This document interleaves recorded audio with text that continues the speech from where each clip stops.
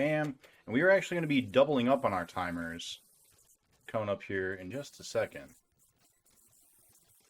Let's go ahead and get that guy going. Make sure our clamp is secure.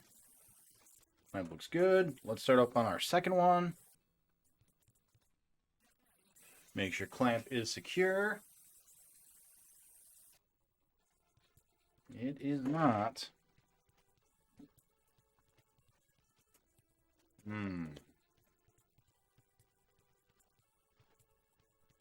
That's all right.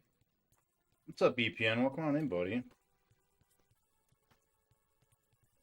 Got 2 clamps here for 2 controllers. There we go. That's better. So we're just gonna hang out for a little bit until one of these gets where it needs to be. Yeah. Yep. How's it going, BPN? How you doing?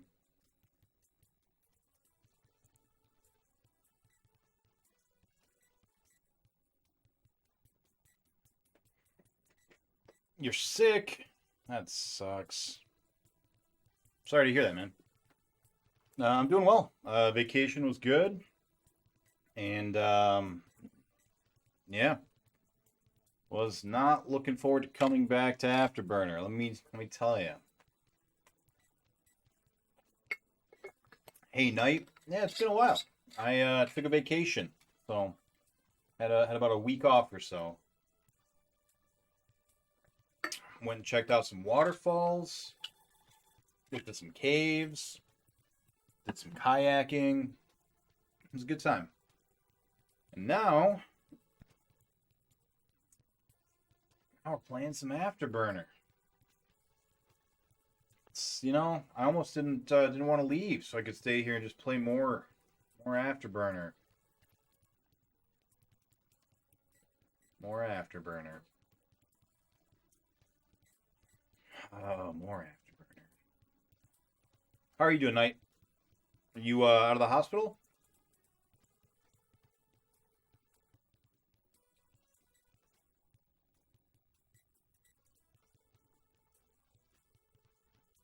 BPN, what sickness are you down with?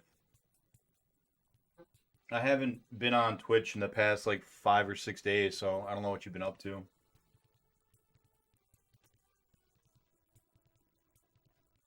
Hopefully you've been making some progress, though.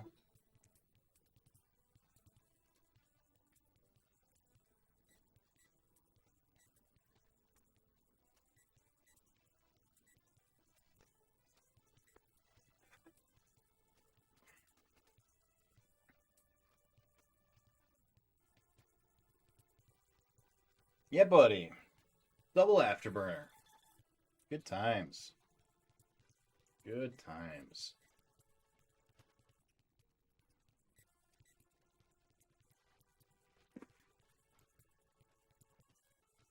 Oh, Afterburner is such a pleasure.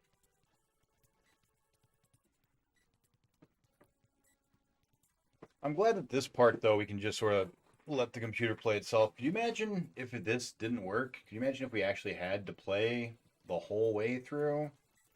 You know, play quotation play. Whatever this game considers gameplay. Got a 6-hour surgery, consult tomorrow, 12-hour round trip. Wow. That sucks. You have to drive somewhere 6 hours, do a 6-hour consult, and then come back 6 hours?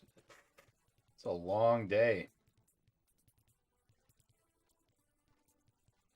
Hopefully it's at least in the afternoon so you don't have to wake up stupid early.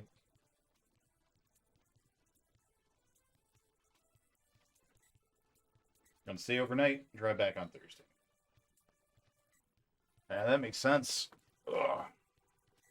I did a 5-hour drive to my vacation spot. And yeah, 5 hours is not quite 6 hours, but I feel you. Oh, the burn. That's right, Willick. Double the burn, baby. Double burn. I made some changes beyond just 2 afterburners. Hopefully you guys are able to notice, appreciate.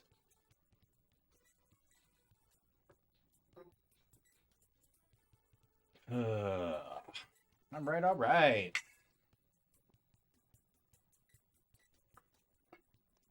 $10K for a void. I guess I did change the amount just because people have so many points. I changed the amount for a lot of stuff actually. Wanted to make things a little more special because I was wearing a bunny hat every single stream, and I was like, well, that's not even, it's not even special anymore. What's up, Nani? How you doing? Not everyone has so many points. That's fair. How you been, Nani? Thank you, by the way, for posting all those free games. I really appreciate it. It means a lot. It gives people a reason to go to the Discord and check it out, you know?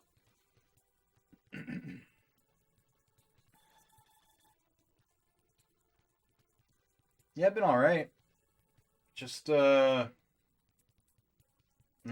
just, waiting for some gameplay here, that's all.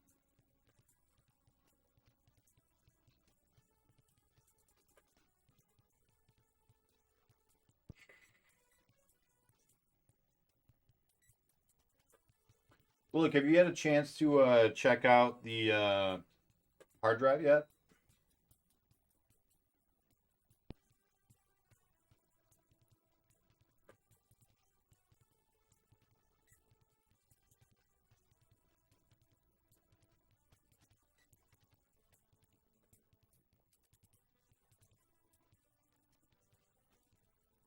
Yeah, hard drive. What's your plan for tomorrow? Well, let me know. There are a couple of things that are missing. Um, for example, the very first one, um, the stage left camera doesn't show up until like the very end for some reason. So yeah, we had a lot of technical difficulties, and I don't know. You were there. Seemed like everything was going fine, but definitely wasn't. Got a void. First new void. Brand new, fresh, clean void.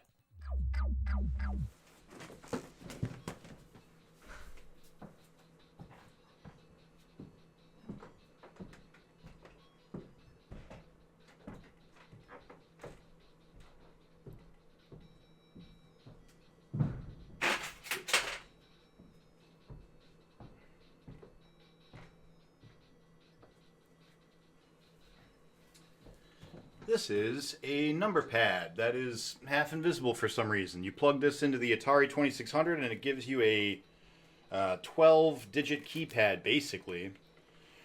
For this, you can do black, you can do controllers, you can do Atari, or we can do something else.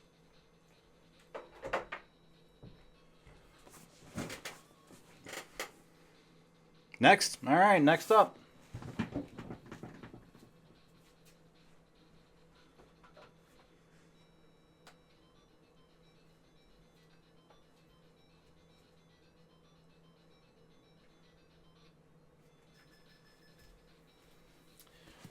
This is a keep calm and drink on wallet. Why am I invisible? I don't know what's going on with the void. I'm going to have to check that. But here we go. Household, black, I don't know, money.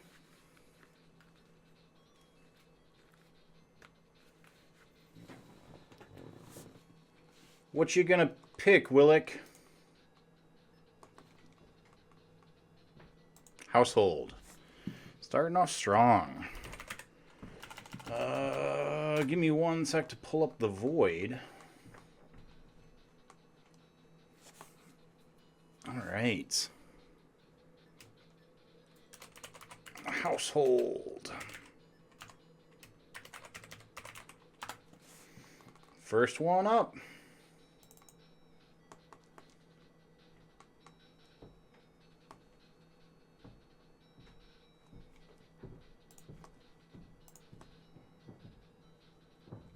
That's not right. There we go. All right. Back on over to the afterburners. Welcome on in, Wixman. That's correct. That is the Atari controller, one of them. It's specifically for one game. I don't remember which game, but I know we need it for one of them. Oh, there's a second void, Willick? All right. Oh, and there's the bunny hat. What bunny hat? One sec, BPN. Yeah, I see that. All right. Jumping on, Willick. We'll do the next void right now.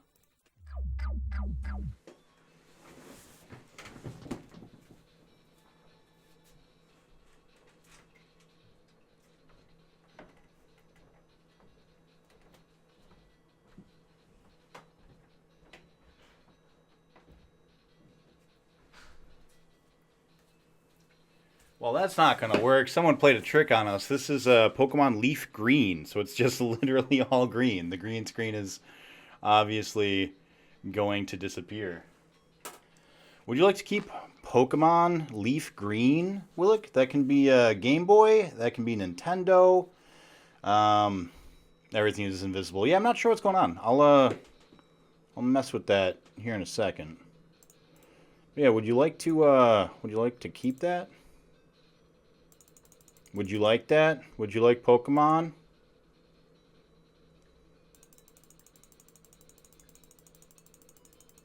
Nintendo. All right, taking a Nintendo. All right, and one last one. Let's see. Well, now the void is sparkly.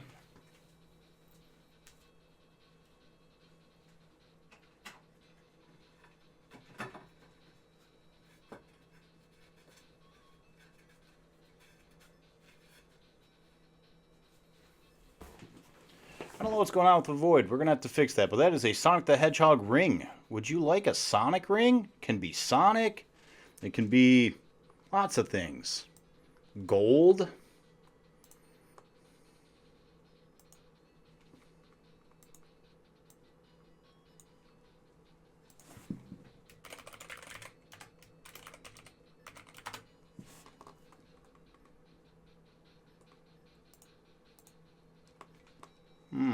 That's not right.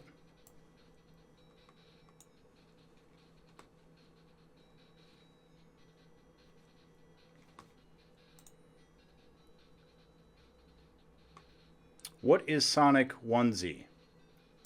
That's me wearing the Sonic onesie. Buddy. Yeah, we're going to have to clean this up. I don't know what's going on. Why it's being so weird. Let's try that. And, yeah, I'll mess with it more later. All right.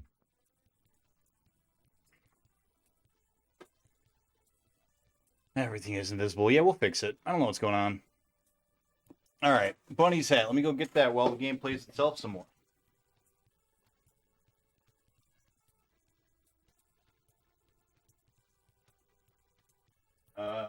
Bunny's hat. Bunny's hat. There it is. All right. Like the transition? Me too. Afterburner.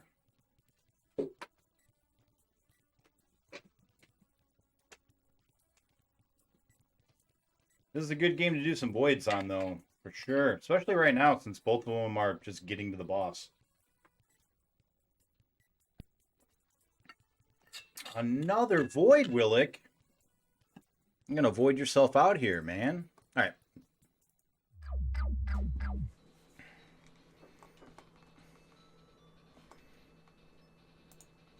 All right, here we go.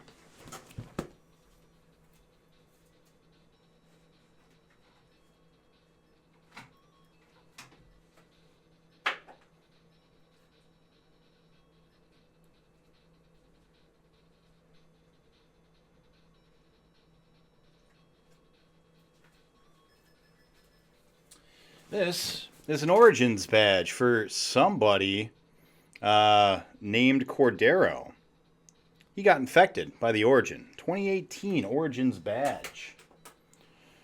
That, I don't even know. That is you. I don't even know what we would do for that one. Uh, Putting a bunch of weird stuff in there, Willick. Um, we could do board games. Um, we could do white. We can do self. Yeah, I don't know, man. What are you feeling, Willick? Or you want to go to the next one?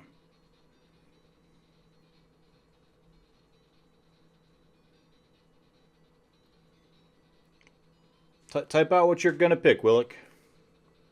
Gotta do it quick, because I'm about to have to actually play here. Next. Okay. Alright.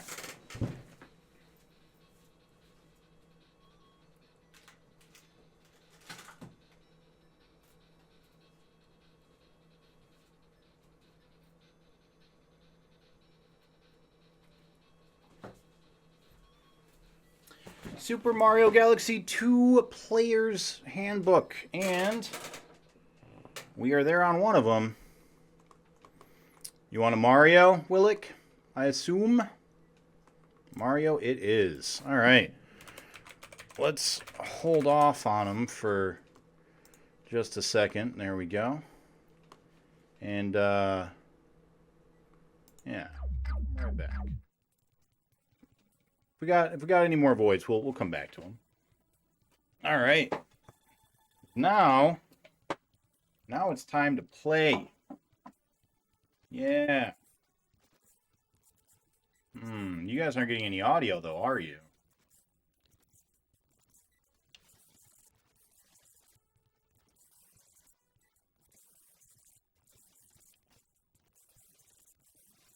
What's happening in the game? The game was just flying itself.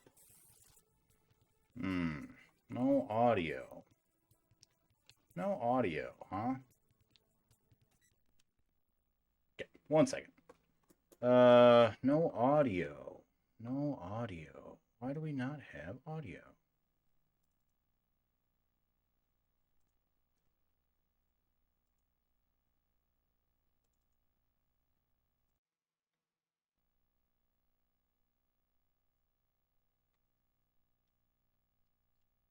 I don't want to save. I would just like to keep playing.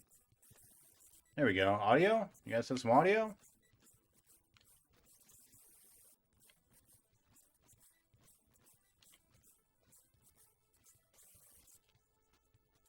Just quiet. There's no music. No, there is. It's just really quiet. Okay. There we go. Alright. Naughty Moose, welcome to Afterburner. This game plays itself for the first 12 hours. Or 12 levels, rather. Right now, we're going to play this game 2 at 1. I'm going to have one running itself, and the other one I'm going to actually have to manually play.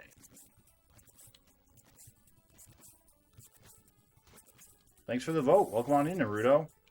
Feel bad. You missed a couple of voids.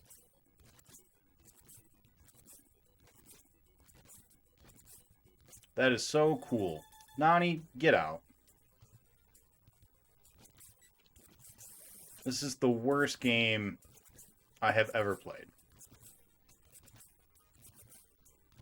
What's up, Pumpkin Pie Man? How you doing? Welcome on in. Still on this one. Yep. And now we're on it twice. We're going to play it 2 times. We've got 2 afterburners hooked up, ready to go. So while one of them's playing itself, the other one, you know, gets to be manually manhandled and manipulated by me. M's. Alliteration. Oh, what a good game. I love Afterburner.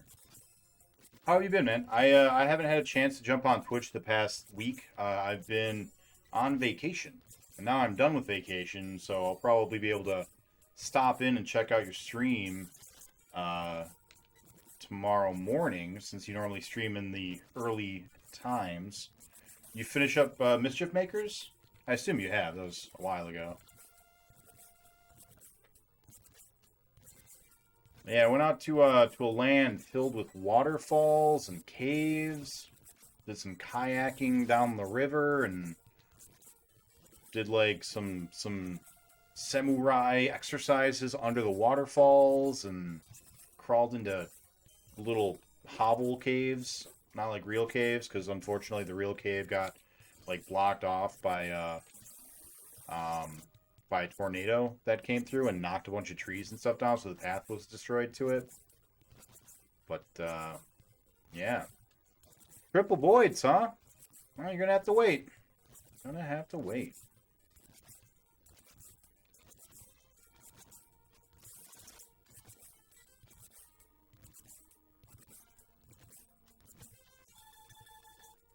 So the audio is different on this than it is on the actual Master System.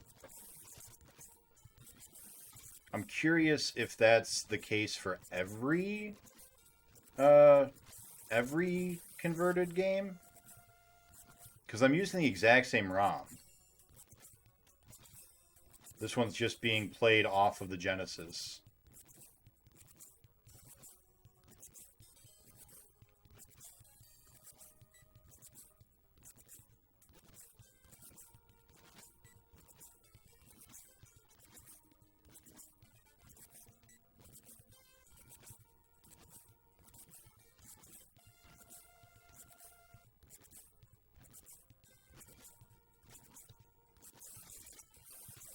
From Wikipedia, Afterburner was a worldwide success, worldwide commercial success, and was acclaimed by critics for its impressive visuals, gameplay, and overall presentation, and is seen as being important and influential.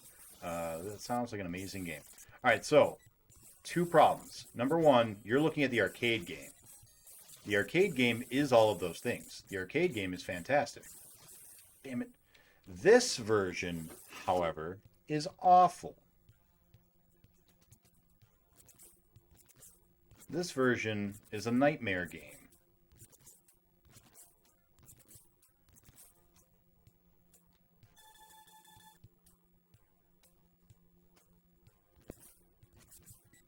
Welcome on in, Adgust. How you doing? Isn't it simply a port, though? Absolutely not. This is a butchering. Absolutely. Arcade boy. Pay $1 more, boy. Yeah. Yeah. The arcade game's fun, though. It's super good. I'm a huge fan of the arcade game.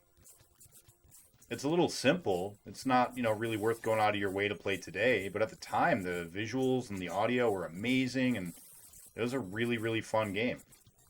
And I still thought that the 32X version was pretty good, and the Genesis version was actually a ton of fun. I really liked it. It was just really hard. This game is none of those things other than hard. Yeah, this one's a piece of shit. Just straight up.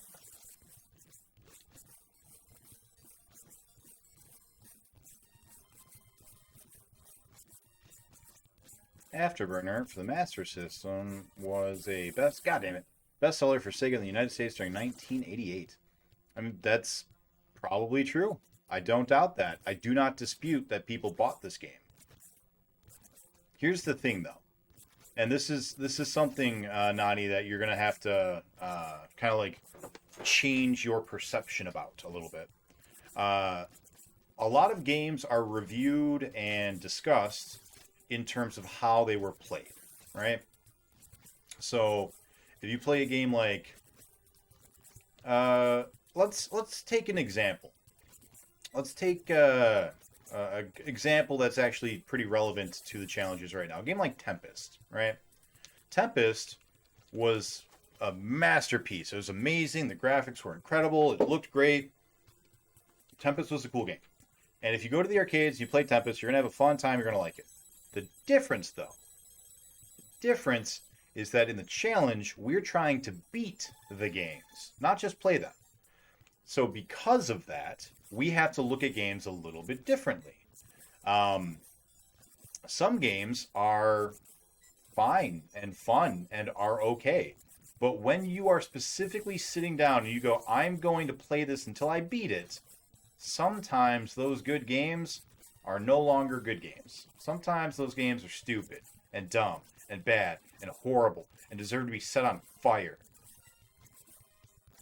This is one of those games.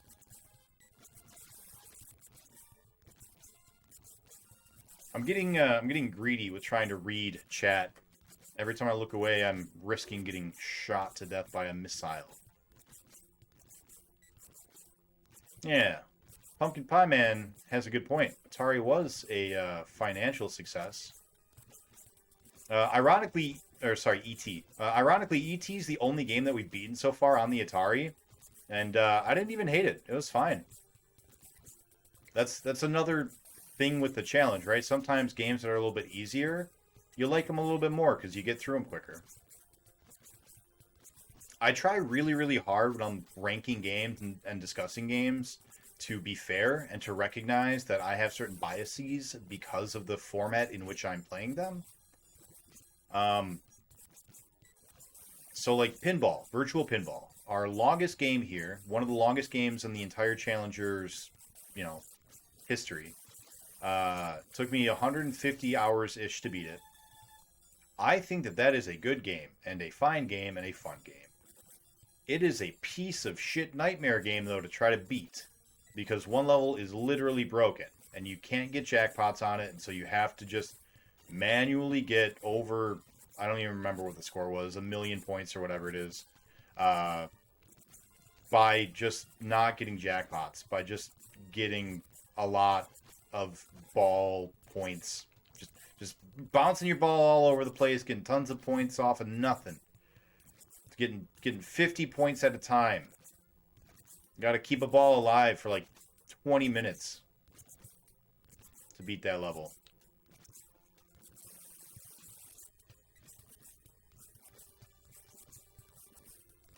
So yeah, Virtual Pinball I actually think is a fine game. But it is the longest game that we had to do on the challenge so far. And up until this game, it was my least favorite for the challenge. This game has already taken that game's crown. But I don't know, this feels different. Playing it on the Genesis feels different. Things are like, I feel like my my bullets hitbox is a little bit more generous. I feel like I'm hitting things a lot more regularly than I was before.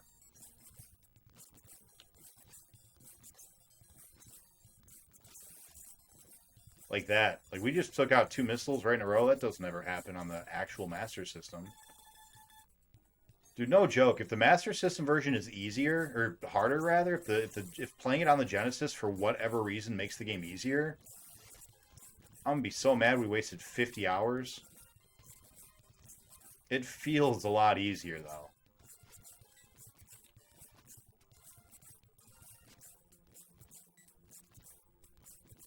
That could just be hope, I could just be feeling hopeful. Could be that I haven't played it in a while. And so now that I actually, have my hands back on it, it's like, oh, it's a little bit better than I remember. Maybe. Those are all possibilities. But I'm gonna be hopeful, and I'm gonna hope that the Genesis version's just a little easier for some reason. What's up, Sharpie? How you doing? Sharpie, perhaps you know the answer to this question. This sounds different from the... So this is my first time playing it on the Genesis, right? I downloaded the same ROM that I'm using on the Master System, and I'm just playing it on the Genesis. It sounds very different from the Master System. I don't know if that's just because the hardware is different. So even though it's compatible and it reads it, it still is using the different sound chip. I'm not smart enough or familiar enough with the hardware to know why the sound is different.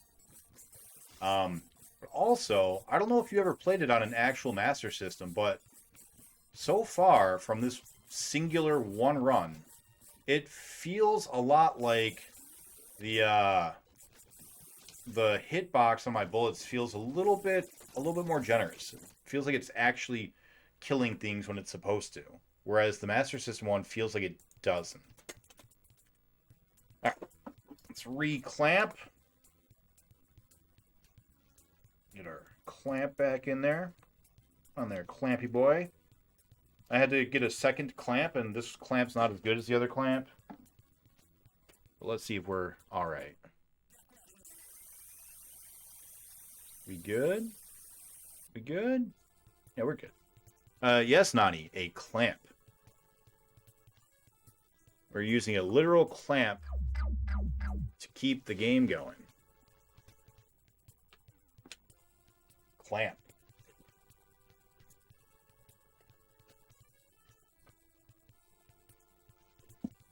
Only game you beat on Atari that you didn't hate? Did you really hate all the other games you beat on the Atari? No, Nani, you misheard me. It's the only game that I've beaten so far on the Atari for the challenge. What system am I using? That's right. Pause is on the system. Here we go. Do you guys have audio? You do, but it's from the wrong game. Huh. All right. EverDrive. I don't know if I don't remember if I updated it or not. I think I did. I'm pretty sure I did. Pretty sure when I downloaded the SMS ROM onto it, I updated it. Why do I need a clamp, Nani? All right, so you see how the airplane in the top left corner is flying to the top right corner? As long as you keep flying to the top left or the top right, nothing can hit you for the first 12 levels.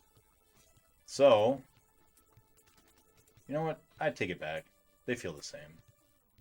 I was just getting my hopes up. So yeah, for the first 12 levels, Nani, I'm just literally applying a clamp to the controller to keep flying the plane to the top right. At level 12, that strategy no longer works, and you have to actually play. So, that's what we're doing. That's what Afterburner's all about, baby.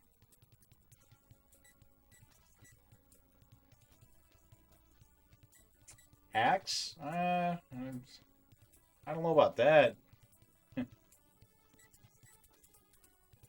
feel like just finding the spot that you don't get hit is a pretty common tactic in a lot of older games. A lot of older games have sweet spots for like specific bosses or whatever. The audio sounds FM to me. This is the Genesis going now, I assume. So the Genesis is the one that's got the audio coming out of it. The one I'm actually playing, though, is on the Master System right now.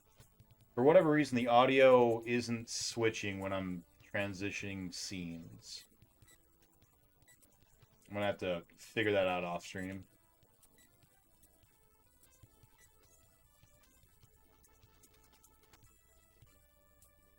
Meant the clamp.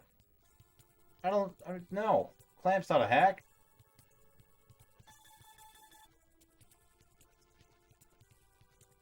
I could just sit there and hold the controller instead, but, I mean, what's the point?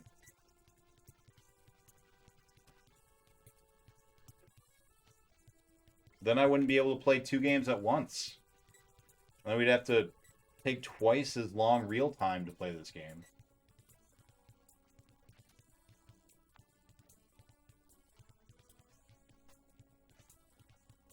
Fortunately, we get to double up on our timer. When we're done streaming here, I get to just go and add however long we played and double it for this session. And that'll be fun. So if we play for 4 hours, I'll be adding a total of 8 hours to the timer. We're going to be time traveling. Who knew that Afterburner would be the game to unlock time travel, man? It's the way of the future. I'm telling you. Hey, Sharpie, speaking of shitty games, how's Tempest, man? I haven't been able to check you out since I've been on vacation. But, yeah, how is Tempest going? I assume you're still on it. Last time I checked in was, I think, Thursday, and you were on level 63. Out of 90? Still being 10 best. That sucks, man. I'm sorry. Your hours are already past mine on this. And if I had a full-time job and it was playing Afterburner, I'd quit. I'd quit that job.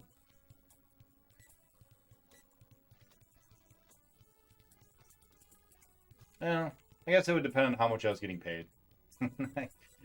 I have a price. My yeah. What level are you at now? I've been on 63 for like, oh my god, you're still on 63? Holy shit. I pray that the Jaguar version is better. I don't want to go through another paintball. Oh. I mean, I know I am. I've got shooting gallery and this still, but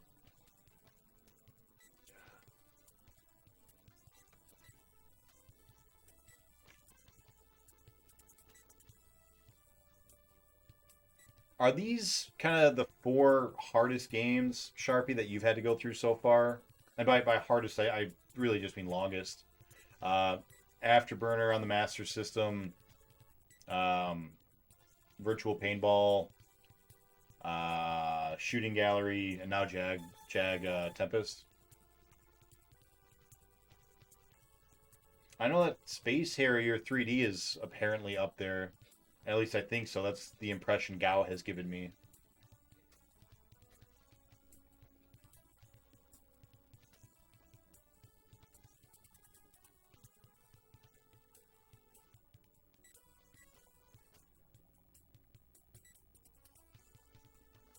Yeah, all right, never mind. Those are the exact same missiles at the exact same time that we shot just now when I was like, oh, I don't know, the missiles seem to be dying quicker.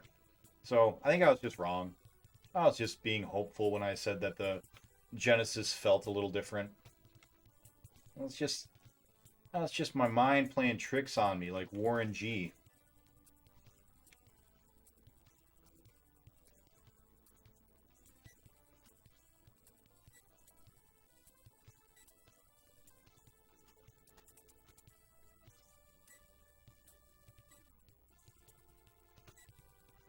Naruto, if you're still around, we can go ahead and do your voids after this run.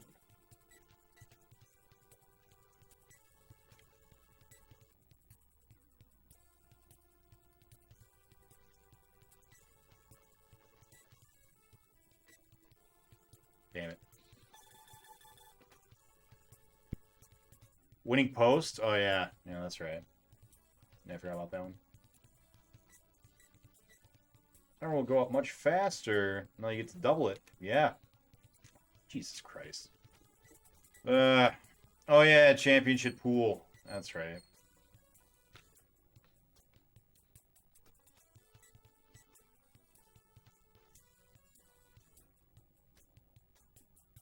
I shouldn't be dying. I think I'm just getting greedy. Trying to... Come here. Trying to read chat. Let's turn this a little bit. Thanks for giving out the shoutouts, Naruto. And thanks for confirming that you are still here so we can do your voids. I didn't put up a timer. I'm not sure if I should. I don't know if we get to level 12 first or 18 first.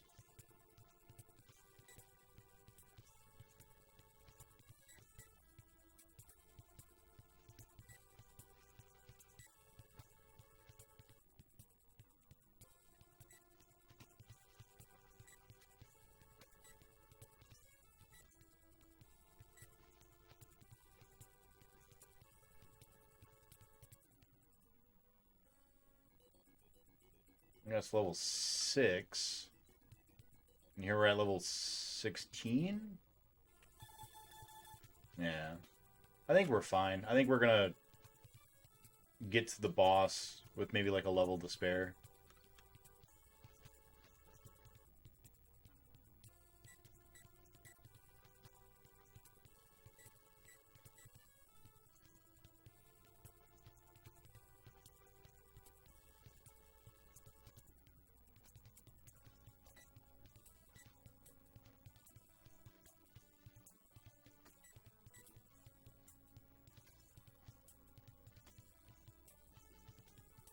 Naruto, how you been? Haven't seen you in like 24 hours.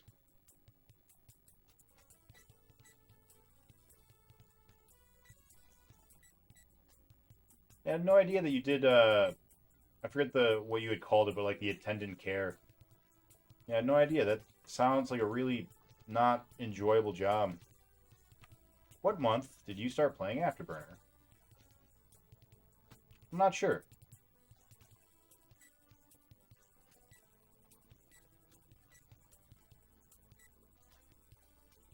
I can go find out. I think this is our 25th stream, and I've probably been averaging like,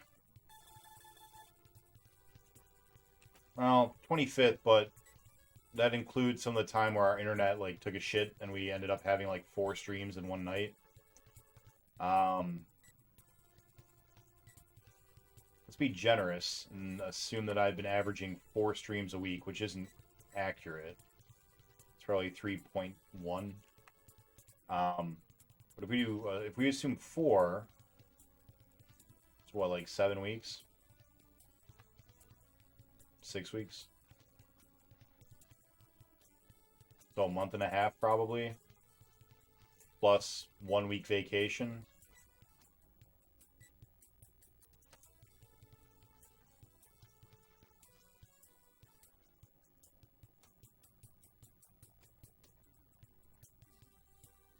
So probably 2 months. So April.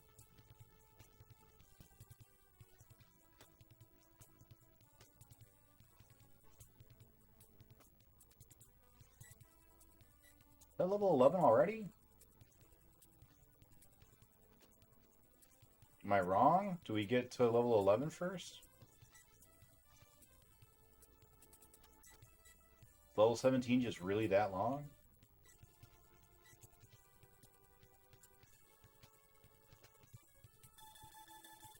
No, we're good.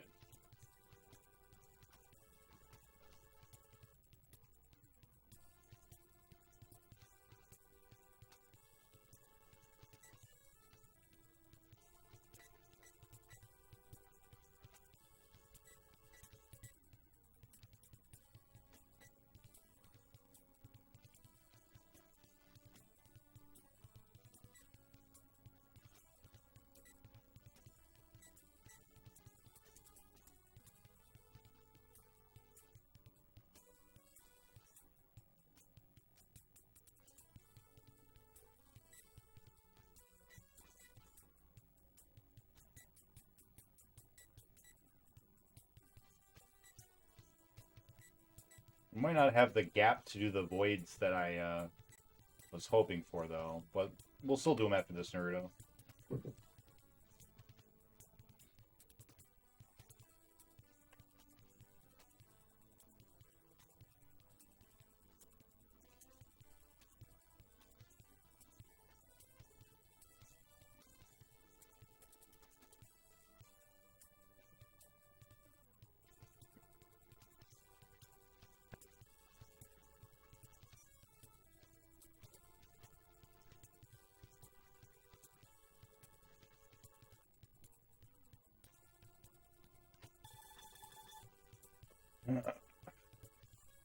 Does this have a chance of making it by September?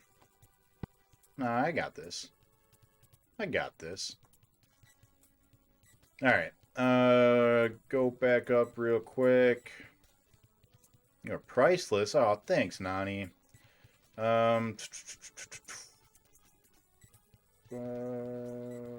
He's showing off. He's gonna beat both of them. Yeah, I wish. Yeah. Yeah. Alright, cool. Yeah, sorry my Twitch died for a second. Had to restart that. We'll start this up in a second, but we got some voids to do. Let's jump over to the voids real quick. All right. Let's get our clamp secured.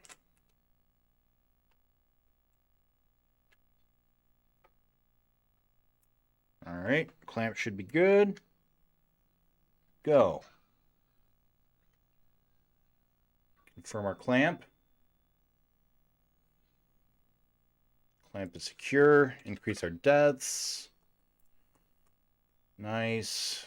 Nice. Cool. Thank you for the bits, Nani. All right. No save states. Just go forward. Here we go. All right. Here we go. Level 12. Back at it again, ladies and gentlemen, and everyone in between.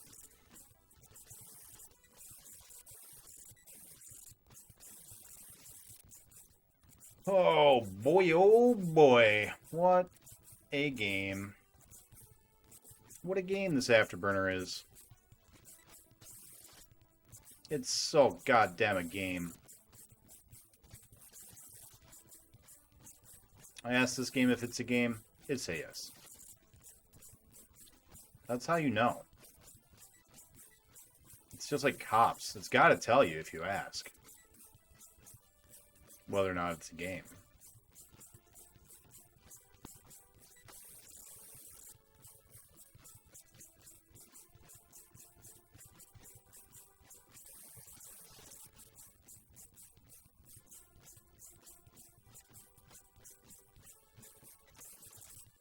Oh crap, here's the Afterburner again. Damn it, I looked away to read.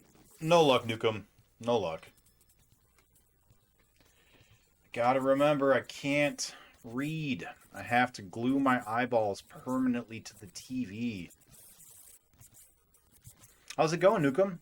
I took a vacation for about a week, so I haven't actually been playing since before the last time you were here, because you were here for the Streamiversary.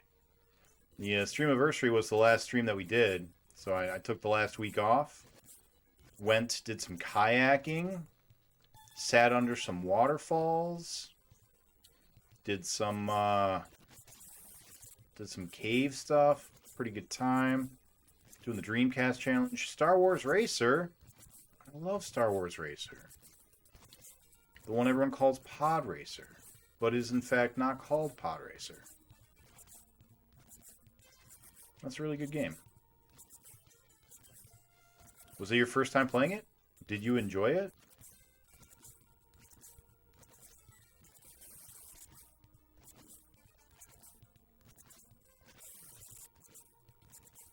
Checked Mark of the Wolves off my list today, so there's that. Is Mark of the Wolves a Diablo-style action RPG hack and slash game? Or am I thinking of Wolves of Midgard, perhaps?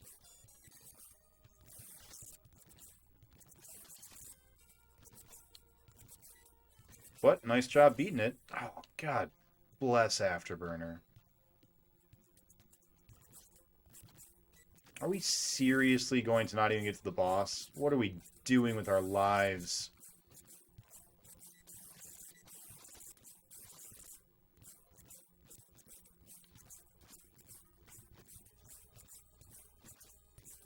There's no forgiveness for weakness in Afterburner. If you want to play Afterburner, you have to dedicate yourself entirely. Once you start the path, there is no leaving the path. Are you sure you're ready for this, Nick?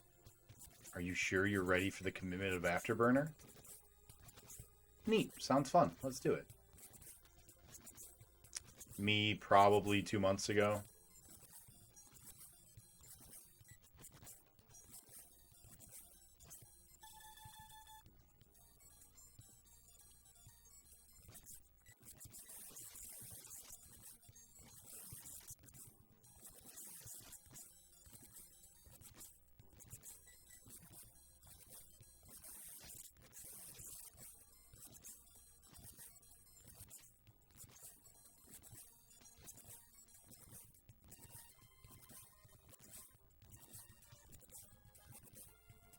You guys remember the show Malcolm in the Middle? There's a segment where Malcolm asks his father, Hal, if he'll teach him how to skate, how to roller skate, or roller blade. And his dad gives him a speech very similar to the one I just said. The lights get all dim and black, and he gets all up in his face and talks very, very intimately. It's a really good scene. It's awesome. I love Bryan Cranston. He's a good actor. I even liked when he was Zordon. Now that tells you anything.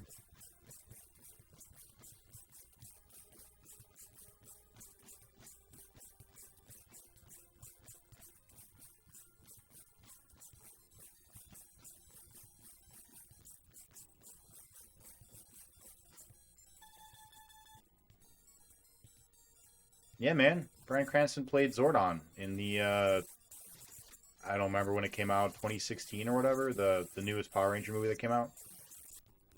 It had the asshole brother from Stranger Things in it. Pretty sure he was Red Ranger.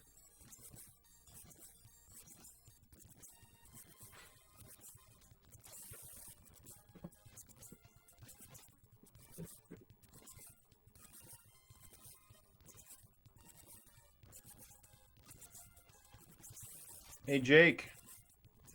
Help. No. Help. Help me beat Afterburner. I'm, I'm tagging out, buddy. You guys, I don't think you can hear him, but he said, I don't know who you're tagging to, but not him.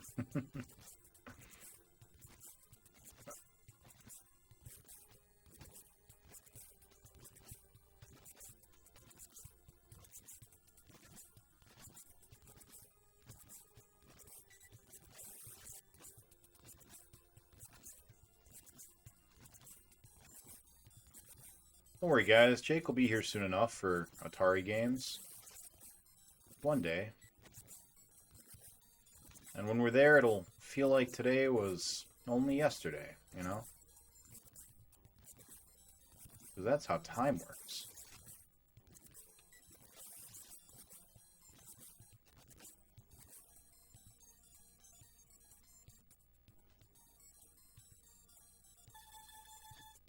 Instead, should have taught him how to make that blue mat.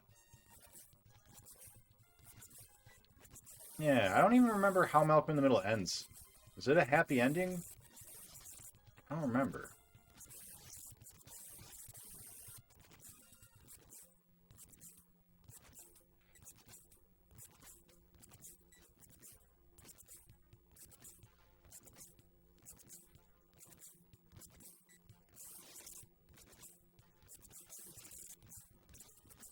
Breaking Bad does not have a happy ending unless you count the Malcolm in the Middle ending as part of it. Then it's a happy ending.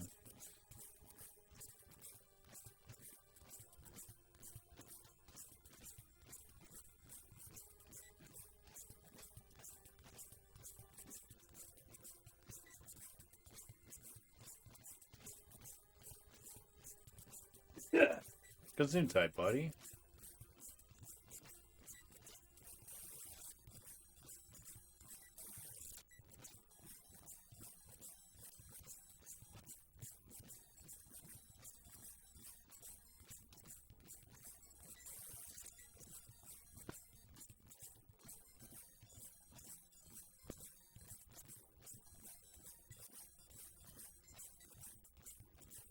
Oh boy.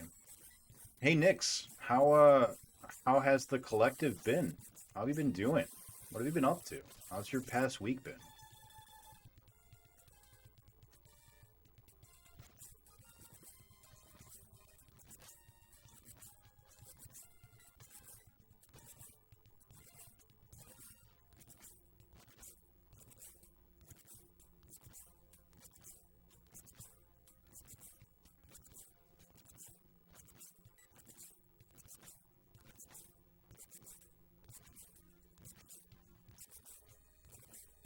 Don't hit me. Thank you.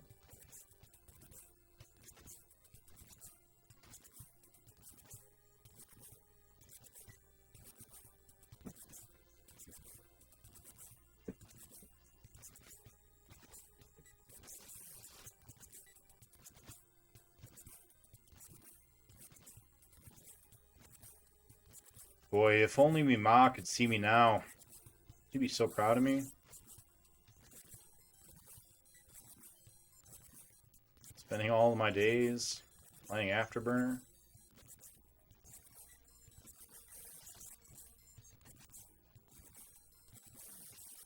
She always used to tell me, don't start something you can't finish. Usually right after she'd whoop my ass in a fist fight. She'd be proud that I'm finishing this thing that I started.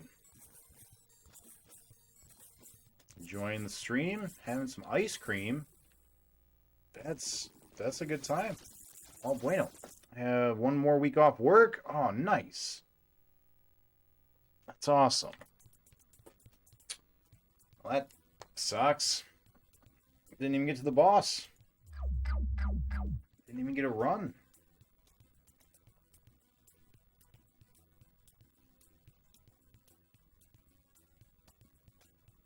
All right. Let's make sure our clamp is secure. Clamp is secure. All right. I don't know who brought the lemon pepper, but just so you guys know, I'm going to eat that. That lemon pepper is not safe in my house. It's delicious.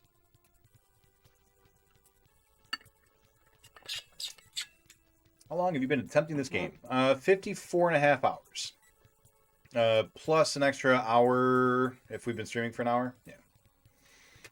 I think we started it in April. Let's find out. I'm curious. I'm gonna go find out right now.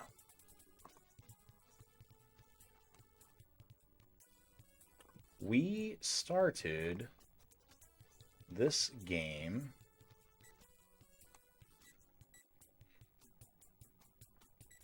see, we beat World Series Baseball 6-2. We beat that while we were doing this, though. Oh, no, it's only been a month. Right?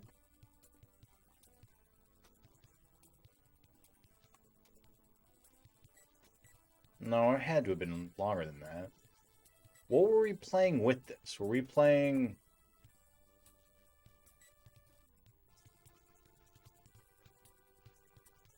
Did we play Mortal Kombat with this? Let's find out. Yeah, we were playing Mortal Kombat with this and Primal Rage. Wait, this is Primal Rage. Oh no, my VOD! I lost my VOD. That's not supposed to... Oh no. Yeah, that's Primal Rage. Okay. My bad. I was freaking out.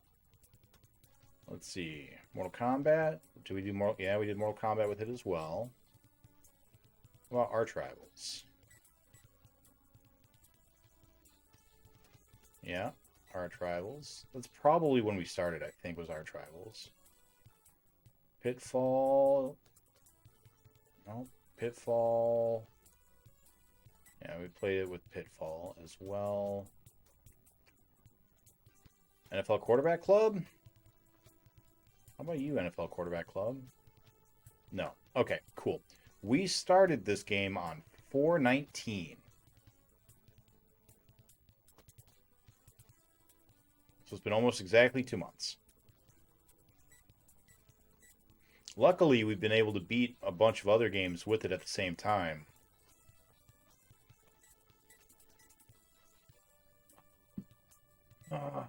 Clamps on clamps.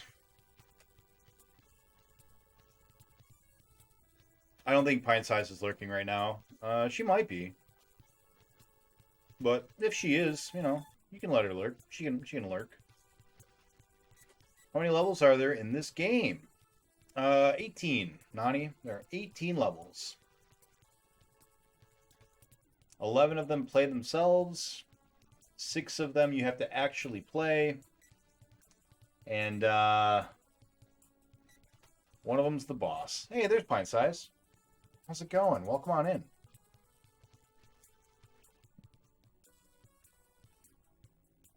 You got a little gift sub icon.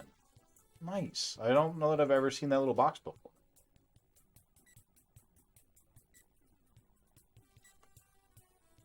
Bad you can't gift points. It's true. I like seeing all your 32Xs. I know the 32X, like, isn't the best console, but it's the first one we beat, so it's got a significance to me. Oh, clamps on clamps.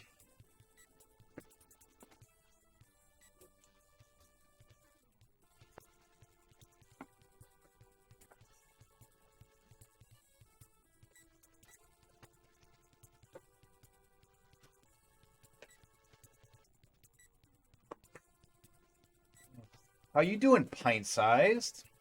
Doing all right. I always think there's a D at the end of your name, but there isn't. It's just pint size.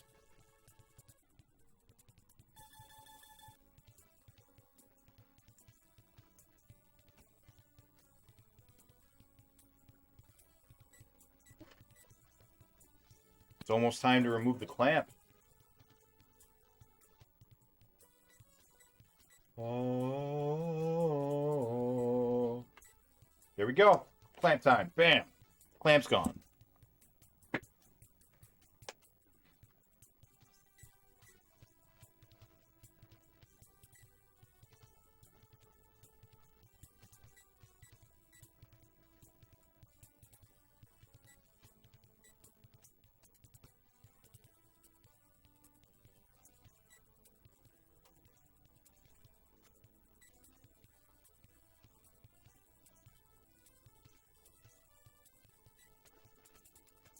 Oh, we're going to beat this, and it's all going to seem like a bad memory, a bad dream, even. That's going to be amazing. We're going to be so happy. You guys remember how I, like, freaked out when we finally beat pinball? I just sat there in a stupor for, like, 20 minutes. It's going to be the same way.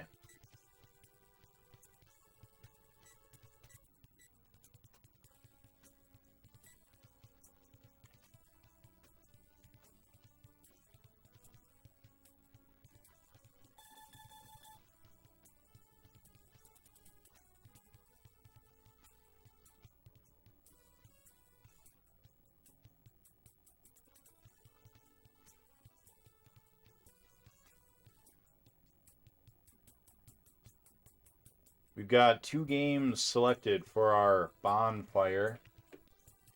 Whenever we end up doing the bonfire. We should just make it a yearly thing. Every year for our stream anniversary, we should have one segment that's a bonfire, where we just set the worst game of the year on fire. That's a great idea. I like that idea. That's a good idea, Nick. I'm gonna do that. Good job. Pat yourself on the back. Year 1 was Virtual Paintball, and Year 2 is Afterburner. Perhaps Year 3 will be Space Harrier 3D. That'll be cute to do both of these Nightmare games back to back.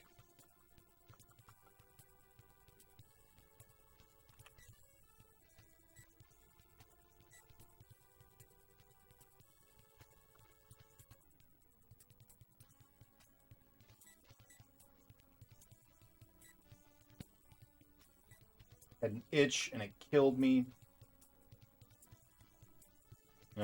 Is this retro market? In this retro market? Yeah, for sure. Why not? Pretty sure you can buy Afterburner for the Master System for like $10. Virtual Pinball probably the same. They're not like high value games. At least I don't think so.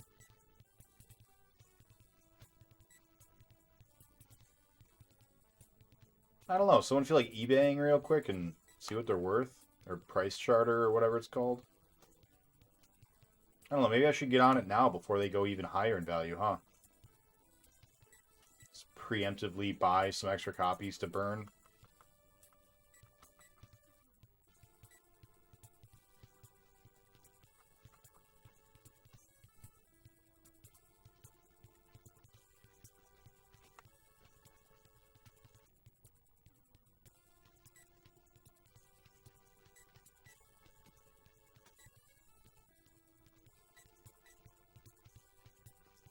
What's up, Freeze? Welcome on in, buddy.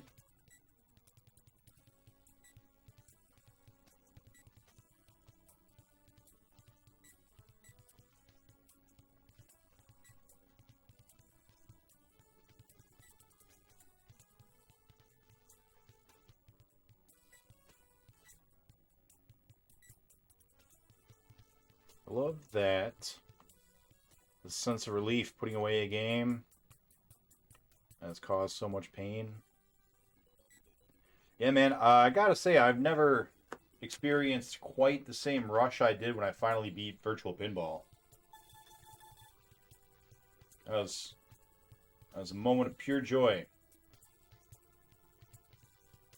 And disbelief, if I'm being completely honest. I didn't believe it. I was like, no way.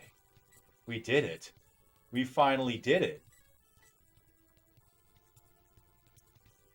Yeah, I have a feeling this will be the same way. And then we got 4 Space Harriers in a row, baby. That's right. We got Space Harrier for your Turbo Graphics. We got Space Harrier for your Master System. We got a Space Harrier for your Genesis. And we got Space Harrier in 3D, bitches. What? Guys got excited by clamps on clamps. Just wait for Space Harrier on Space Harrier action. Real talk, though. I'm not sure how long I'll be able to do Afterburner double feature like this. I may cut back one of the Afterburners and do a Space Harrier while I'm doing Afterburner. One half Afterburner, one half Space Harrier, maybe. Depends on my sanity.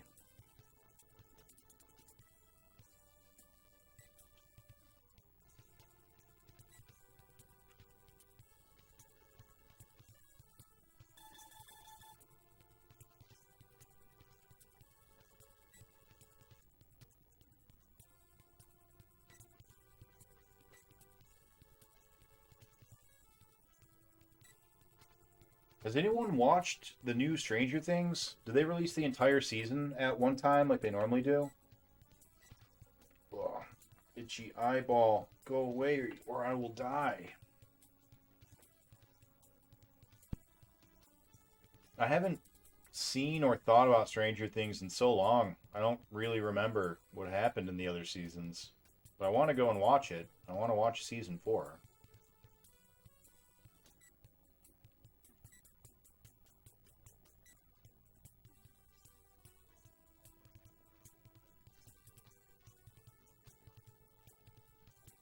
And I've heard it's good, but I don't know. I mean, it's hard to keep a show good for 4 seasons. I can't think of any other season or any other show that was still good by like season 4. You know, Lost had started to lose it. Ha ha ha ha. Arrow gets bad. Flash gets bad.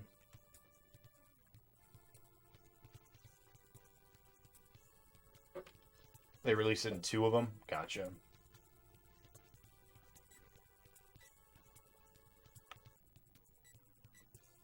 Supergirl was still decent. I didn't think it was good from the beginning. Like, putting aside the fact that I hate Superman and thus have an instant dislike of Supergirl just because of her relationship, yeah, I didn't think it was very good. Like, there are aspects of it that I think are worth exploring.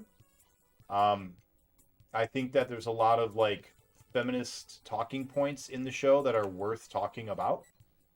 Um, so I think that there are some good aspects to the show, but I thought it wasn't very fun. It wasn't very interesting to me. I didn't like it.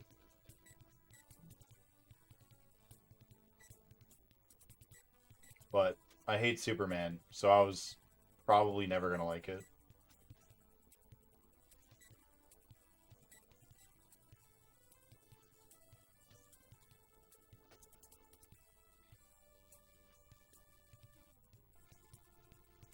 And I tried. I watched the whole first season, like all of it, just because of the stupid shared universe. I was like, it's gonna be in the Arrowverse. I have to watch it. So I watched the whole damn first season.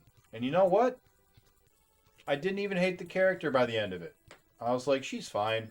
I don't mind this this version of Supergirl. She's okay, but like still all the same super problems, right? Nothing is interesting unless she's fighting another super person. I had the same problem with the Flash with that, especially in the early seasons. Like, there's so many times where it's like, you have super speed. What are you doing? What are you doing? What are you doing? Just go. Just run. That's your whole thing. You just run really fast. How come you're not doing that? That one thing that you do. Do the one thing you know how to do, and this isn't a problem anymore. But I felt like they were able to keep the first three villains interesting enough. But, you know, same problem as Superman, only interesting against other Supermans. But then, like, Season 4's character, that is a fight that I'm very interested in, right? That's basically just Superman versus Lex Luthor. I appreciate the David versus Goliath story that presents. Because in any other story, Lex Luthor would be the hero. You know, just the human using his brains to beat the unbeatable. And I felt like Season 4 of Flash did that pretty good. Yeah, run, Barry, run. Yeah, you know. It also helped that fucking... What's his name? Shit. I used to know the actor's name. Kavanaugh. Right? Tom Kavanaugh, maybe? Helps that he's fucking amazing. He's a great actor. Let's pause that real quick, because we are almost there.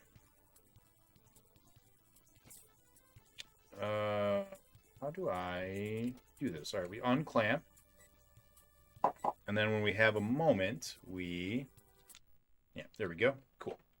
Still getting used to the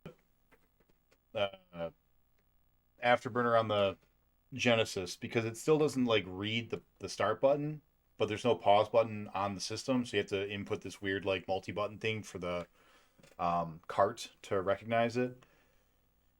Shit, what am I doing? I think I just killed myself by doing that. Let's find out. No, we're good. We lived. Yeah, fucking that Kavanaugh guy, that actor. So good. Such a good actor. Every scene he is in, for the most part, is just amazing. Don't hit me.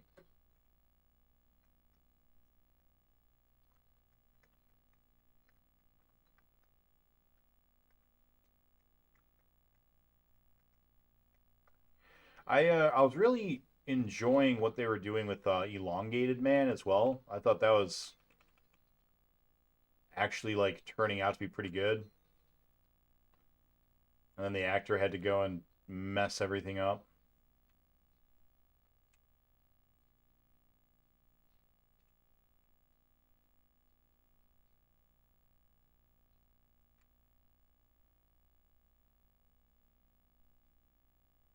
But yeah, back to my point. I don't know. I can't think of any TV shows that are like still good after season 4. I guess Married with Children might be one.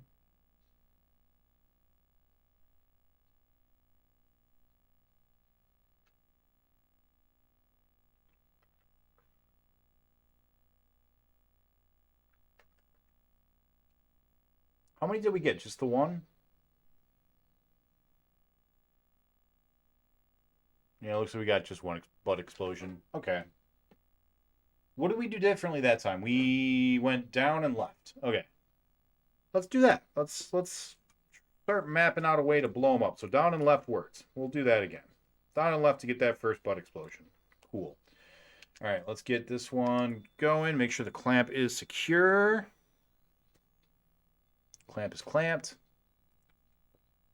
Switch on over. All right. Did you watch David Lynch's Lost Highway? I did not. She isn't as broken or OP like Naruto said. She is supposed to be more emotionally broken because she wasn't a baby when she left Krypton. No. No. Being more emotionally vulnerable because you were older and suffered a tragedy, like it could be fine, but they don't do that. They don't explore it. That's not part of the character. Not really. Supergirl is far less broken than Superman. Explain. She-Ra and the Princess of Power and Carmen Sandiego on Netflix. I haven't watched either of those, so I don't know. Hardly find time to watch a few old movies while checking burn afters. Yeah, man. Afterburners, man. Alright. There we go. Tell me about David Lynch's Lost Highway. I'm a fan of David Lynch in general. Oh, you know what we didn't do, though? We didn't up our timer. Or our death counter.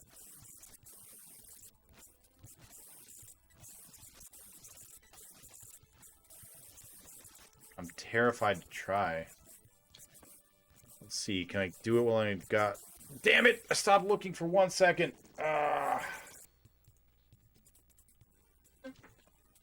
Guys. Guys. Oh, it's so miserable. If I could just pause from the controller, that would make things, like, a little bit more bearable. Oh.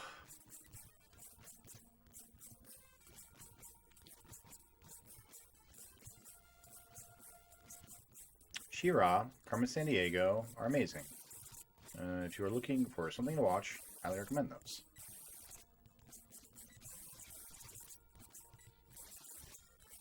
I've only got one show currently on my radar to watch, and it's Stranger Things.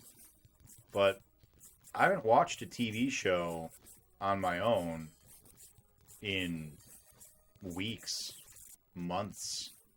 I think the last thing I watched was Cobra Kai. And that was almost a year ago that I watched it. At least 6 months ago. The 7th full-length movie after Twin Peaks. It's confusing but fun. Well, I mean, it's David Lynch. Of course it's confusing. It's kind of his MO, you know. Oh. Feel the burn. Afterburner.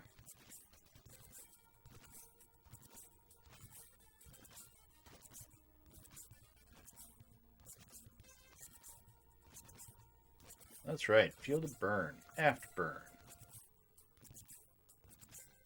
The fun fighter. When your parents get mad at you and tell you to stop playing all those video games for fun, you just hand them the controller to this and be like, tell me that's fun. I fucking dare you, Mom. This isn't about fun.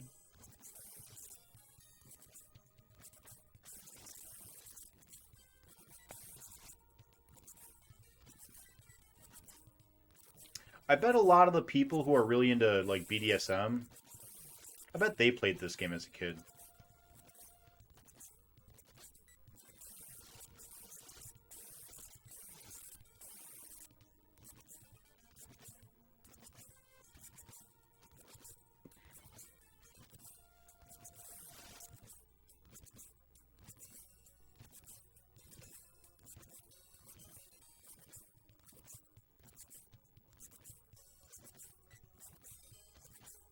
That's because Afterburner is life. Sure is, man.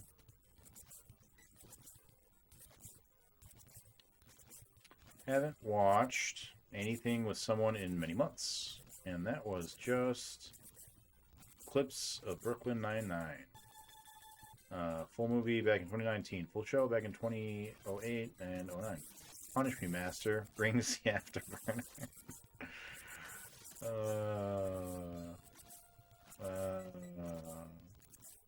All the salt in the ocean under the plane is being provided by Afterburner runners.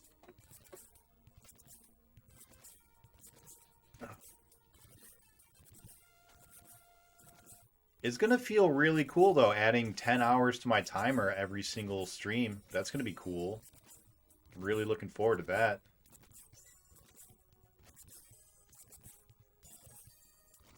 Gonna rack up time so quick. Speaking of which, BPN, if I could trouble you, right now we have been streaming for an hour and a half. It is 8:30? What the fuck? What time did I start streaming at? 7? Oh, wow. Okay. Let's assume that we do a total of 4 hours total tonight. So that will be another 2.5 hours. So our timer would be at 5, 6, 7. Let's assume 58 plus another 4 hours because we got to double it, so 62 hours. Where does 62 hours put us in the Challenger's longest game list? Yeah, by the end of tonight, our timer should be at around 62 hours, I think.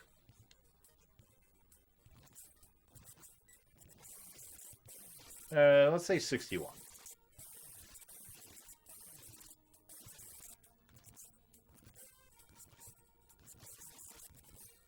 Check in a few minutes. All right.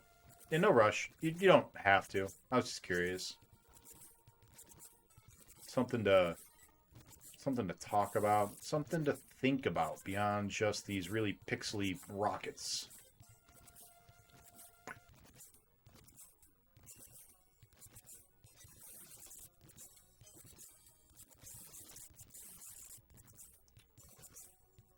So, I don't know if you guys heard, but there's this war going on right now in the Ukraine. It's like still happening.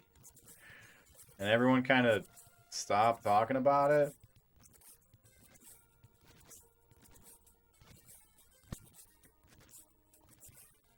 That's kind of a big deal. That's still going on. And still impacting millions of people. I feel bad because, like, I myself have also not been, like, very up to date with it. I was checking the news and reading about it literally every day for the first, like, 2 months. Then I kind of stopped. I still check in periodically, but I'll drop a trailer on Discord. Yeah. Oh, it's got Rammstein in it? That's cool. Around 130. Nice. Nice. 130. This is something I'd actually like to hear the audience on. Where do you think we'll wind up? We only keep interest in things if they last under 1 week. It's just the modern way.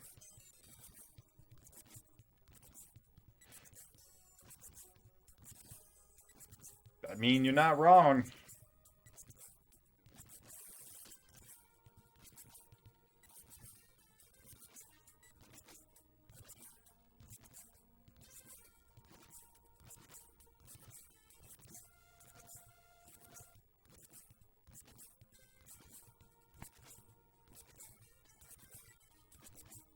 Oh, Freeze, you posted the cover album for Earthworm Jim. I wanted to ask you, I think Tommy Tallarico, right? That's the composer of the original one. I think he released like the studio album onto YouTube a while back for Earthworm Jim. The album cover is just like a white background with like the Looney Tunes circle kind of a thing with Earthworm Jim popping out of it. I think it's just called Earthworm Jim by Tommy Tallarico. I don't know if you've ever listened to that, but I was going to go and post that in the Arts and Crafts as like a reply, but then I had to get ready for stream and I didn't. If you haven't listened to that, you should. It's really good.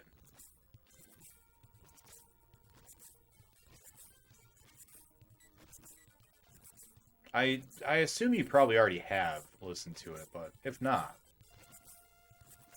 go find it or wait for me to find it after this stream and then I'll post it and tag you. And then you'll listen to it with your ears.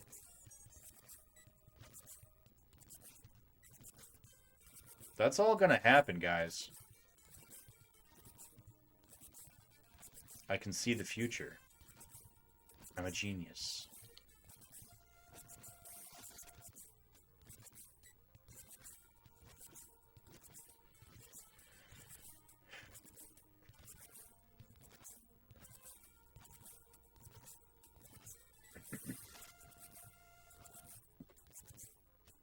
Can't make me listen with my ears.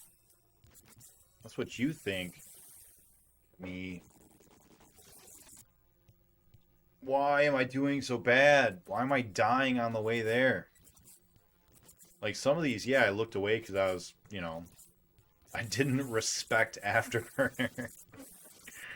But some of these deaths are like genuine actual dying that I shouldn't be doing either. That's what I get for taking a week off, I guess. What level are we at? 9? We still got time. Plenty of time. Plenty of time.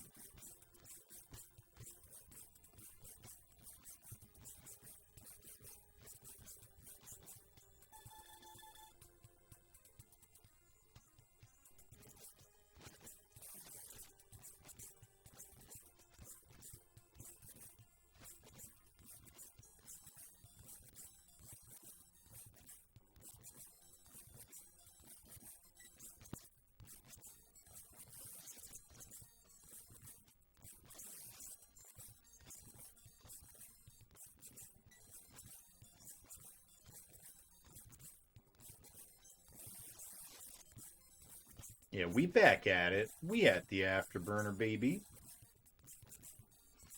Oh, you didn't think we could do it again? Here we are.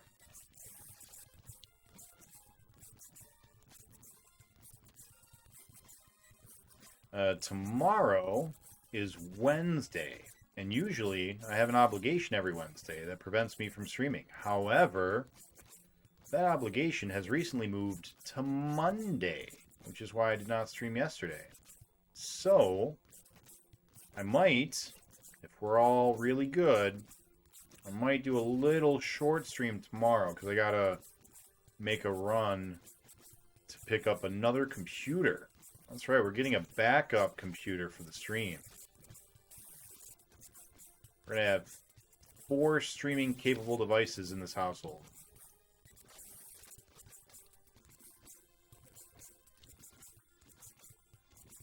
Out of those 4, 4 of them are computers. Here we go. No. Nope, nope, nope. Nope, nope, nope. Alright, let's get the clamp attached. Clamp on. Clamps on clamps. Give them the clamps. We've got a second clamp. This is the baby clamp. Let's make sure clamp is secure. Clamp is secure. Perfect. Moving on over. Gotta have the toilet computer for the long poos. Yeah, of course. Yeah. Tomorrow I'm going to rewatch Jacob's Ladder. Oh, that'll be fun. Oh, wow. Yowza. How short? 5 hours? No, it'll be shorter than that. I get off work at 5 p.m. EST, and then I need to make a run to Banex's house.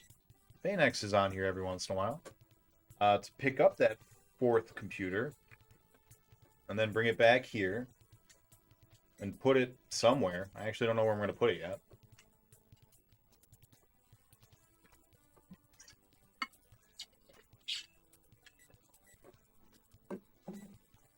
There and back shouldn't take too long. It's like a 15-minute drive and, I don't know, probably half hour to pack everything up and dick around a little bit. And then get back. So, like, back here at 7, maybe do a stream at, like, 8. Stream from, like, 8 to 11. 8 to midnight, maybe. Maybe. It's like 3 or 4 hours tomorrow, hopefully. Gotta keep rolling the dice. Gotta keep trying. Otherwise, you know, Afterburner wins. We can't have that. We can't have Afterburner win. That cold summer depressive mood. You know. Boy. Freeze is in a unique situation where his summers are depressing. Because he lives on the North Pole.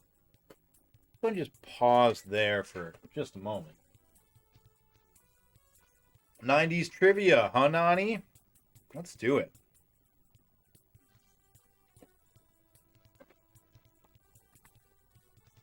What movie earned Burt Reynolds an Oscar nomination for his portrayal of porn king Jack Horner?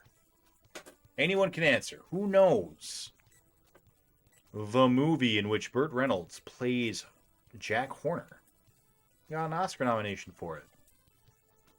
Boogie Nights, correct. That was surprisingly quick. Nani, I didn't think you'd know that. Unless you looked it up, in which case that's totally allowed, but a little disappointing. Alright, let's unclamp. Clamp is removed. Yeah, that one. Alright, here we go. Play some Afterburner, baby. Oh, I've been waiting all day for this Afterburner. Been weighing on my mind for hours. Actually, I was playing a whole different game, like a fairly modern game even. It's called Wargroove. I don't know if anyone has heard of Wargroove. It is a tactics game. It's not an RPG tactics, so it's not like a Final Fantasy Tactics where you're you know, leveling up jobs or getting your max HP higher or any of that stuff.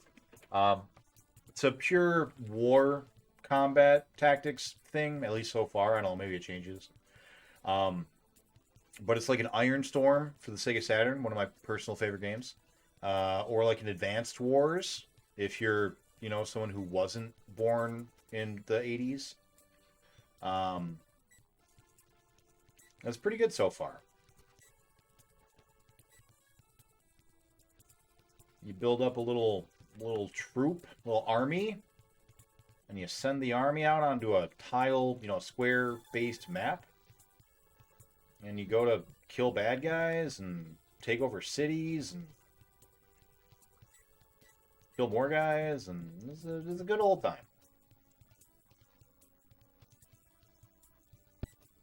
The only one I can think of. Wargroove is so fun, but so hard. Is it hard? I haven't gotten that far yet. You start off fighting against, I guess, very light spoilers for Wargroove. It's not really a story-based game, at least so far, but you start off fighting an undead horde, and then you move past that horde and you fight a bunch of forest people, and then you move on to another place and fight other things, but I haven't fought those things yet. I just got there where they're like, all right, you're out of the forest now. Here's the next thing. And then work was over, so I had to go and get ready for Afterburner, which is also work. So, yeah, I'm only that far. So I don't know when it gets hard, but I love those games. That genre of game really really tickles my pickle, you know what I'm saying? Oh, Naruto, are you here? Because I remembered something. I lied to you during the Burning Questions Hot Wings interview.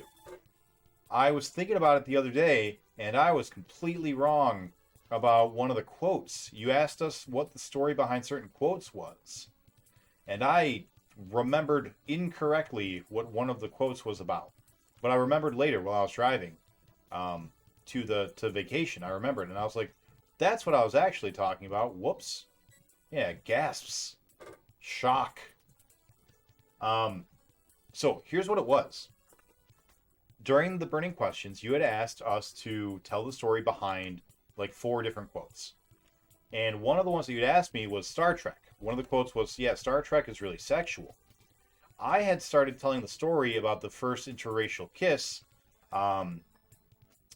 and that's not why I said that. That's not where the quote comes from. I'm pretty sure I did tell that story at some point, but that's not what I was talking about when I made the quote. I was telling uh, the viewers what the first four Star Trek, or what all the Star Trek films were actually. Um, I was going through from memory, trying to tell the viewers what all the Star Trek films were, having only actually seen like five of them. Um, but I got it pretty good. There's a Star Trek aficionado in the stream who was laughing at me because of my describe a movie badly, but I was more or less right. So I'm gonna tell you the truth. I'm gonna tell you why Star Trek is so sexual. The first Star Trek movie, if you haven't seen it, it's basically all about a non-Star Trek crew member who's played by Ethan Embry, the guy from Empire Records and Can't Hardly Wait. Real charming '90s guy. Um, he goes onto the spaceship with the crew of the Star Trek crew. They find an evil satellite, and they get the satellite to stop being evil and to stop killing people by having Ethan Embry go and have sex with it. That's it. That's the first movie. The first movie is a satellite goes crazy, starts killing people, and Ethan Embry goes and fucks it into submission. That's the first film. The second film, Captain Kirk has a stalker, who you might know, very famous, Khan, right? Khan, the Wrath of Khan. Khan is stalking Captain Kirk because he wants to impregnate him with his Genesis rocket. Also not a joke. That's really the plot of the second film. And so he goes and tries to do that with the Genesis rocket. And then in the third film, there's a tie-in with Back to the Future. So Doc Brown has been time traveling too much, and he ends up becoming a Klingon. And that's how Klingons were originally created in the Star Trek universe. Is from human beings that were messing with time travel that weren't supposed to, and it gets them all, ragified basically and honor bound, and that's their intention now, is just gotta kill everyone and Klingon. And he is trying to go and kill the love child created from Captain Kirk and Khan. And that's it. That's that whole story. And then eventually he fails and dies, and the love child grows up to become Spock again. And yeah, Star Wars is strangely sexual. Or Star Trek. Star Trek is strangely sexual. The fourth one has whales in it, which is fun. And nuclear vessels. They go back in time, again, having learned nothing from the third film. Because a giant space whale, or a ship full of space whales, is coming to blow up Earth because the whales have stopped responding to them because we killed them all because of global warming and pollution. And so when the whales stop communicating back to the space whale god decides, you know what, fuck this planet. I'm going to show up. Whales are gone. I'm killing every last motherfucker who killed my whale friends. And so what they end up having to do is the crew of Star Trek has to go back in time, and they have to steal some whales from the past, and then use nuclear vessels to go back to the future with the whales, so that whale god doesn't kill Earth.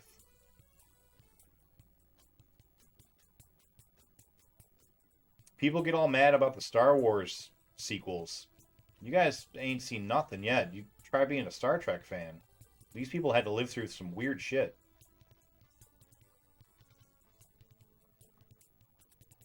The rest of the films I haven't seen, so it's hard for me to keep them straight because I've not actually seen them.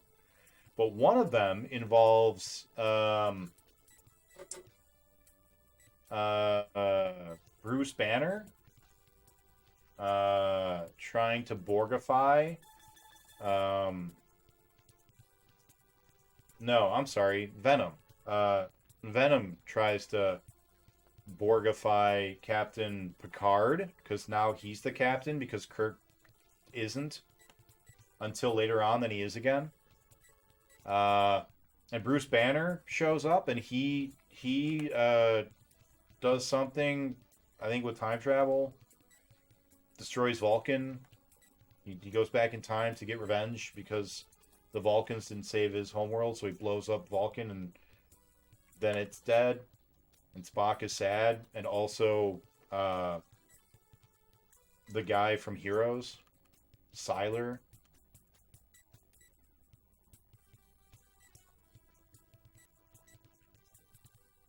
There's some other ones. There's a movie where they literally shoot God in the face with a photon torpedo. I think that's like number 7. Yeah, they find God. And God's like, I don't remember what he says, but he like asks them to do something. It's still Kirk, so it's got to be pretty early. So maybe 7, maybe 6. But yeah, they're like, you're not God. God doesn't want anything. And then they shoot him in the face with a photon torpedo, and they literally kill God. If that's not, you know, symbolism, then I don't know what is. I mean, it's really not a symbol. It's kind of just literal. Themes. Metatextual themes in the text of Star Trek episode 6.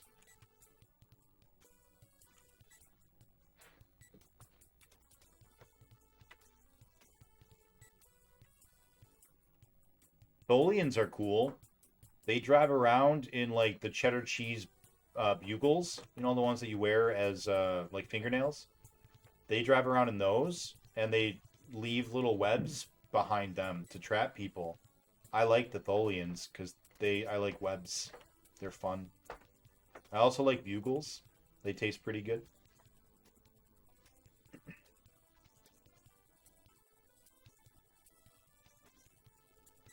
There are some pirates in Orion's Belt. The Orion Pirates, I think. In Star Trek.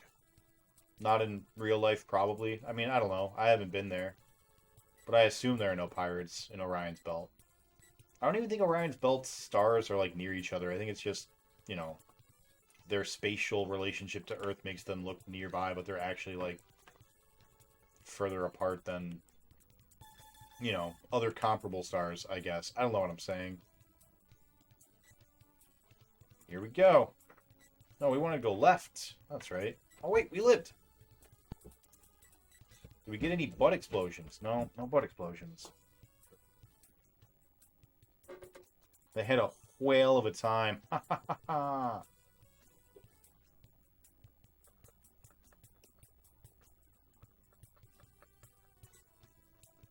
Get him. Shoot him. Guys, we lived for so long, but we didn't hit him a single time.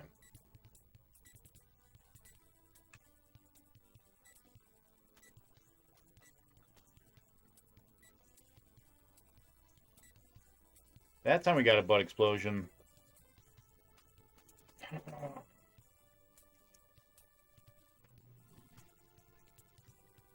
All right, let's get this started.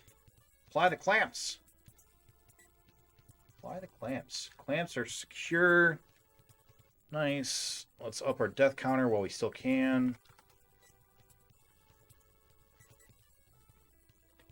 Cool. Switch scenes. Bam. Prepare to declamp. And here is your 90s trivia.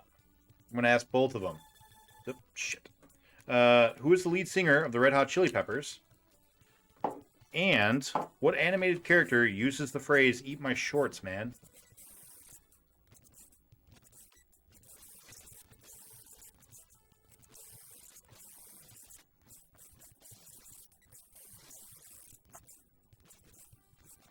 whole movie sounds like a PSA.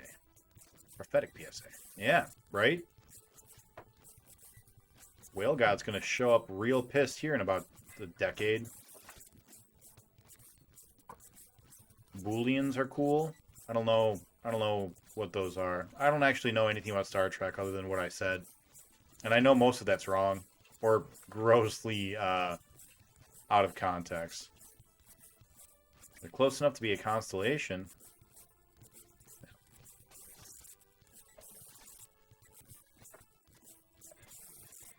Bart. That's right, Pint Size. It is Bart. Anthony, I don't know how to read his last name, and I don't know the answer, but yeah, that's right. Yep, that's the one, Nani. Well done. Eat my shorts, man.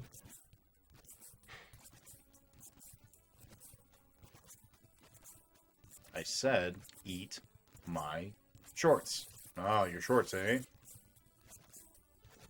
Remember when he tried that on South Park, and the teacher was just like, present them? Do you remember? I will eat your shorts and your shirt too. Nani, that's weirdly sexual. I think you've been watching too much Star Trek. Tom Hardy, by the way, to your question about which Venom.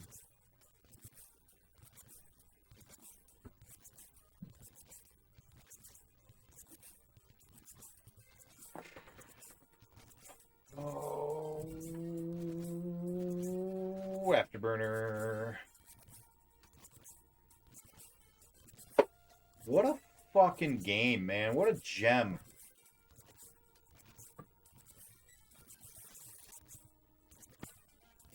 What an absolute masterpiece. Look at the rocks. Look at the fucking rock. Do you see those rocks? Look at them with your eyes. Look at how beautiful they are. The serene landscape.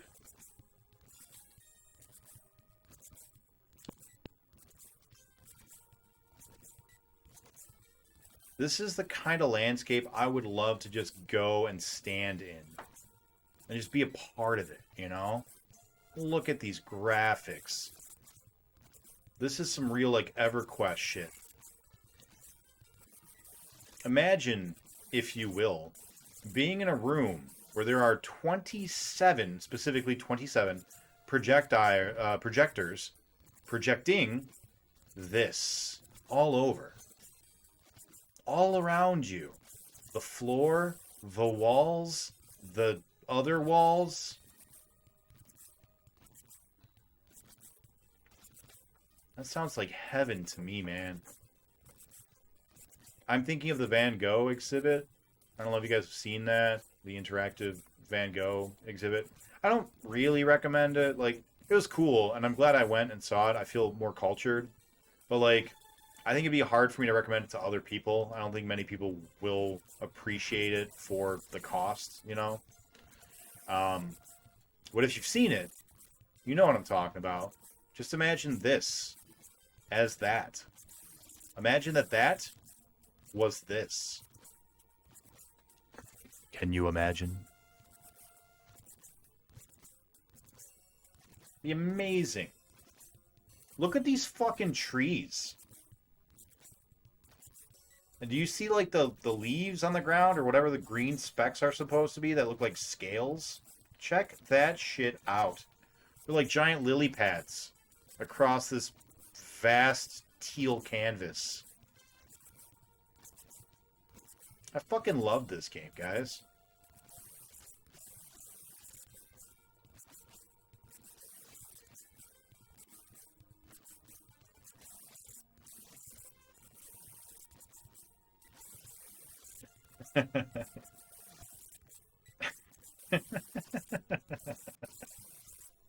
I was talking to somebody, I won't mention them by name, but they're welcome to take credit for it if they'd like. And they were like, you know, sometimes I feel like you kind of just turn off your filter and you just start word vomiting and just saying things. Do you actually know what you're saying when you say those things? And I definitely had one of those moments just now where I was like, I'm just gonna train of thought, you know. Here we go. Let's just say shit, you know. Let's just say words. It's like when you're having sex and you just say something that you don't mean to say, and then you just kind of say it, you know. I've told this story before, but like one time I was having sex with this girl and I was like, oh, my dick feels like corn. Don't know why. But it was all right. She just responded with the hit me with the butter, baby. So everything was kosher. Corn, I'm pretty sure, is in fact kosher. I don't actually know though, because I don't know what kosher really means. It's like processed in a way that's clean, maybe something like that. Maybe someone who's smarter than me can enlighten me. Words is hard. Yeah, man, you get it. Freeze gets it. He knows. Oh, Freeze! Did you see they released another Diablo 4 trailer for the Necromancer? And finally gave it sort of a release date. It's coming next year. Dog. Who wants to play some fucking Diablo 4 with me when it comes out? Because I'm going to play it. I'm going to do it. I'm going to play it. I'm going to buy it. And I'm going to... Wait, it's free to play, maybe? I don't know. But either way, I'm going to get it. Whether that requires an exchange of funds or just downloading it or whatever, I'm going to do that thing. And then I'm going to play it. I'm going to make a character. And I'm going to click the left mouse button a whole bunch of times and kill things. And then click the right mouse button sometimes too. Nick doesn't scream their name. He screams Afterburner. I didn't. I didn't until now. Yes, and I'm scared because they already announced an in-game shop. I mean, D3 had an in-game shop and it didn't impact me at all. I didn't care at all about it. I think I actually made like $10 off of it total. I never bought anything from it. I just sold on it and made some real-life money, which was kind of cool.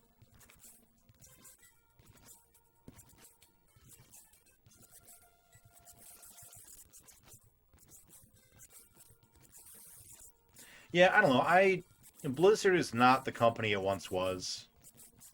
I shouldn't be as excited for it as I am, but I am. Diablo 1 was a beautiful mood piece. It was a great introduction to the world and the setting. Diablo 2 is just fantastic. It's a masterpiece. Diablo 3 should have been better than it was. Like, Diablo 3 is still a good game, and I'm really sad that nobody liked it. The only problem with D3, I think, in my opinion, was the ability to just switch to whatever ruins you wanted at any time. And that should have been good. Like, the developers were giving people what they wanted. You didn't get stuck in a bad build anymore. But it just lost some of the magic, you know?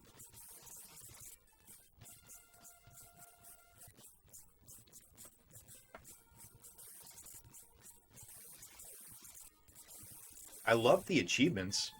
I went achievement hunting in D3 so much. For the first, like, 3 months it was out, I was trying to knock out every single achievement before I eventually got bored of it.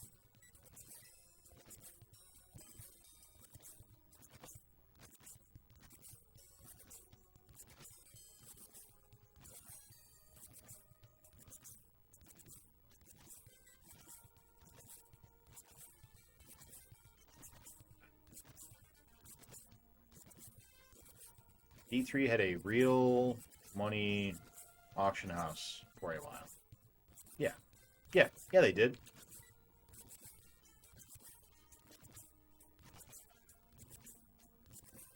Don't hit me. Thank you. I had to look away to see what level the other computer was on. Or the other fucking system. Whichever one. The master system.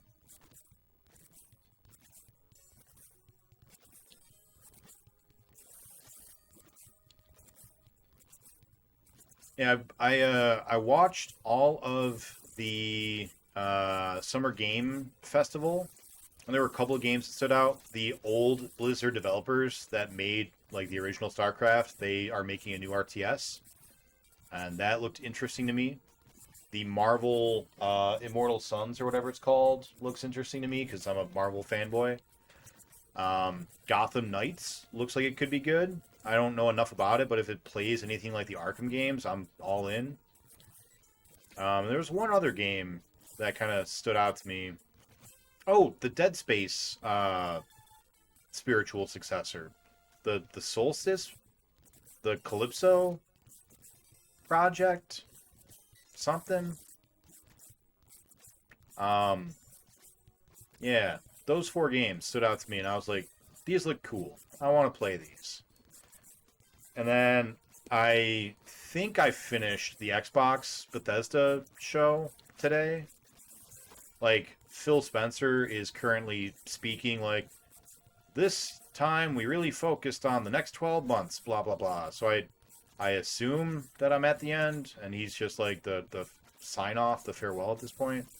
But I didn't really see as many games on that one that got me all lubed up, you know? D4 was one of them, but I was already ready for that one. God damn it.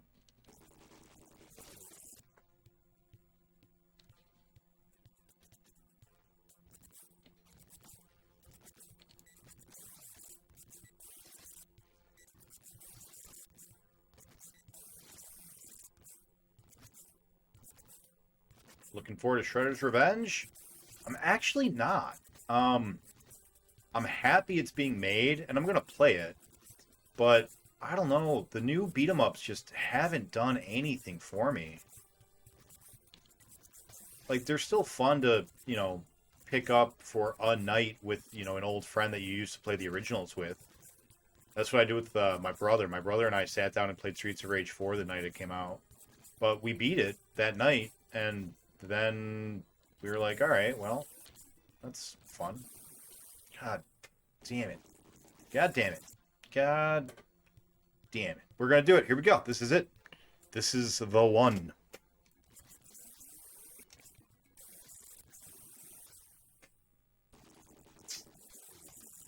It wasn't. It wasn't the one. I lied to you just now. All right. All right. All right. All right. Let's reapply our baby clamp. See it? It's a little baby clamp, guys.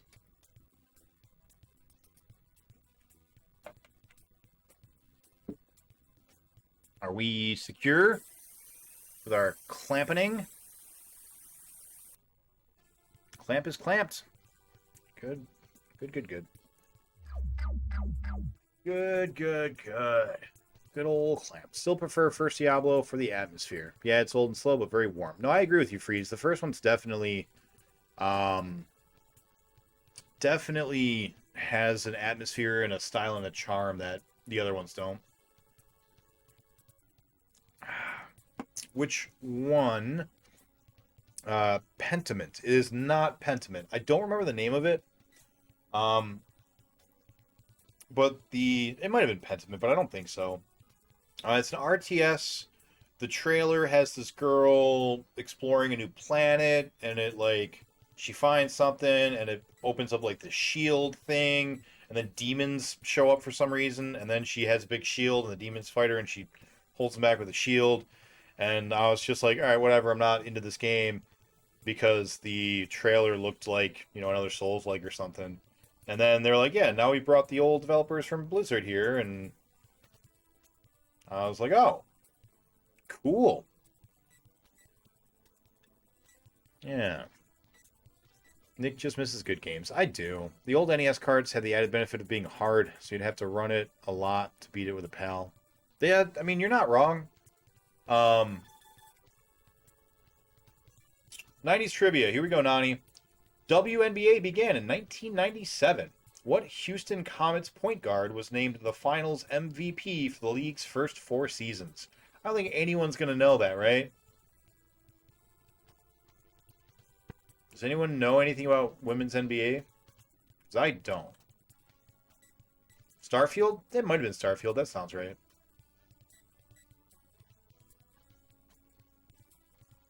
I think I'll just skip that one. Unless, yeah. Okay, next one. What was the most popular boys' name during the 90s? Was it Joshua, Matthew, or Michael? No one knows.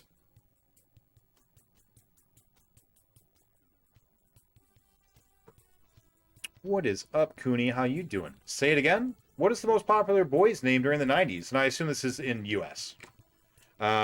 Joshua, Matthew, or Michael? You'd say Mike, you'd be right. Pumpkin Pie Man gets on the board with 10K points.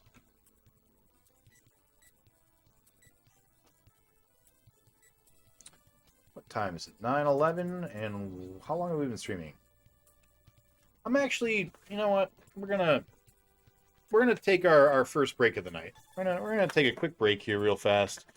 I got a lot of voids to clean up. I got fucking lemon pepper just hanging out. I got a bunch of comic books. I got these Spider-Man cards falling all over the place. Yeah. Let me. I'm gonna take a quick break, guys. We're gonna take a 15-minute break. We'll come back with more Afterburner. I should probably pause this Afterburner too, shouldn't I? Oh, we're dead. Damn it. We unclamped. We unclamped it. When I tried to pick it up, the clamp came off. Okay, so this is a baby clamp. This isn't a real man's clamp. This is a clamp for little babies. Little baby clamp. Alright, get reclamped. Do it. I am your god, clamp. I guess I could just use the other clamp. And whatever.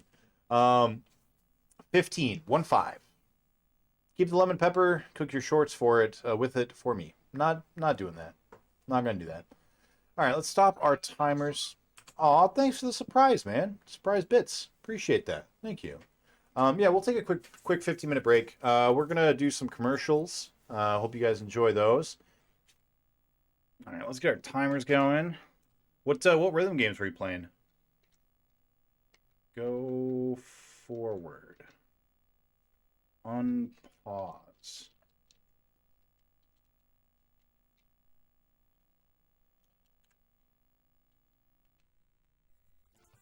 Cool. All right, let's reapply our clamp. Up. Close. All right. Cool. We're good on that one. Beateraja. IDX simulator. Gotcha. We had a whole discussion about how votes are messed up. Did we? What's wrong with the votes?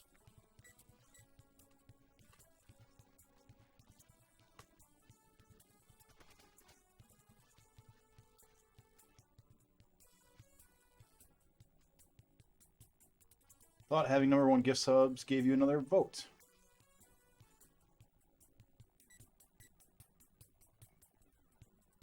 Are people able to vote multiple times right now?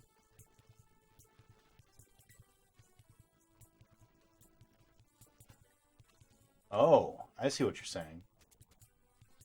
Let's fix that.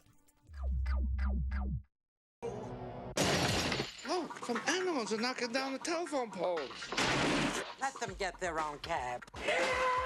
The next fight will be freak against freak.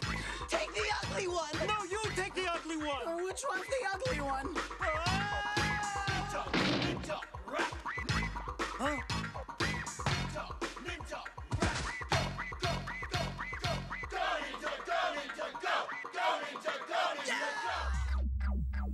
There we go. Is that better?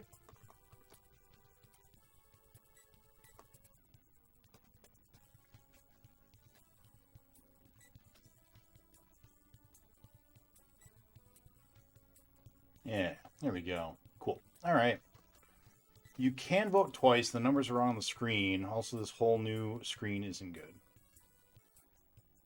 What do you mean the whole new screen isn't good? Which one? What are you talking about? What's wrong? You gotta clarify it for me, because I'm stupid. My brain's full of Afterburner. Oh, god damn it.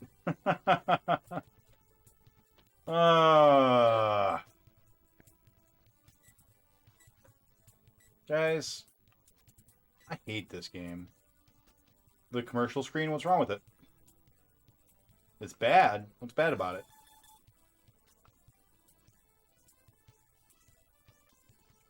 Tell me your feedback. Tell me what you don't like.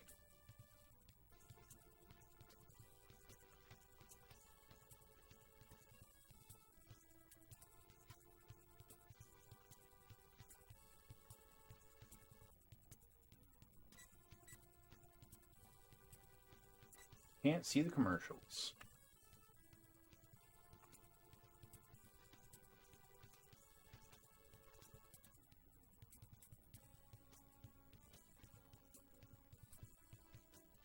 Too small.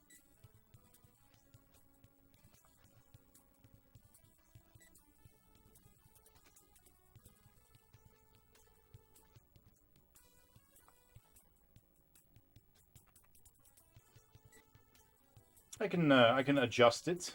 I can make some changes.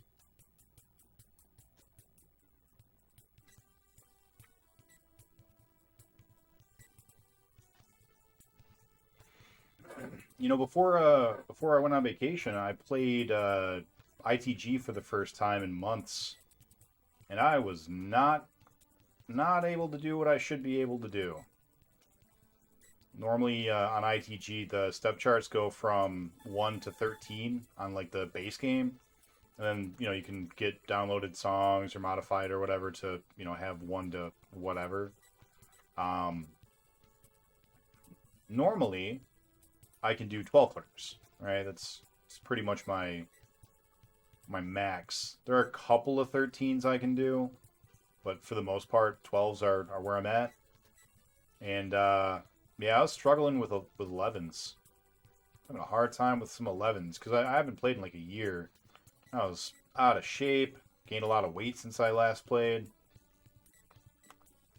But it felt good to get back into it, play a bunch more.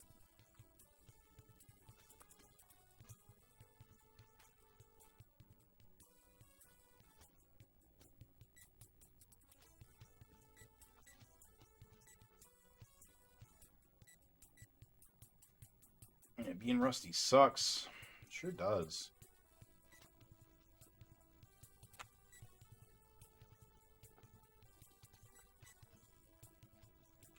Being rusty, duh.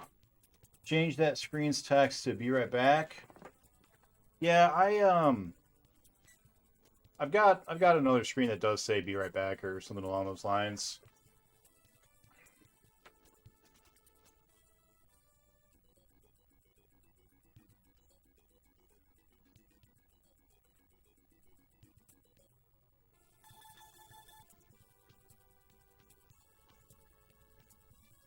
Local arcade in Austin had a bunch of downloaded charts, and I loved playing hands to the confusion of everyone else in the arcade. When you're saying playing hands, you mean like where they would have 3 arrows, and you'd have to use both your feet and your hands to knock it out? Running down, slapping. Yeah. Yeah, there are some step charts that that Jake and I used to play a lot that were all just really gimmicky and really, really fun. There's one that is, I think the title of the step chart is called Mario 64, but the actual song that's playing is The Road to Koopa, or The Road to Bowser. I think it's a remix of The Road to Bowser, but it's still the Road to Bowser song. And it's super cool because there are a bunch of hands that you have to do, and there's a bunch of like weird crossovers that make you spin around, and so you like do a bunch of freestyle moves to it while you are playing. Like you can't help but do the freestyle moves because that's just how it's laid out. Yeah, I back in 2004 and 2005, I was the Michigan State freestyling champion, which was a ton of fun. I was never very good at like perfect attacks. I've just never been interested in being good at that. But I love freestyling. It's super fun. So I really, really like getting step charts that allow you to do stuff like that.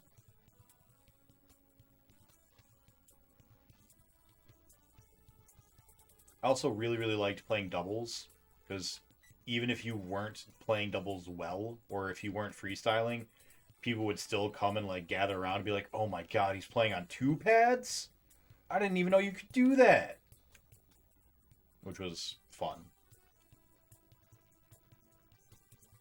We found a song called Box, and it's really cool because it puts a screen over top of the actual like step chart, so you don't see the arrows at all, and you don't see like the good, greats, excellence. You don't see any of that. Instead, you just see what the screen wants you to see, and it goes through 10 different mini games, and the mini games line up to the arrows that you're supposed to be pushing. So like the easiest one to explain, there's a Mario segment where it's just playing the Mario song, the 1-1 song, and Mario's running across the screen, and you just have to push up the up arrow to make him jump when he gets to the hole. And so you just like push the up arrow in time with the music, which also is in time with the screen of him jumping. There's another one that's Zelda, and Link is sitting in the middle of the screen. Wow. That's real disheartening. Link is sitting in the middle of the screen, and Octoroks are coming up to him, and the Octoroks are different colors. There's red, blue, and green to, correlate to the different different beats. And so you have to hit the arrows, either the up, down, left, right, wherever the Octoroks are coming from. You have to hit those in time with music again, which is now a Zelda song at that point, to have Link attack in that direction. It's really cool. Back in the day, I used to memorize some charts to play them, but charts have gotten too difficult. And you probably aren't spending the same amount of time that you used to, too. I had a buddy named Jeff who had a couple of charts memorized. He would just play the whole thing backwards. Yeah.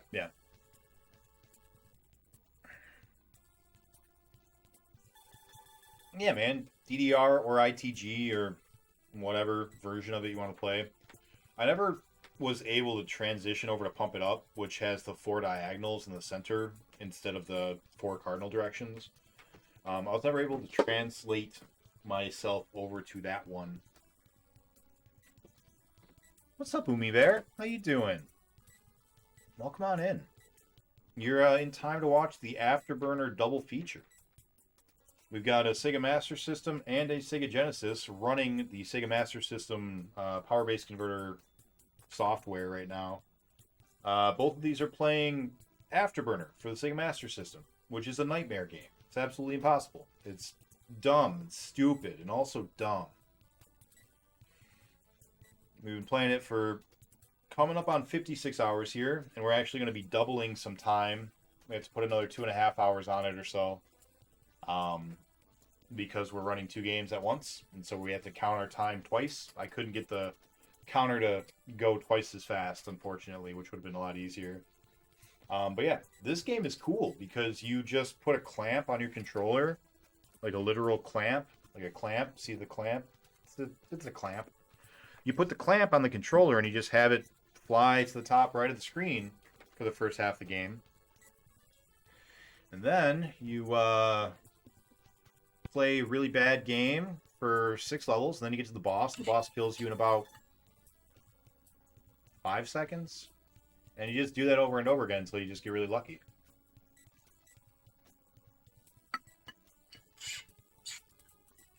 Good time. Yeah. Local arcade in Denver is a round 1. Yeah, I got a round 1 near me too. And yeah, they've got everything. They've got the weird, like, hand ones. They've got the, like, piano-ish ones. They got the DJ Hero. A bunch of stuff. More trivia. I pulled it out just in case. I was ready. In what movie does Tyler say, "Our generation has had no Great Depression, no Great War.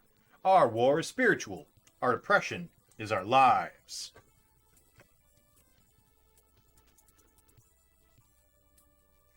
Generals can play SMS games. Yeah, it's Fight Club. Nani got it first. Nani with the points. It's a great movie. I haven't seen that movie in a long time, but that is a good movie.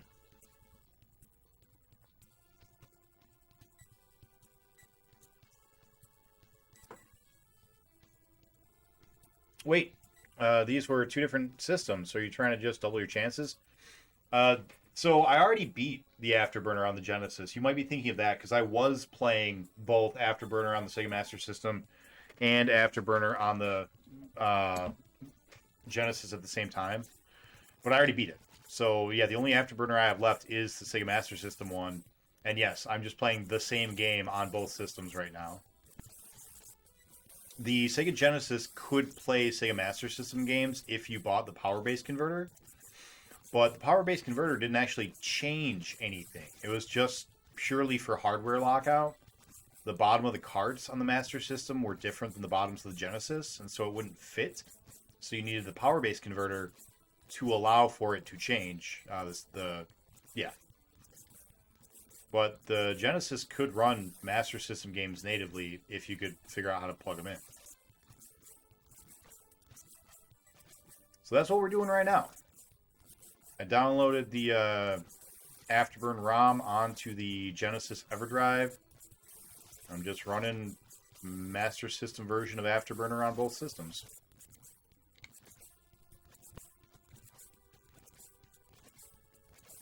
And one day we'll win. One day we'll beat this. And it'll be fantastic. Then we got a whole bunch of Space Harriers. And after Space Harriers, we're going to beat every game on the Atari 5200, 7800, and XEGS, baby. I got the extra controllers. I got the light gun for the Ataris. I'm fucking ready to go. I've been ready to play Atari for like 2 months. Didn't expect this game to be such a fucking brick wall. I shipped some interesting retro spice that I think you'd appreciate. Oh, really? Tell me more. What is retro spice? Just doubling up on terrible Afterburner sounds terrible. Yes, it is. This is a nightmare.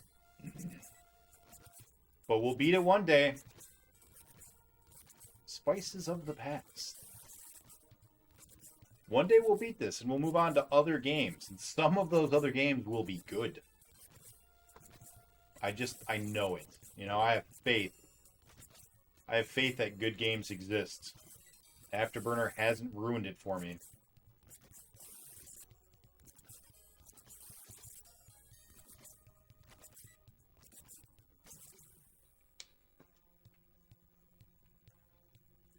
Oh, no.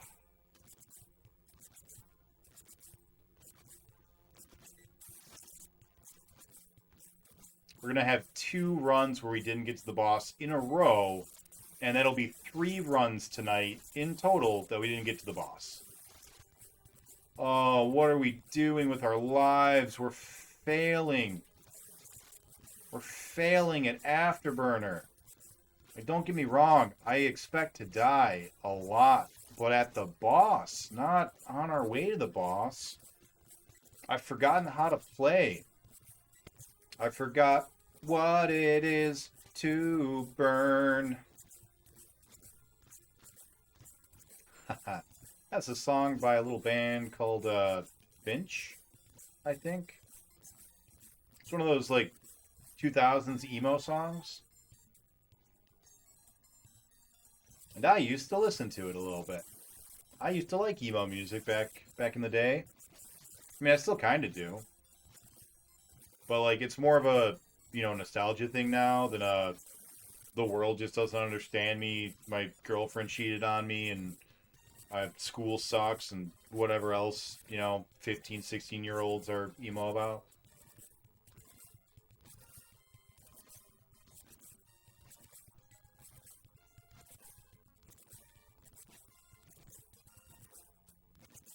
Jameson Parker was probably my favorite emo band back in the day.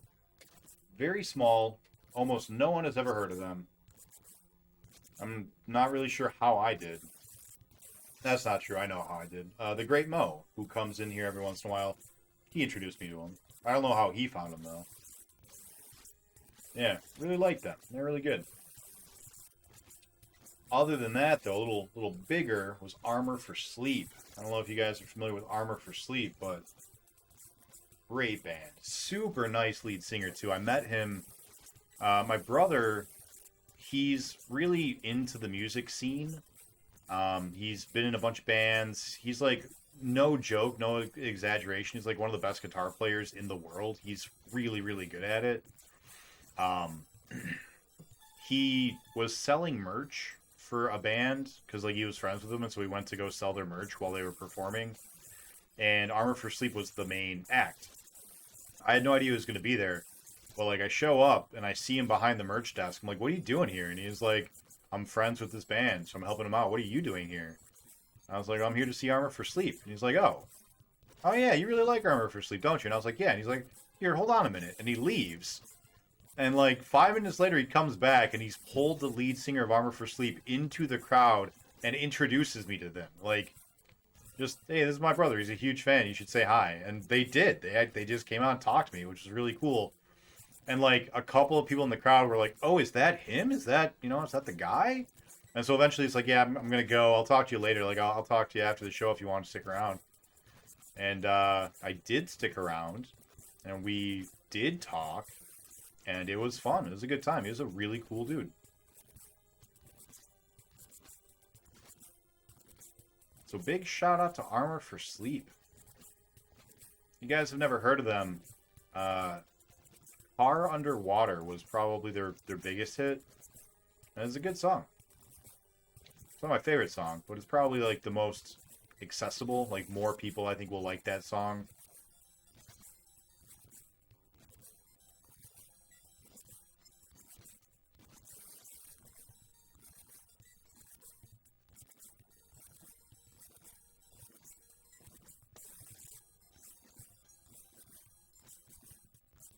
Go your dinner, Nani. Don't hit me, don't hit me. Good. If you guys are unaware, I literally can't look away from the screen or I will die. So.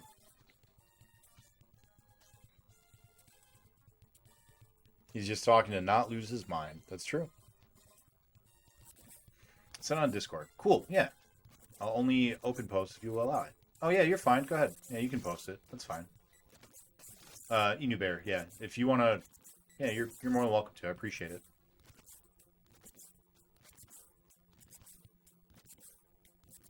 You could just move on and come back. It's not like there's anything you're going to forget. I am not going to move on yet. Not yet.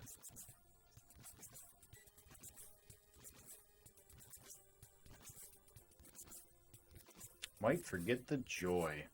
I'm glad you're leaving for dinner, Nani. Might forget the joy.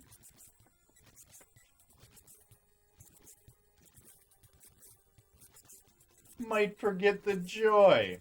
Oh my god, Nani. You got jokes, son. You're a funny guy.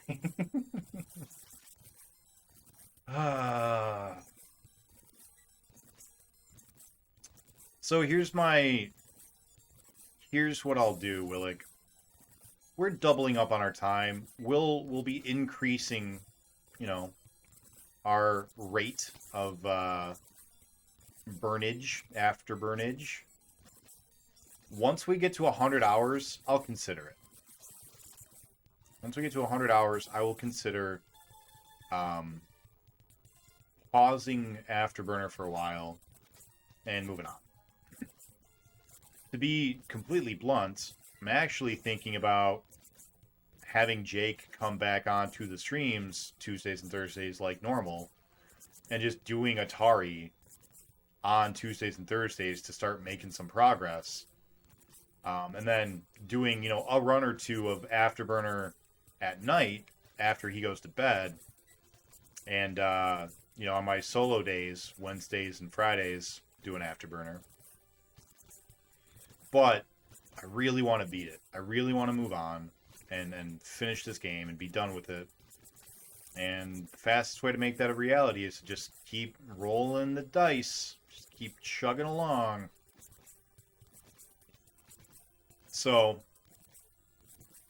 for now, I'm going to go until I either lose my mind or probably $100. We'll start to consider it.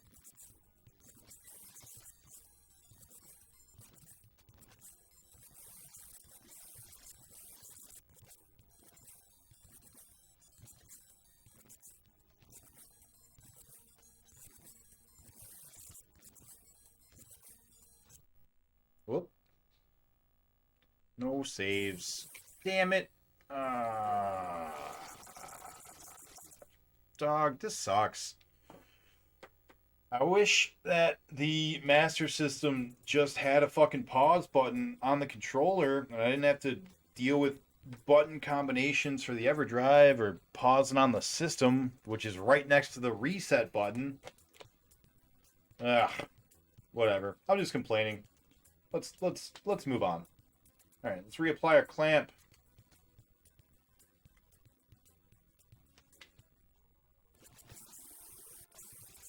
You gonna apply clamp? What are we doing here, clamp? Let's get clamping. There we go. All right. Let's check our clamp. Make sure it is secure. There we go. This does seem like a game that would numb you to all sense of joy. That's true. Oh, so next week. Maybe. Yeah, maybe, Willick. It might be next week.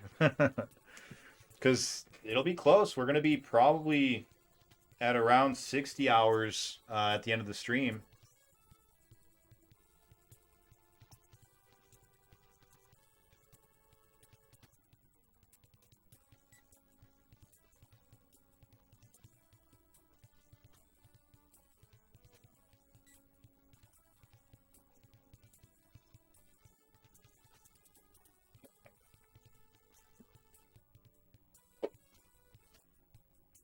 Oh, right. We died. Up our death counter. 112 deaths. Oh, man. What a nightmare of a game.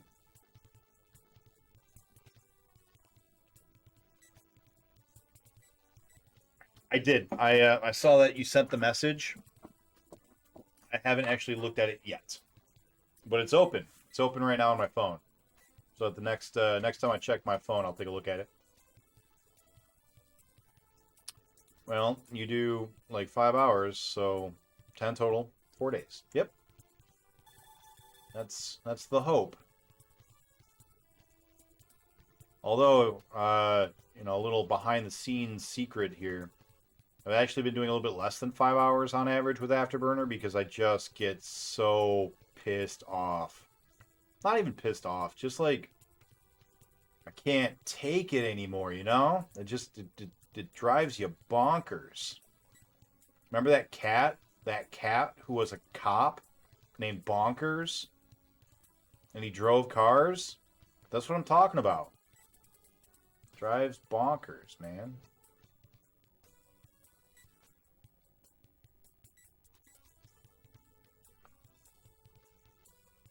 That was a real thing in the 90s.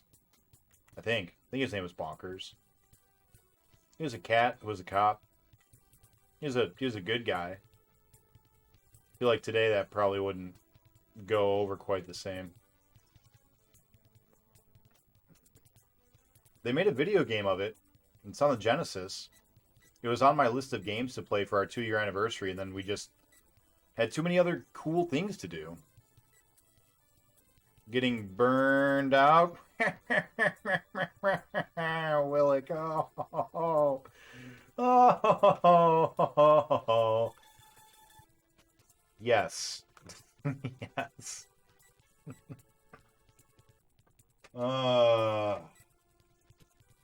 Bless this game.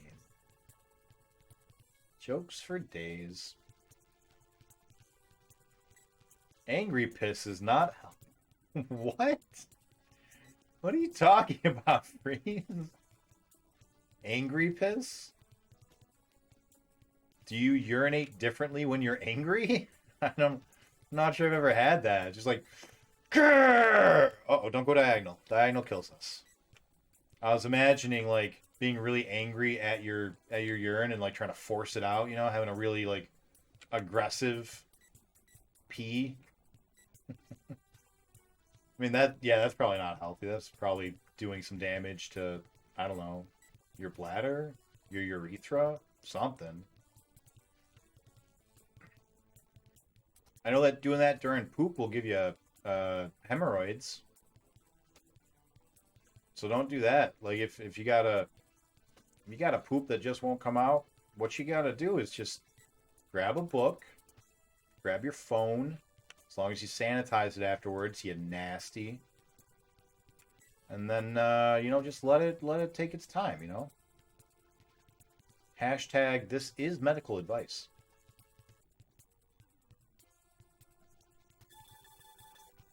Don't force a poop that's not ready, you know. Like trying to force a relationship that's not ready, or trying to force Afterburner to finish when it's not ready. You gotta just sit down, take your time, appreciate the event for what it is, you know? What the fuck am I saying? Alright. I'm done. Read chat. What am I reading chat for? Then switch to main screen. Oh, thank you. Give me 1 second, otherwise I'll die. Going for it. Go. Oh. Diagonals are bad. Don't diagonal. It's so sensitive. Going for it.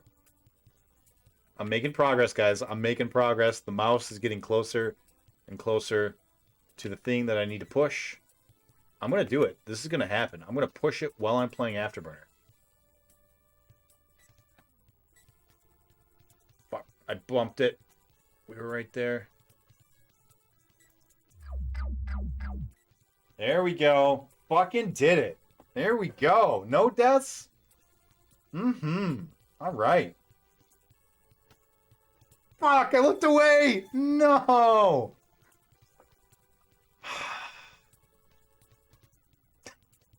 God damn it. Oh, then I just die again. Oh, no. Oh, it's all over. It's all over, guys. We're falling apart.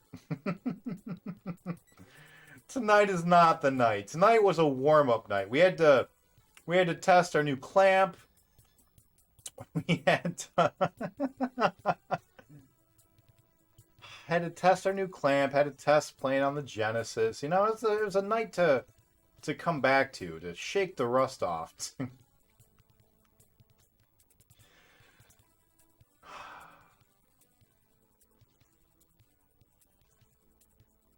Guys, I hate Afterburner.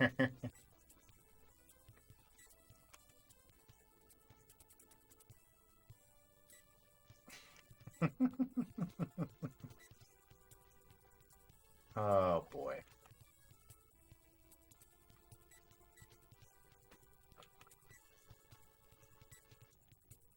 Guys, I promise, there are good games in the future. We will play good games. I promise we'll get there. Just gotta stick it out, you know? Stick with it.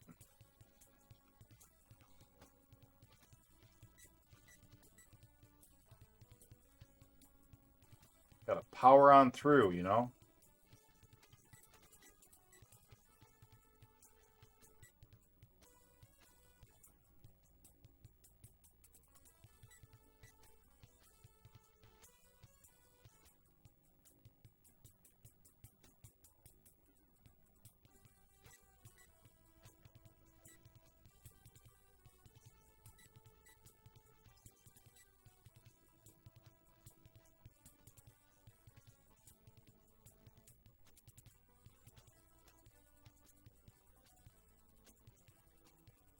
So, here's a little ray of sunshine, at least, you know, something good.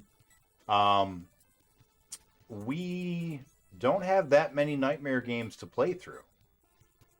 We've got this. We've already beat Pinball. We've got Shooting Gallery on the Master System.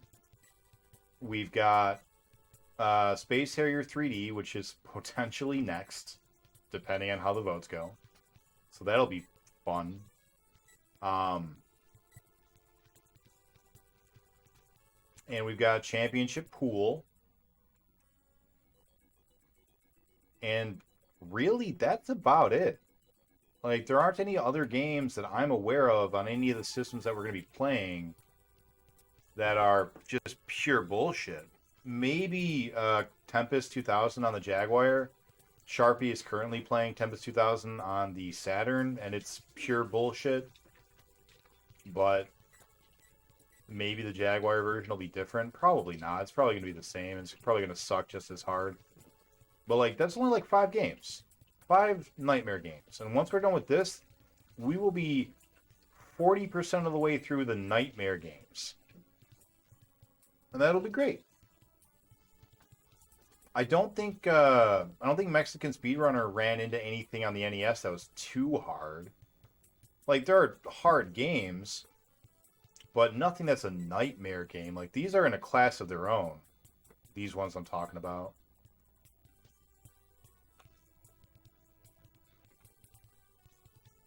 Like, Battletoads, that took us 50 hours to beat, but that wasn't a Nightmare game. That was fun. It was a good game. It was just stupid hard.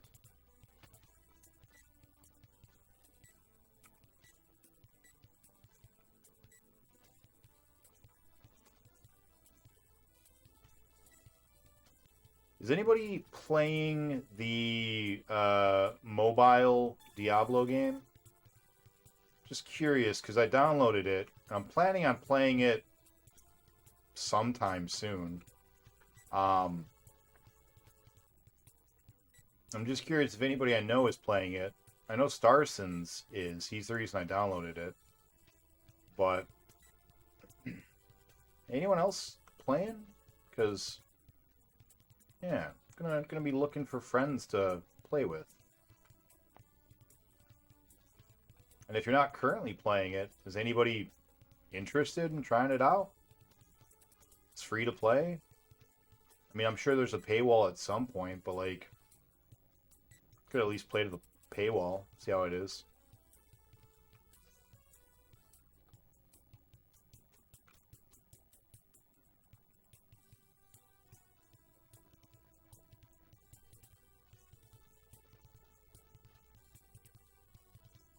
The last time that I had a buddy, that me and a buddy went through and like played a game together, like a long-term game, you know, something that you're going to come back to for, you know, weeks or whatever, was Teamfight Tactics right at the beginning of COVID. We would like talk about different strats, different builds, you know, what units were the right ones, blah, blah, blah. And I miss that, you know, it's a lot of fun. The multiplayer aspect of video gaming is what I love about it. I really don't play one-player games ever outside of the challenge. Very, very rarely, you know. But a multiplayer game, hand me a Smash Brothers controller and a, you know, pizza and a 6-pack of Mountain Dew, and I'll sit on that couch with you and play Smash Brothers for like 20 hours. Or any of the Smash Brothers knockoffs. Or like other not Smash related games that are still multiplayer.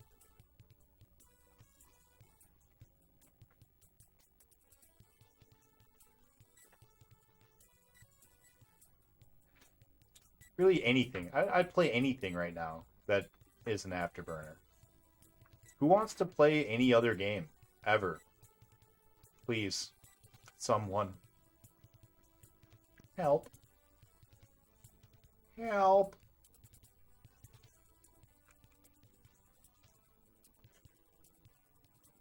This could be the run, guys. This could be it. I gotta shake the cobwebs out of my face. Let's do this. We're gonna get to the boss, and we're gonna blow him up. We're gonna kill him.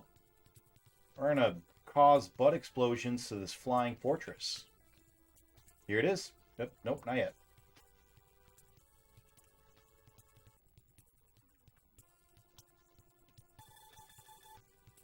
Level 10. Almost already on the other game. This is going to be great. We're so close. Here we go. Get some butt explosions. We're surviving. Well, didn't survive. High speed and Qbert on the NES can be harsh. Qbert... Is Qbert really hard? I've played a lot of Qbert, but I've never, like, beaten Qbert. Qbert doesn't seem like a game that'd be that hard. Is it really long? Alright, let's make sure our clamp is secure. Clamp looks good. Hey, up our death counter. Alright. Because they're both hard and boring. Yeah. It's not even that makes it a nightmare game for me, Pumpkin. For me, a nightmare game is one in which your level of skill doesn't actually have an impact on the outcome. That's what, to me, it makes it a nightmare game. Like, this game, I don't think it's possible to get good enough to just win. Like, I don't think it's possible. Virtual Pinball was the same way. No matter how good you are at virtual pinball games, you're just rolling dice. You're just hoping eventually that RNG works out in your favor. Same thing with this.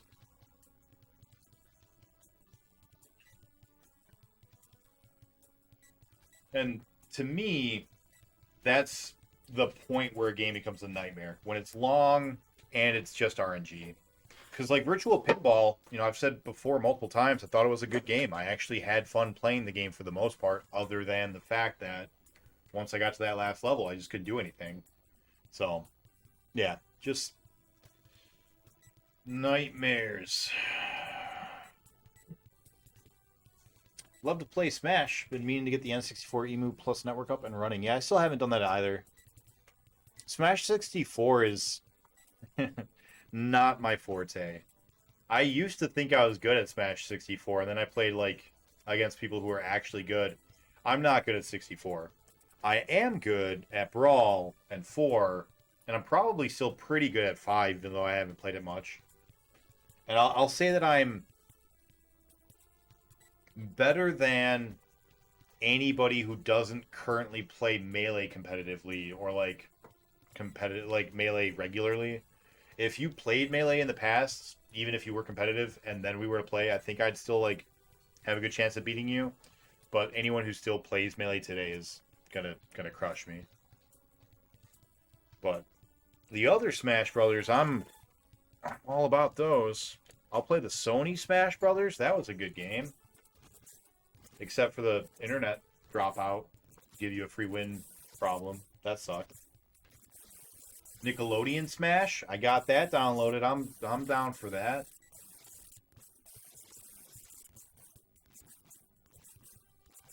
Play some Mario Kart. Mario Kart's a fun time. Like, all of them. Every Mario Kart. All Mario Karts are a good time. No fun games for you. Just this. No. No, BPN. No. Say it isn't so. Oh, I didn't see it. I didn't see it. Oh my god, guys. What is happening today? Afterburner is just shitting in our mouths. And by ours, I mostly just mean mine. And you guys are just watching. That sounds weird. Do better. Welcome on in, Chazzy. Welcome on in, Raiders. Yeah, it's perfect time for a raid. You guys are just in time to see me fucking lose my mind. Can we get a quick shout out? There it is. No, we're not. That's not it. Can we get a shout out for Chazzy? Hey, Carmillas. Thank you for the sub.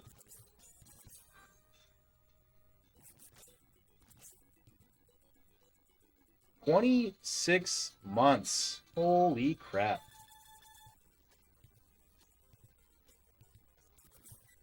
Jazzy, Afterburner is not going well. It's bad. Seganick and stereo. Oh, could you guys hear that? I apologize. I'll turn that down. What were you playing? Gallop Racer. Oh, that doesn't sound promising. How is Gallop Racer going, Chazzy? If you guys don't know Chazzy, he's doing 2 challenges right now. He's beating all the PlayStation 1 games, roughly in chronological order. And he's also playing all the wrestling games ever, on every system. Oh, are you in 2 windows? I like it. It's just so repetitive, so I can only play so much of it at once. You know, I feel that, Chazzy. I understand what you mean. Some games are like that. Some games are just the same thing over and over again. With very, very little variation. You kind of just keep going until hopefully one day you reach the end. I get it. I understand. Right now, most of my horses are in the high 80s, but I need horses in the 90s to be able to beat the races I need to. So do you have to, like, grind your horses in a non-sexual or murdery way, but, like, in an XP grinding kind of a way? Sometimes things just have to be boring. Hey, the boring didn't go off. Where's my boring? Well, this I cannot abide. Where's my boring at? As soon as I die here, I'll go fix it. I know what's wrong. I'll fix it. I just can't do it right now because, yeah. In a non-Tom Green way. Wolf, I know who Tom Green is, but I don't understand what you mean. You're gonna have to elaborate for me, please. Speaking of which, damn, sausage sounds really good right now. I would love some sausage. I went to a Bob Evans for the first time. Oh, the grinding. Horses. Non-Tom Green. Got it. Understood. I know where you're going now. I thought you were talking about something else. Got it. Yeah, man, Bob Evans. They got good breakfasts. I went for the very first time, and it was good. It was good food. I don't know if you guys have ever had Bob Evans before. Might be worth a stop next time you're on a road trip. No, Nick. Explain to the class. You know, I don't remember, Chazzy. You should probably Google it. That'd be. Don't Google it. don't do it. Yeah, don't do that.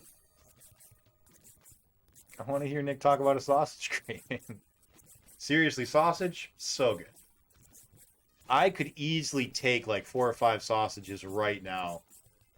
Oh, speaking of 5 sausages, you guys ever had Five Guys? Oh my god, Five Guys? I love having Five Guys in my mouth. It is delicious. It is... The meat is just so tasty. And you get whatever you want on top of it. You can put some whatever toppings you'd like on your burgers, onto your Five Guys. It's amazing.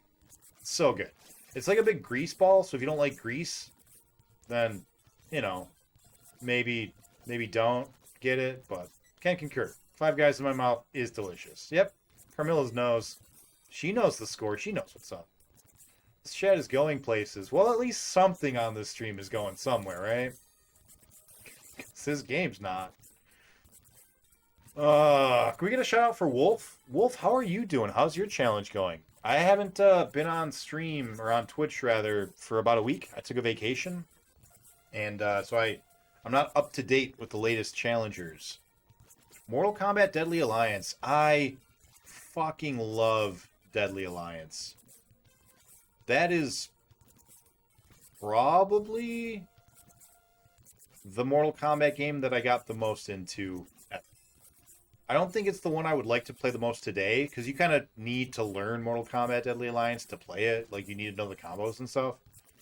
But I played the fuck out of Deadly Alliance. I got the entire crypt unlocked. I beat, every character's arcade mode. I was dating a girl at the time who also got really into Mortal Kombat Deadly Alliance, and oh boy, and I would go. She lived right across the street from the high school. So after school, I would just walk over to her house, and like every single day, we would just play Mortal Kombat Deadly Alliance. It was awesome. Challenge is being neglected. That's all right.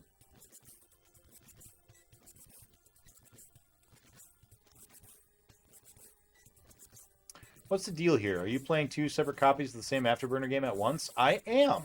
I took Sharpie's advice. He told me... So what I had been doing was I've got the Sega Master System, and I've also got the Sega Genesis, right? I've actually got like 7 Sega Genesis scattered around the house. I don't know why I have so many, but I've got a whole ass ton of Genesises. If anyone ever needs one, let me know.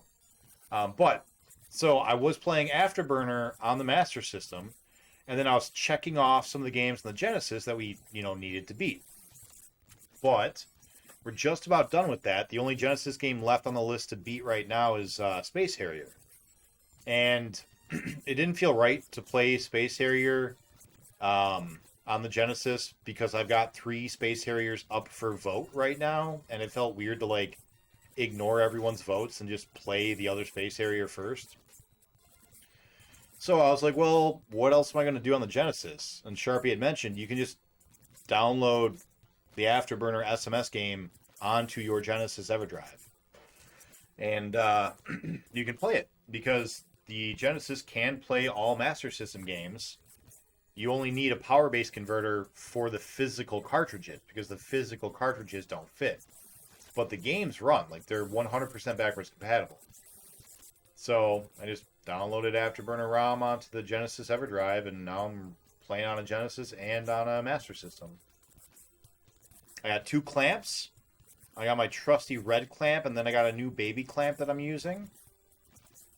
The shitty thing is, though, the start button still doesn't work for the Genesis because the Master System game doesn't recognize the start button.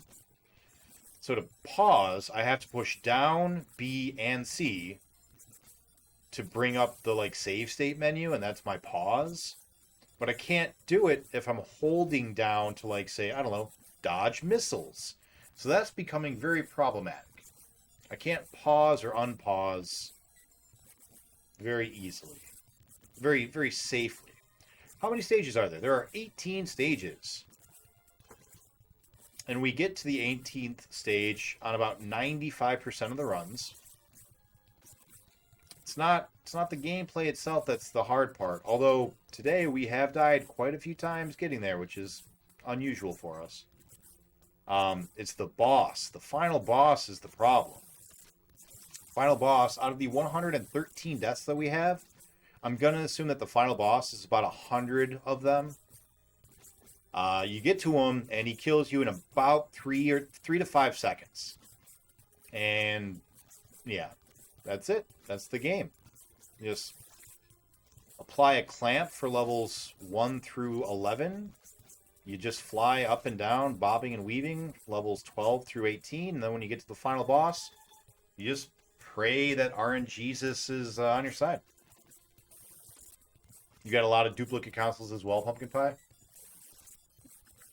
Which systems do you have duplicates of? And do you know why? Do you know why you have duplicates? Because that's the thing that blows my mind. I don't know why I have all these Genesises. I don't remember buying 7 of them. I know that my mom had one, and I got one from her when I moved out. And I bought one because it came with a Sega CD, and I wanted the Sega CD. So that's 2 of them that I know of. I remember buying one and getting one from my mom. Because I don't know if it's the one I'm playing on right now. It might be. it's the same Genesis that I got back in like 93. Yeah, I think it was 93. Kept it all this time. So yeah, those are 2 of the Genesises. I have 5 more, and I don't know where they came from. I don't know how I got them. I probably bought them, at least some of them.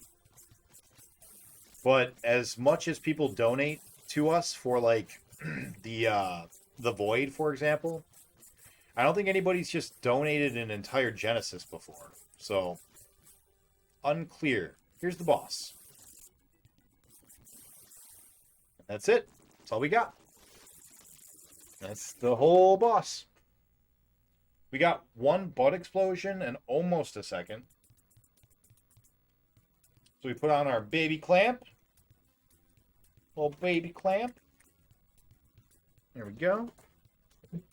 Make sure our clamp is secure.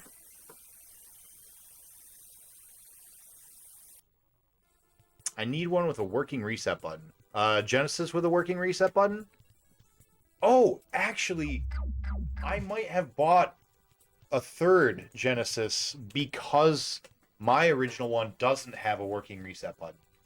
That might be another one of them. So I might have bought 2 and gotten a 3rd.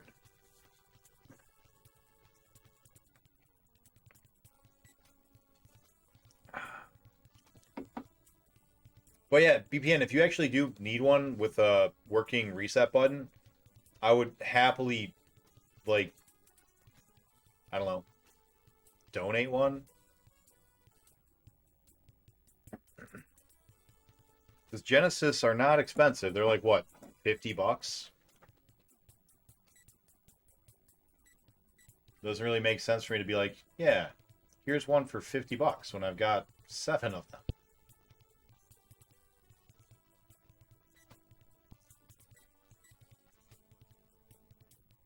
Do you need the reset button for X-Men? I bet you do. I bet that's why you need it. And that's a good reason to need it, because X-Men's a good game. I never beat it. I have never beaten X-Men. I have played so much of that game. I had all 5 levels memorized. Hold on. You've got the Savage Lands. You've got the Shire Warship. You got the Xavier Lighthouse. You have Days of Future Past. And then you have Mojo World, right? It's just, those are the first 5 levels, I think, of X-Men. Then level 6 is Asteroid M. Yeah, I had levels 1 through 5 memorized. Like 100% memorized. I knew where everything was. I'd been everywhere. I knew where every enemy was. I knew every spot that you could Nightcrawler teleport through. Like, I had that game fucking down. But I didn't know that you had to reset at the end of level 5. That you had to physically press the reset button on your controller. So I never got to level 6. Just never saw it. I just always died at the end of level 5. And never knew what to do until, you know, the internet. When a mommy Genesis and a mommy Genesis and a daddy Genesis love each other very much. I can't read it. God damn it. I want to read the rest of your story. Tell me more. Oh, I think you're confusing. You're misgendering the Genesises, because Genesises typically mate with the 32X. That's the whole marketing campaign. Remember? What are those consoles doing? Making a 32-bit system, Billy. Saving my money to get another N64 right now, since mine is making a loud buzzy noise. Have you still not figured out why? Did you try to isolate the power supply to see if that was the problem?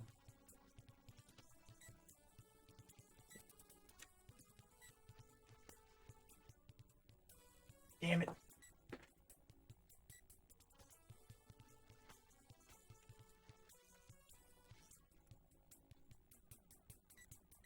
Wow. Wow. Wow. Wow, wow, wow. Wowie zowie, guys. I Are we even... Did we even pass the first level yet? Are we at level 12? Guys, what is happening?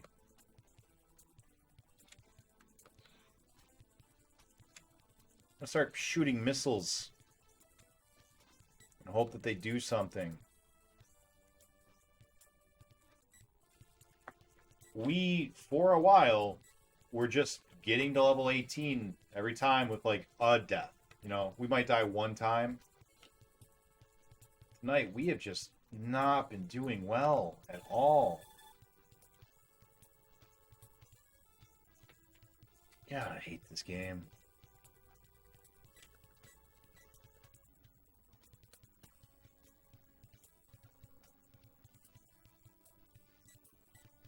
They're cheap because people know they are trash? The Genesis? Get out of my chat, Carmillas. What is wrong with you? Why do you think the Genesis is trash? Can't believe you just said that. You changed the power supply and it's still buzzing? Okay. Then, yeah, you're beyond the scope of my knowledge.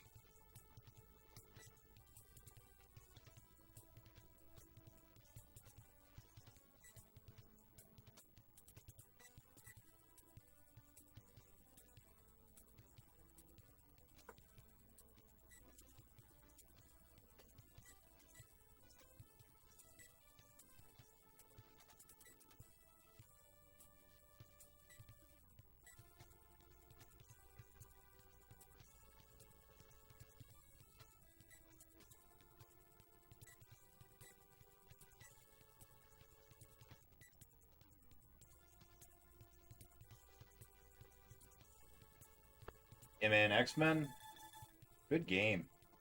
Great game, even. I'll say it. It's a great game. It's got its flaws. The screen's a little crunched, which is unfortunate. And it gets real hard. I would say unfairly hard. But it's mostly just the last level. Because I have, you know, since discovering the internet, I have gone and played the 6th level. I didn't get very far in it.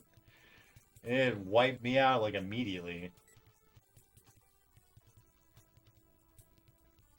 I think there's a guy with a gun in the very beginning and he just two-shots you. And he's like not even a boss, he's just a mook, you know? And he just two-shots you with his little laser gun. He goes pew pew and then you're dead.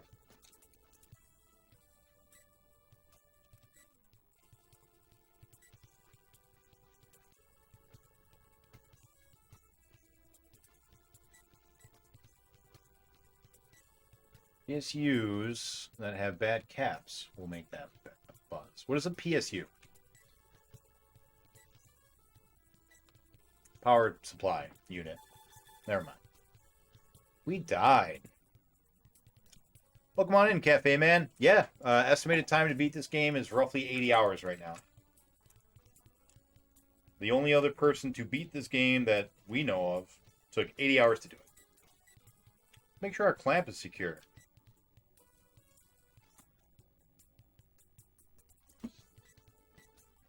Yeah, cool. Good clamp. Good clamp.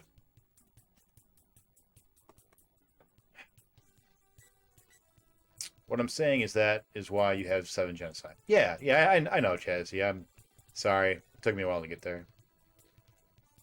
All right.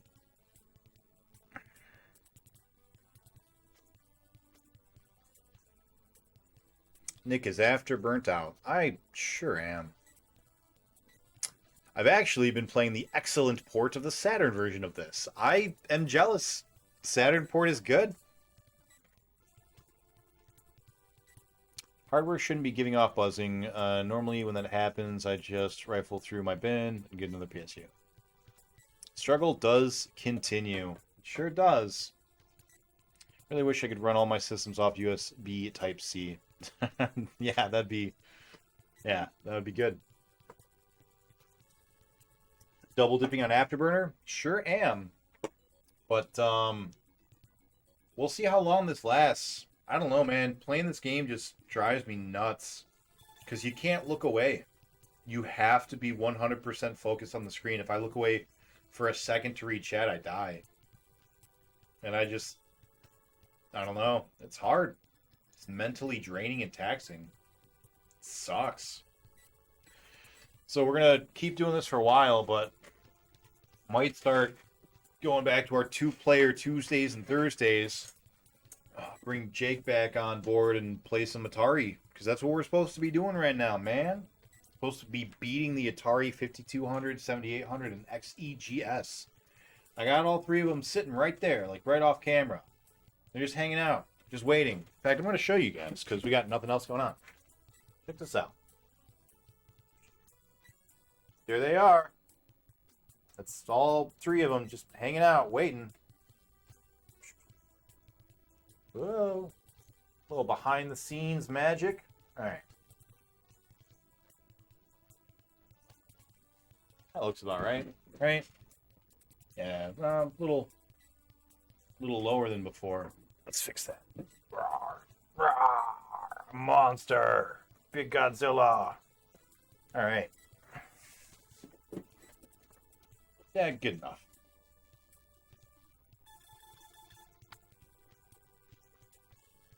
Guess the board could also make that sound.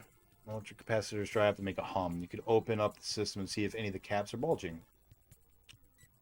Just pause the game. Well, here's the problem with that, VPN. The pause doesn't work on the controllers.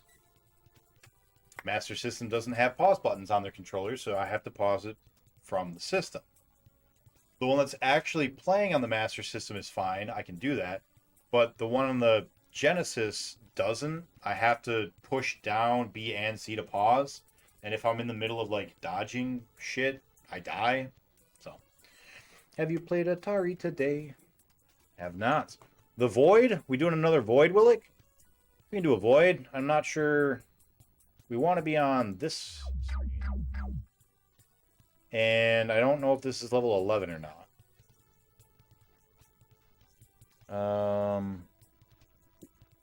Is it this one? No, the other. Okay. Give me 1 sec. If this is stage 11, then I need to grab the controller and play. If it's not stage 11, oh, your God. 26 months. Welcome on in, Starsons.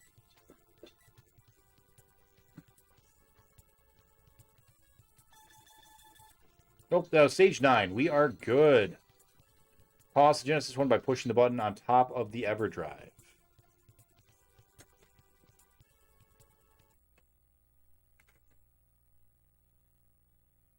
Witchcraft! Burn that man!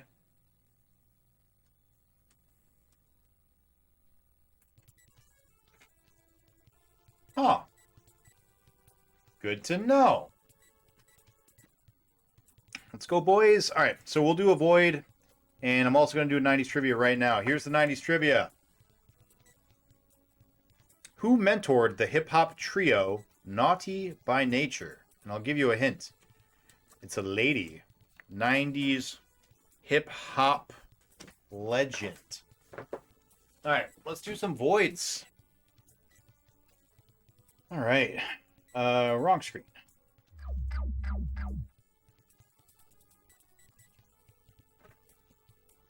Go. We're going to be avoiding the Jaguar for a bit, now that you know that it has Tempest. No. I actually really need to test it. So, when we were playing... I'm too far down. I'm all scrunched up. Let's fix that.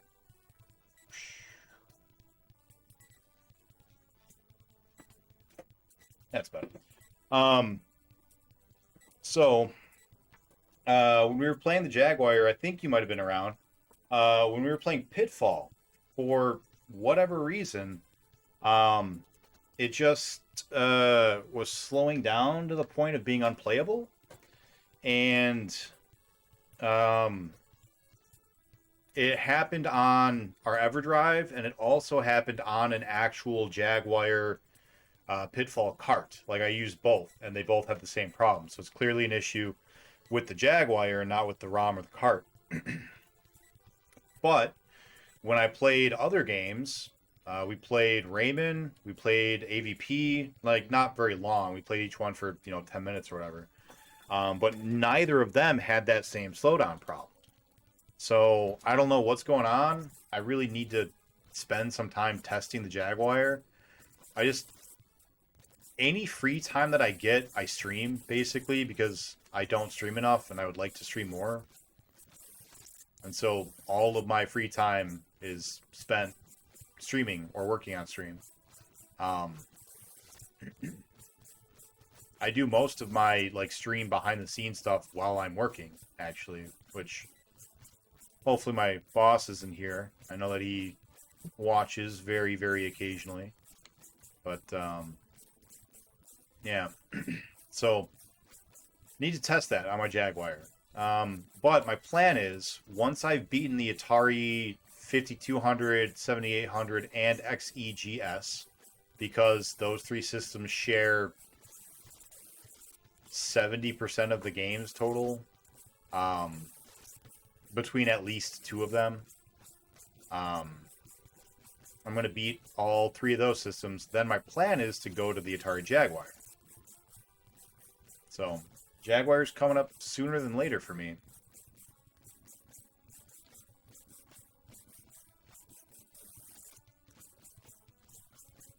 As long as, Afterburner and Space Harrier 3D don't have anything to say about it.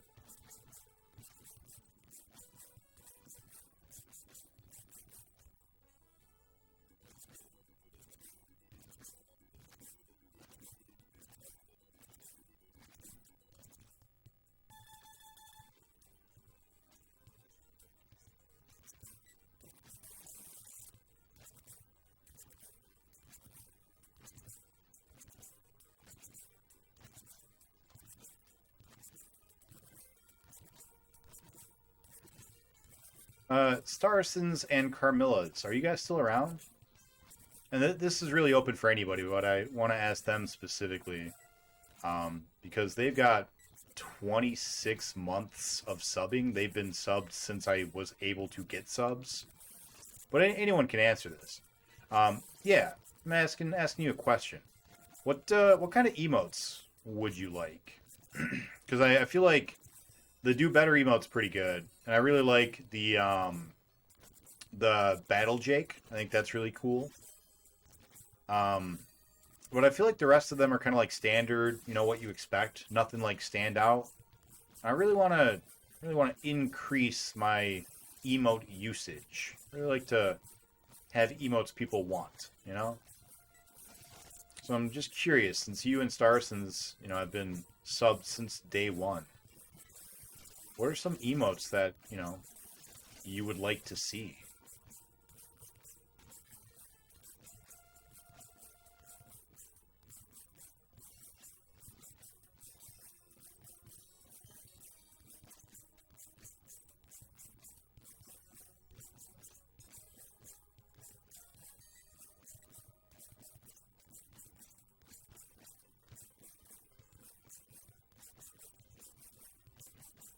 Dog emotes.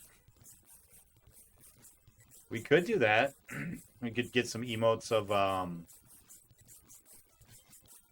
Dibble and Yoshi and dogs. Although, it doesn't really make sense to have a dog emote right now since we don't have a dog as part of the stream.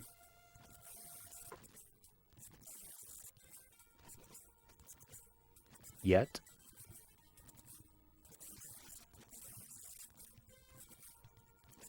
Can we get an Afterburner emote with you stuck on this game?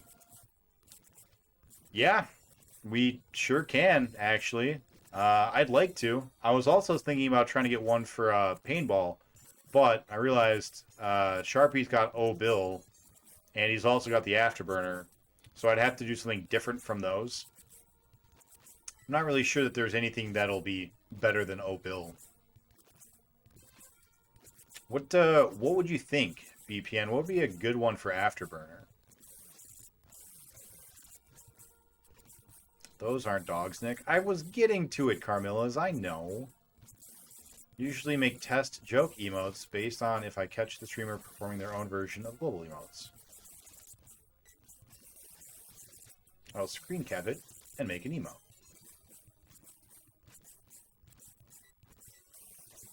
I think we've got a couple that are like that, or maybe those are just in the Discord. Yeah. Pain emote. Just the afterburner jet crashing and burning. I mean, that's fair. That's a pretty good one. Just the afterburner jet crashing and burning. Maybe with the word pain above it. I like that. I like that, Pumpkin Pie Man. I might talk to our artist Really K about doing that. Nick can't rage. I really don't rage too often. I think we need the pinball wizard from Discord. I could do that. Is that not one? I thought that was one.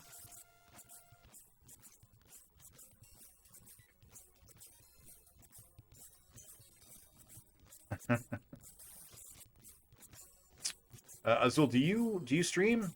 Did I not know that? Do I know that? I feel like I don't know that.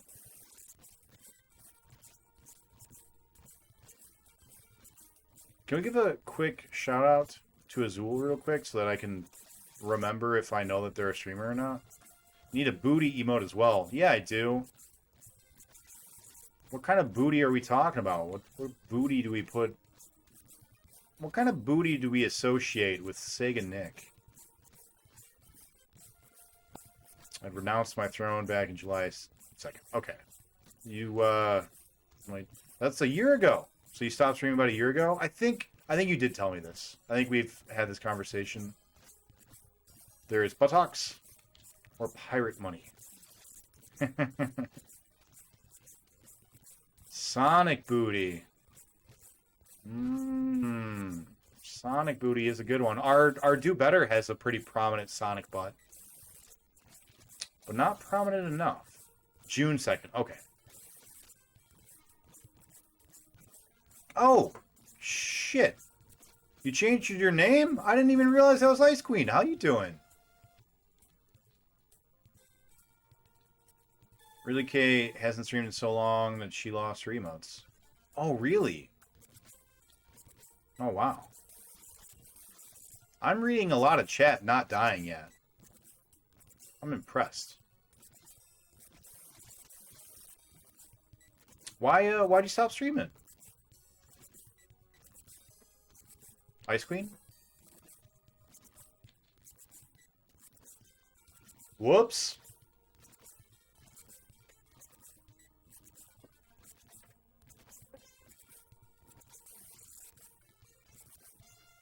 You didn't stop streaming? Oh, okay. I misunderstood what you were saying then. My bad.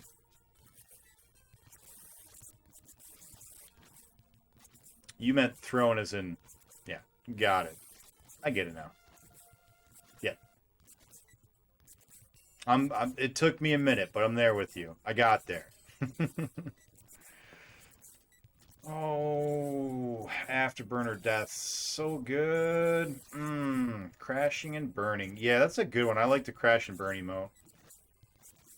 Hey, Nani, can I ask you to do me a favor? Can you send me a private message that has Sonic Booty, Afterburner, Crash and Burn, Nick Rage, or some other ones that we were talking about? Pinball Wizard. Because we got the Wizard one, but we don't have Pinball Wizard. It's slightly different.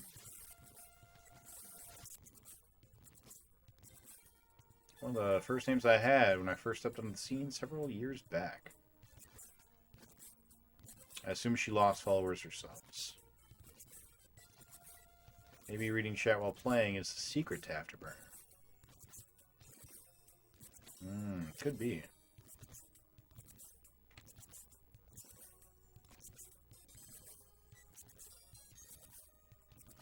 You, like, become so zen. You become one with the burner.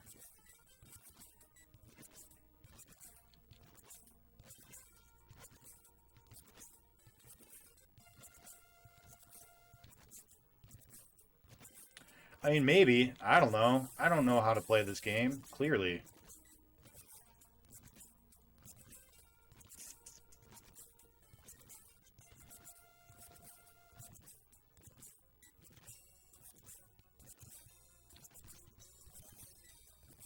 I'm so excited for Atari. I never thought I'd be so excited for Atari, guys, but I am so fucking excited for the Atari. I cannot wait to pop in some fucking Pac-Man, some goddamn Missile Command. Guys, Missile Command. Fucking greatest piece of art showcase on a video game ever. You can't beat Missile Command because no one wins in a nuclear war. Eventually, you all die. That's the whole point of Missile Command. Did you know that? Because if you didn't know that, now you do. That's not just crazy Nick talk. That's not just afterburner Nick talk. That's real. That is real. You can Google it. You can Wikipedia it. That's the truth. I know things sometimes. And that is a thing that I know. Fucking Missile Command, baby.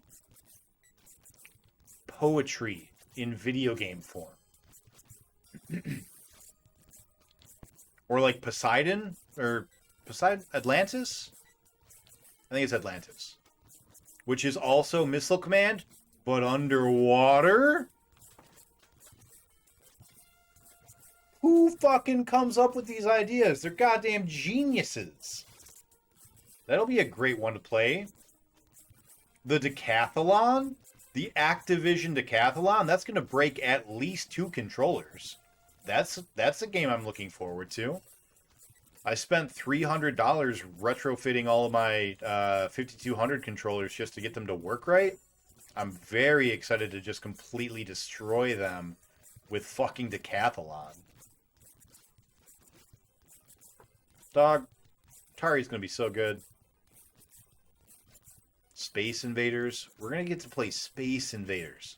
Burp, burp, burp, burp, burp, burp. And the little UFO comes and it's all like way louder and annoying. Galaga? Galaxian? The third one that is not just Galaga 3 for some reason? Or Galaxian 3? Here we go. We're done. This is it. This is where we beat this. No, we didn't beat it. How do you mod your controllers? I just went and bought a new flex circuit. God damn it. Come on, bad guy. This is it. We're done. This part of the stream is over. We win right here. Let's go.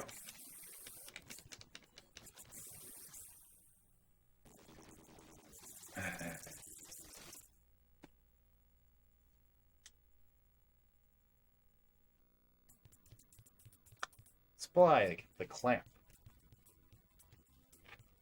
Oh, my poor controller's getting all scuffed up.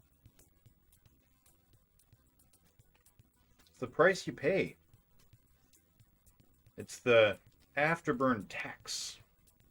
The toll on your soul in physical form.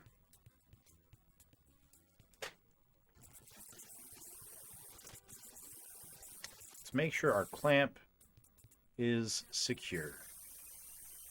Increase our deaths. Clamp looks good. Switch on over. Does Atari mean Pong? So is there Pong on Atari?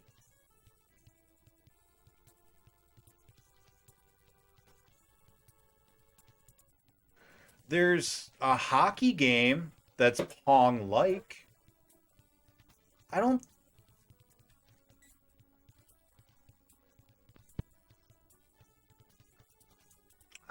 know. I don't think Pong is on the Atari.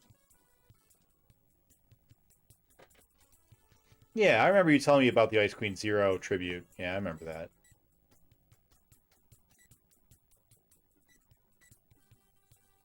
I can play some Atari just so you can reach your hand out and know that it's far away.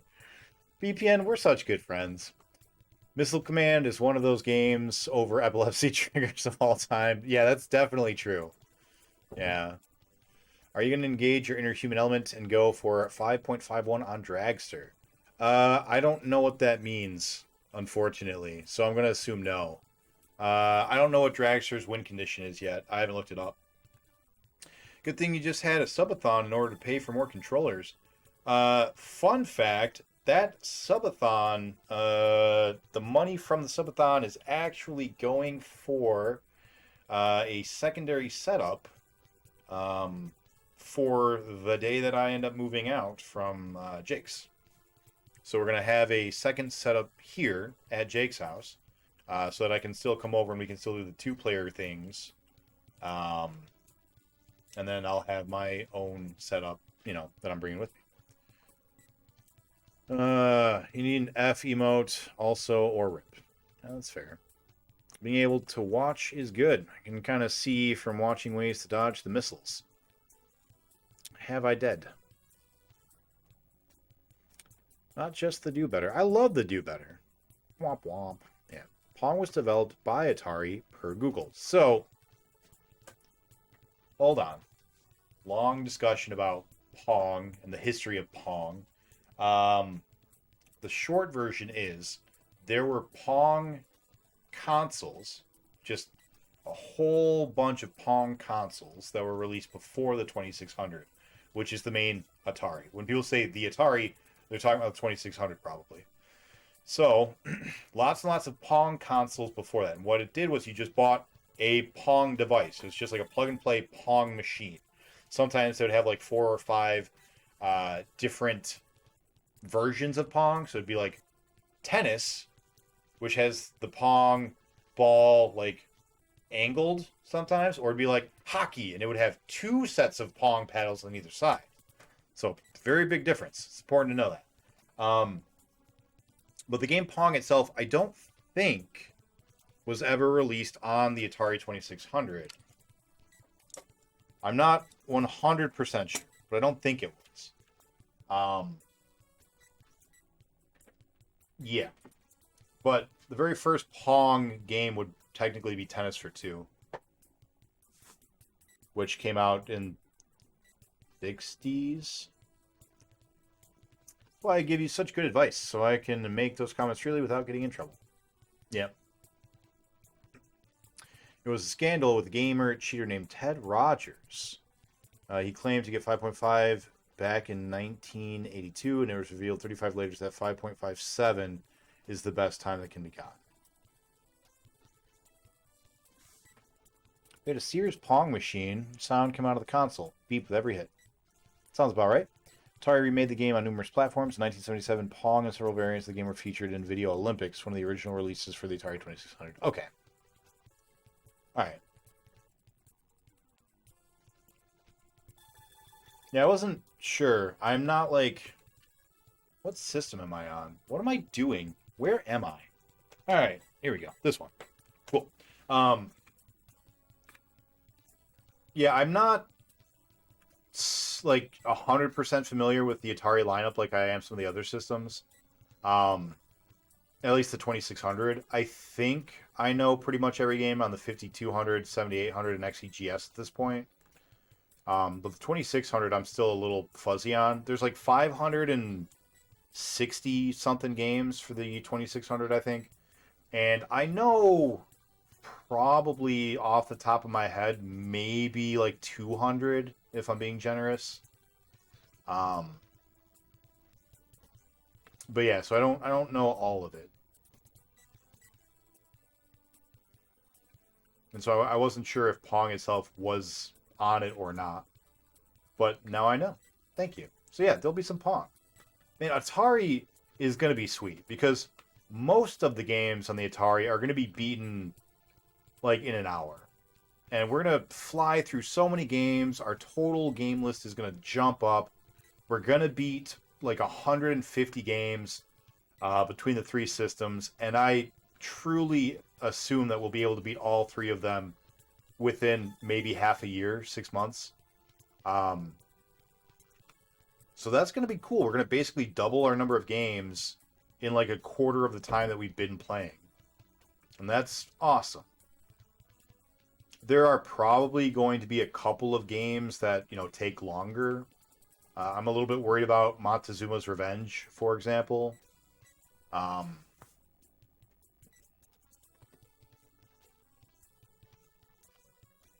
Yeah. I'm also worried about, like I said, Activision's Decathlon, because not only do I think that's going to be really, really hard to win, depending on what we make the win condition be, but it's going to destroy our controllers if we try to get, like... Okay, so the way Activision did stuff back in Atari days when they first came out, they would offer little patches. There would be a manual, like in the manual, in the book itself for the system, it would say, if you get a high score of X, send us a photo. Take a photo of your TV with that score, send us the photo, and we will send you an iron-on or a sew-on patch. And usually, they would have 3 different scores, right? You could get the bronze, silver, or gold patch based on getting score X, Y, or Z. The Decathlon scores seem really high. They seem really difficult to get. The gold is perfect. The gold is to get 100% perfect in the system, in the games. There are 10 games in it, and the way that you play basically all of them is you just jam the stick back and forth as fast as you can. Think like Mario Party 64 with the spinning bullshit, like how quickly that chewed through your controller. Imagine if the controller sucked more ass. That's what's going to happen with the 5200 version, at least. So, you have to get perfect to get the gold. I think you need to get like 95% to get the silver, and like 90% to get the bronze, or something like that. Something high. And the only people I've ever seen play it don't get anywhere near that. They get like the middle score of everything. They get like 50%. And yeah, I'm just worried because I've got, someone here in this house that can probably get that 100% if I let him. If I say, hey, just go fucking crazy. Jake is really, really good at that kind of, just rapid fire button pushes and stuff. But he will rip the controller right apart. Like, he will destroy it if I ask him to do that. So, I don't know. I gotta figure out something with that game in particular. Technically, there is no win condition for the game. Technically, it's just complete all of the events. Beat your friend. Hooray, you did it. But it does have a high score in it that says, get this high score. And for every other game, that's what I have right now for the win condition. So I feel like I'm going to have to just bite the bullet and be like, yep, that's the win condition. Let's do it. And just recognize that it's going to have to be the last game we play. Because it will destroy the controller.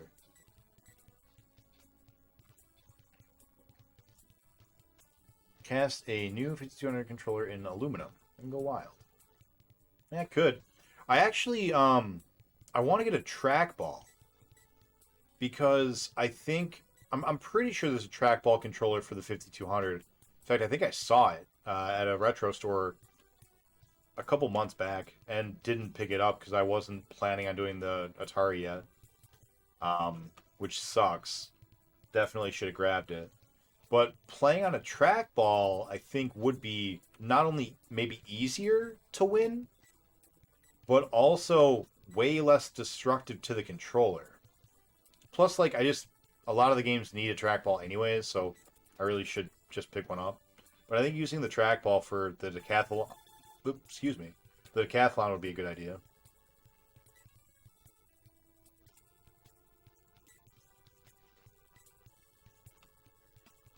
Get 5200 to 2800 adapter, 2600 adapter. Use the steel Wicco. I haven't been able to find any for sale. I haven't looked recently, but I did previously, and I didn't see any for sale at the time. Well, that's a good idea.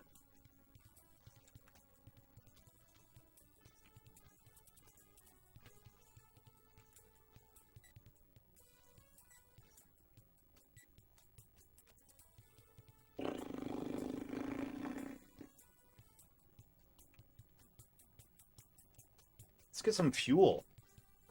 Yeah, you like fuel, don't you, ship? Yeah, you like that. You like getting fueled. I googled Montezuma's Revenge. Apparently it's not just a game. Tell me more. Tell me more. I have no idea what else it is.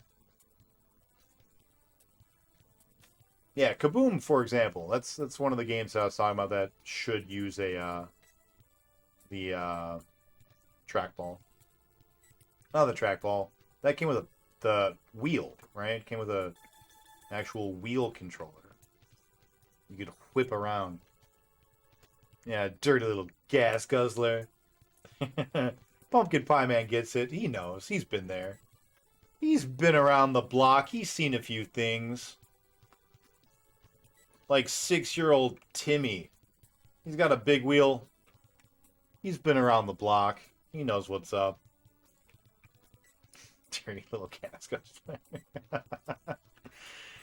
That's why you don't drink Mexican water in Mexico. Yeah. Now, in Montezuma's Revenge, uncountable, humorous, euphemistic, diarrhea experienced by tourists after drinking water. Okay, yeah, got it. Interesting. Did not know that. Good to know. Good to know. I went to Mexico. October, right before COVID hit. Took a little cruise down to Mexico. And yeah, man, you know, I'm aware that there are a lot of stupid racist people in the United States. And around the world, but focusing on the home front here because that's what I know. And so I always heard all these stories about how Mexico is just this giant shithole, and you never want to go there, and it's awful and bad and blah blah blah. And I was always like, no, no, no, you guys are just being stupid and ignorant. Have you ever even been there, you know? But turns out I'd never actually been there, so I went. And there were some nice places, but there was a lot, like a surprising, unreal amount of just like squalor and shacks and little shanty towns. And like, I was not, I had to eat some humble pie and be like, no, I get it. There are some people in some places that, yeah, absolutely don't, yeah, it's bad. Some places are bad places, you know? And I like, it was really weird. It's really humbling because I always assumed, oh, you know, it's just like the States, right? Like every place in the world is more or less the same, just with their own flavor of whatever. No, definitely learned a little bit, broadened my vision, my scope of the world a little bit. The developing world? Yeah, well, I was talking about Mexico specifically, but yeah, like, I recognize that, you know, developing nations are going to kind of be that stereotype, and I recognize that. But I always just thought people were just, you know, being ignorant and racist about, oh yeah, Mexico's like a third world nation. Like, no, it actually really is in a lot of parts of it. And that was very eye-opening to me.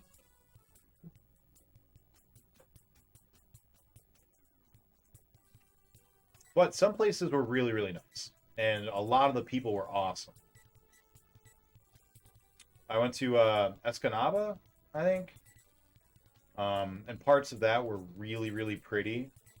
I saw a local winery. A lot of religious things that are there. I myself am not religious, but it was cool to like go and see it.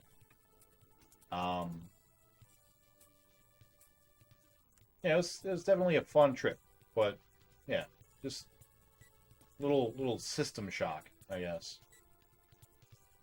I learned that I don't know what I'm talking about things that I don't know, and then talk about, you know?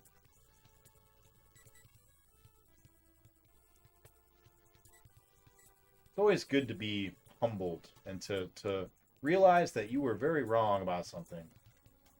All right, here we go. This is it. It wasn't it.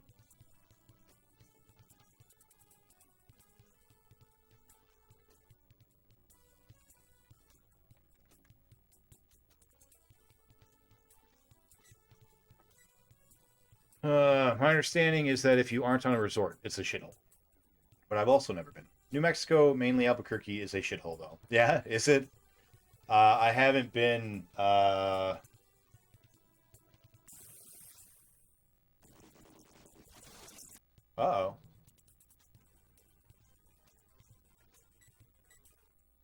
We are gonna have to work on this timing thing, because I keep getting that first death, and I should not be.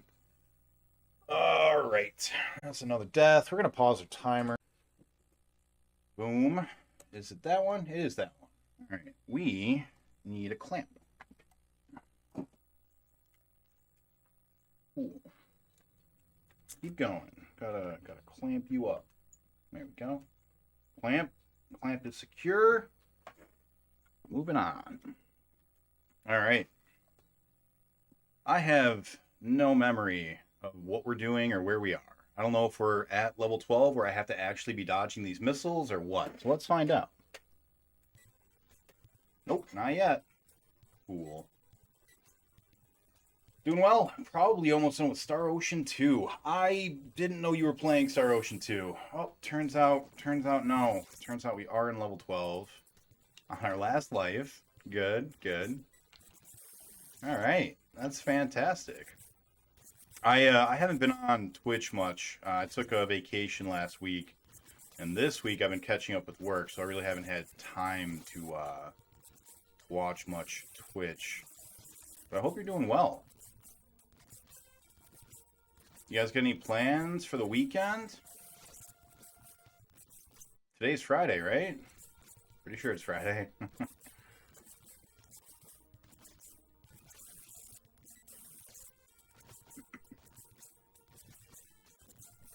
Pretty busy yourself. What did you have going on?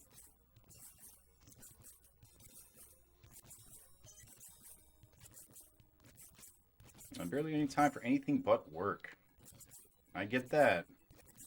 What kind of work do you do, Almasta? I am in the legal field, but I get to work from home, which is super convenient, super cool. I get to do my VODs, and you know, if no one's looking, I get to occasionally play like a video game and stuff when it's slow. So working from home has been great for me. I get to work on stream stuff too when I have, you know, downtime, but I haven't had a lot of downtime this week because I'm, you know, like I said, catching up from having been off last week. Oh, you're a dev? I was a project manager for 5 years for a dev team. So very, very familiar with that world.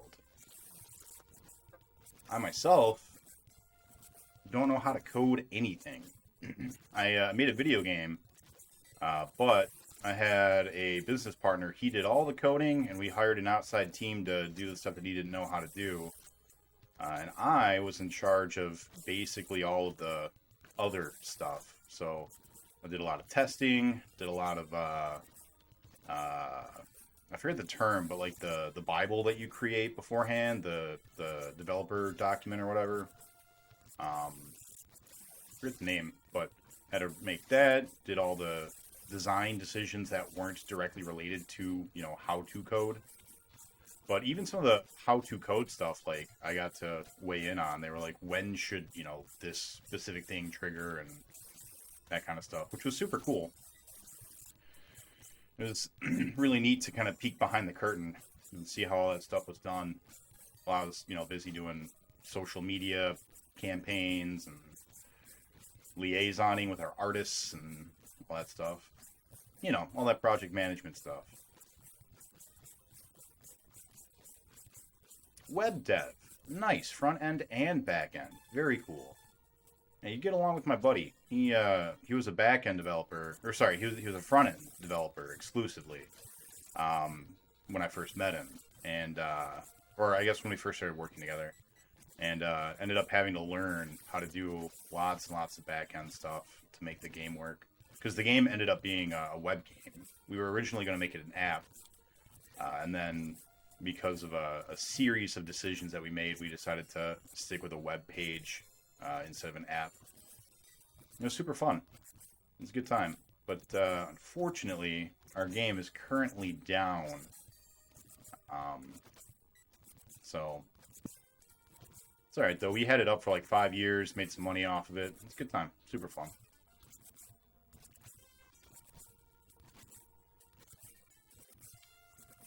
Super exciting once you know how it works. Yeah.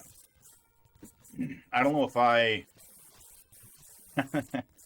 was about to say, I don't know if I have the patience to do it, but then I realized what I'm doing right now, and no, I could, I think, but yeah, I definitely respect developers. It's very detail-oriented, very specific, very skilled job that requires a lot of analytical and logical thinking, but also a lot of creativity, which is really cool. It's really interesting how so many yeah, saying that while playing Afterburner. Exactly, yeah. Yeah. Yeah, I think coding is fascinating just because it requires so many parts of the brain, you know, to work in tandem. Very few other jobs require that same type of attention to detail, analytical and logical functionality, plus, you know, the creativity to get around problems or come up with new solutions or, you know, what to code in the first place. It's a cool job. I imagine being a web dev, you probably get some pretty interesting clients. Probably get to get a little head start on some really neat, you know, new companies and that kind of stuff.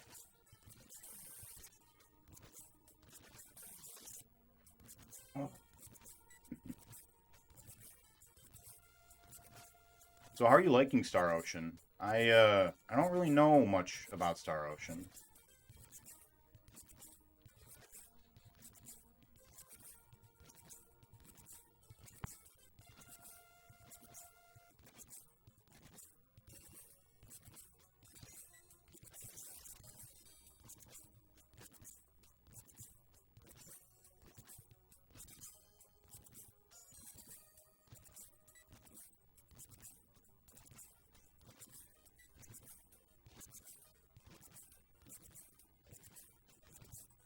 How about you, Breeze, if you're still around?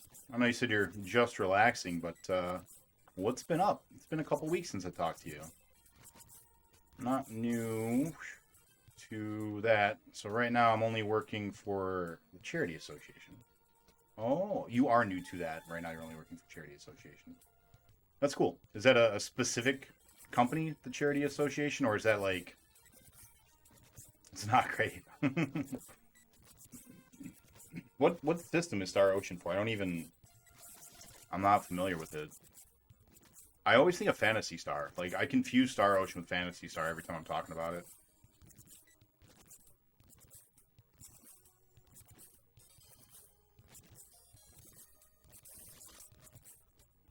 But you know, guys, I got a good feeling about tonight. I think we might actually beat this tonight. You know, it just feels like the time.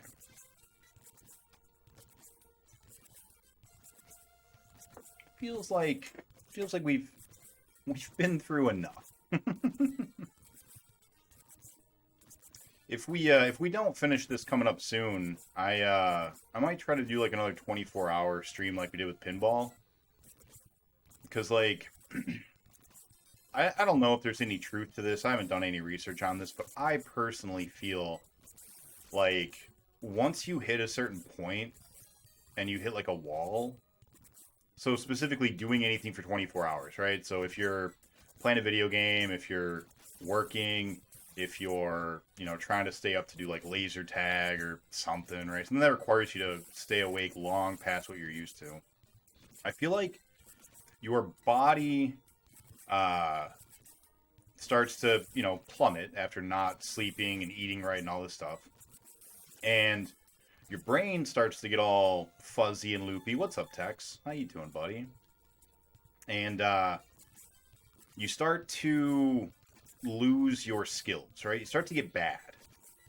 And you end up needing to kind of take a reset. You need to take a step back. You need to go get some sleep.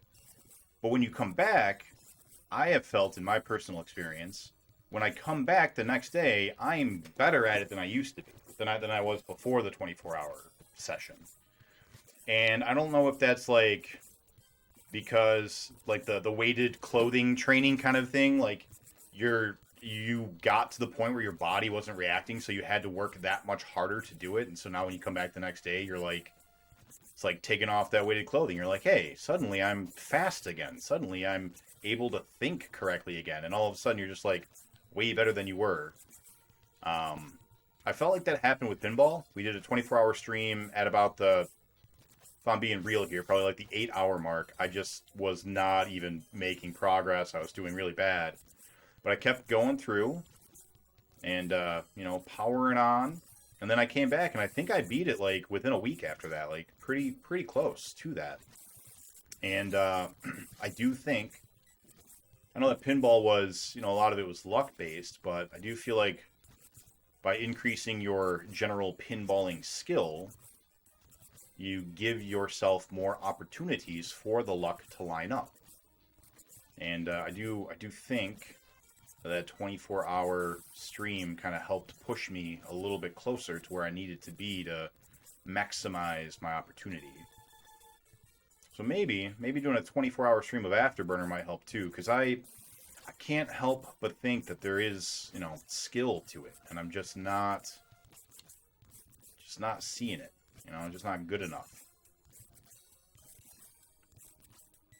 Don't get me wrong, still think it's bullshit, and I still think it's going to be like 95% luck. But I do think that we can increase our chances. Oh, not this run. All right, let's reapply our clamp.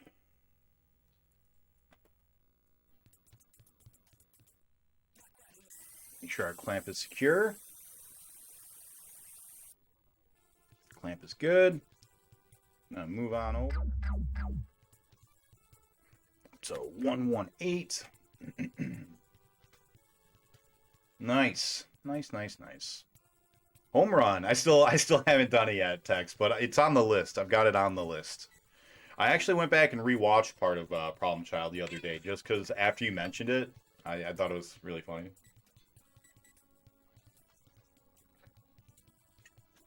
I showed my girlfriend the trailer, and she was unimpressed. But, yeah, we'll see.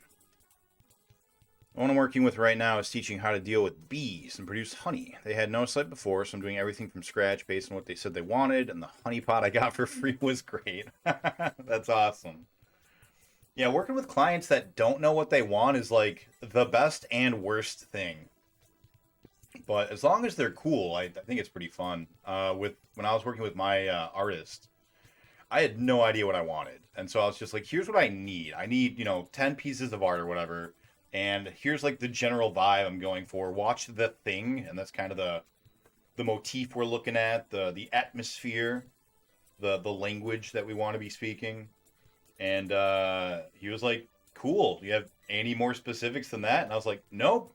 And he was like, okay, well, hopefully you like what I do. Otherwise, I'm going to charge you for, you know, all the extra stuff. And it was cool because he brought a bunch of stuff to the table that I hadn't even considered. Like a bunch of like inclusivity stuff that I hadn't even thought about. Yeah, so I imagine being a web developer, you have that same sort of freedom, but risk of, you know, yeah, I don't know what I want. All right, well, how about this? Nope, that's completely wrong. Well, I'm glad I just spent, you know, a week working on this for you. I won't search for a real job right now, though. I want to do a dev course next year to learn more, because right now my knowledge is far from perfect. So I'm only doing small projects for charity. That's really cool. And that's really cool that you're doing it all for charity. That's really nice of you.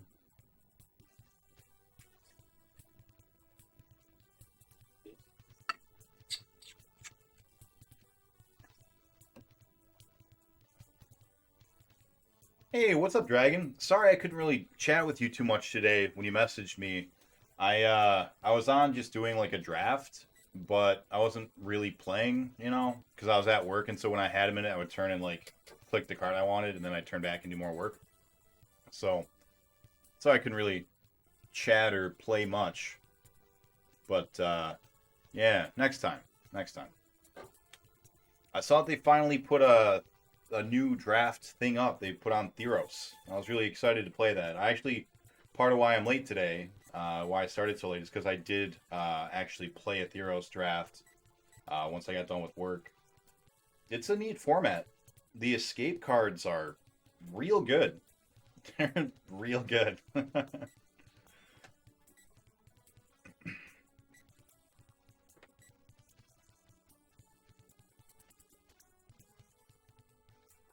Yeah. Oh, yeah, it was fun. It was a good time. I love starting up a new set and doing a couple of drafts with it before I know anything about it. It's my favorite part of Magic. Just being all like, all right, well, what's new? What's new with this set?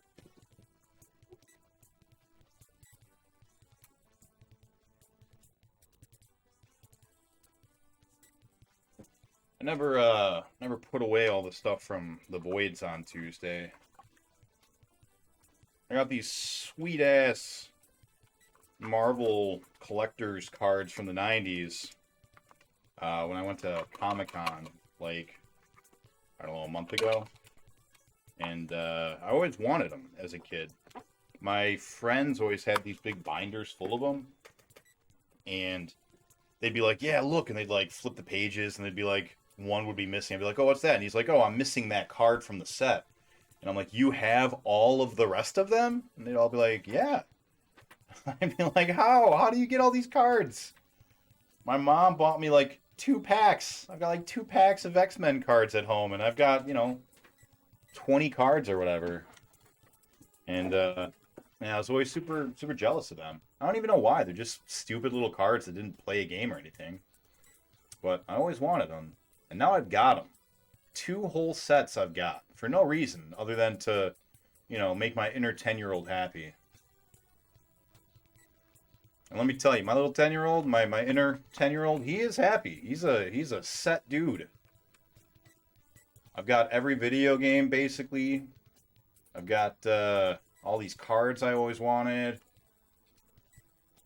I don't have a job streaming, playing video games, but, like, we're working to that. One day maybe we could go full-time.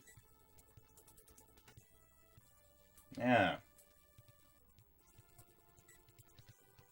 10-year-old Nick's a happy dude. I hope that you guys have taken some time to make your inner 10-year-olds happy too. I don't know if that's like psychologically happy to care about what you wanted when you were 10 years old or not, but I do. I like to try to live my life in a way that would impress and make my child self happy, Not grow up to be a lame ass dude in a suit that only cares about work. Well, maybe I picked that up from Van Wilder. I'm not sure. What's up, Willick? How you doing? Escape can become OP with the right setup. Are you double Afterburner? I am double Afterburner. Yeah, the old ones from the comics. That's right. Yeah. Yeah, Escape is strong. I did not appreciate how strong it was during that draft until I started playing it, and I was like, oh, you can just escape forever. Like, it's not a one and done. It's not, Unearth or whatever the other ones are. Like, you can escape over and over again as long as you've got the cards in your discard pile. That's strong. And there's the one Black Gorgon that just, like, is a sacrifice on a stick in a set that has, like, very little token making. Like, that's a good card. That's a really, really good card. And that card is an MVP. It's uncommon, so I don't know that you can always, guarantee to get it, but if you do, like, you should probably play black, because that card is very good.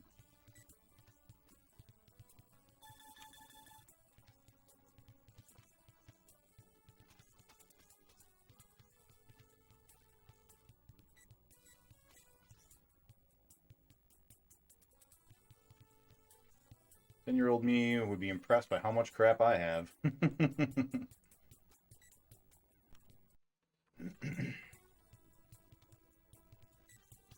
Yeah, I don't know. I think I had an epiphany one day. I was working for a company. It was a really, really big corporate, world-spanning company. I was project manager for them. You know, it was my first like real like project management corporate job. Like I had worked in corporations before, and I had you know real, but I'd always been kind of lucky. Worked my way in and like was super friendly with the boss, so it was like not one of them that I'm thinking of, which was super cool. Who hired me, he actually went to my alma mater. He was also at my college, and he saw that you know I was thinning at the time. He was bald, and I don't know. I think he saw a lot of me in him, and he had a kid who you know was really young at the time. The kid was really into you know kid stuff, and when he and I were talking, I mentioned like he mentioned he had a son and he was into some things, and I was like, oh, you should, you know, I think it was Smash Brothers. He was talking about his son being really into Smash Brothers. And he was just like, hey, you know, he's good enough that he's beaten me. And I was like, well, who does he play? And he told me, and I'm like, here's what you do. And I like told him how to beat his character. I think he was playing as Kirby. And I was like, here's how you beat Kirby. And I like told him, and he hired me. And later on, he was like, by the way, that stuff you told me about Smash Brothers totally worked. My son thinks I'm the coolest dude now. And I told him that, you know, I hired this guy who played in Smash Brothers tournaments, and he's all excited. He wants you to teach me so that I can teach him. And I was like, oh, you know, that's really cool. So he and I got to go and just like work in this back room on the secret project that we were working on. It was a storefront. We were doing an online storefront. This company didn't have a storefront at the time online. And so we were working with the development team, and I was in charge of like managing it. But it wasn't like a real job. Like it was a real job, but like it didn't feel like it. You know, I came in my first day in a suit and tie, and they all laughed at me. They're like, what are you doing? You going to a funeral? And I was just like, nope, just thought it was the appropriate wear. And he was just like, no. Maybe when you go talk to like the board, but not us. And I was just like, okay, thanks. Yeah. So anyways, point being, my next job, my first like real corporate job, they I realized that I was now Dr. Robotnik. I was bald by like year 2 of that job. I had started to gain weight from working at a desk job, because before I was really in shape. Like I did a lot of MMA. I did a lot of like physical jobs. I was in good shape. Like I was very, very skinny, and I wouldn't say that I was like ripped, but I would say that I was definitely like skinny and fairly muscular. So like defined, I guess. I don't know what the term is, but yeah. After a couple years of that other job, I was just like, no, I was getting all flabby. I'd lost my hair, and I was working at a company that made a bunch of machines, and you know probably was hurting the environment. And I was like, man, 10-year-old Nick would be so disappointed. I've become Dr. Robotnik. I used to want to be Sonic, you know? And I think it was that like day when I had that thought that I was like, I'm gonna go out of my way. I'm gonna start to try to make 10-year-old me, you know. Whoa, damn it, diagonals. As impressed with me as my boss's son was. I think we probably want to get around to pausing that guy so we don't miss it.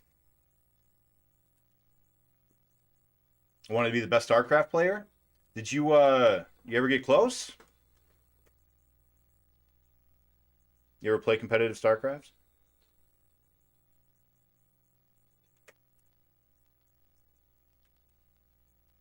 Damn it. Those diagonals, man.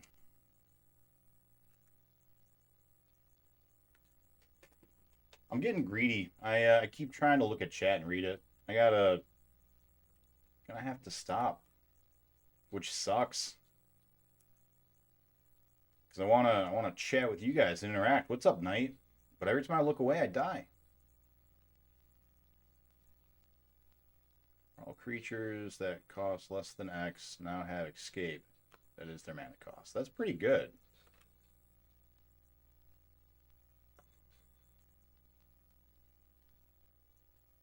Just realized 61 hours on Afterburner. Yeah, plus another half hour, so 62 hours, because we got to double whatever we played today, because I'm running 2 of them, so timer should be running at double speed, but I couldn't figure out how to make it do double speed, so I'm just adding it afterwards. So yeah, we're technically at 62 hours and 7 minutes right now. And tonight, I'm planning on putting in, hopefully, like 5 hours. So by the end of tonight, we'll be at like 70 hours. Because I'm doubling it all up.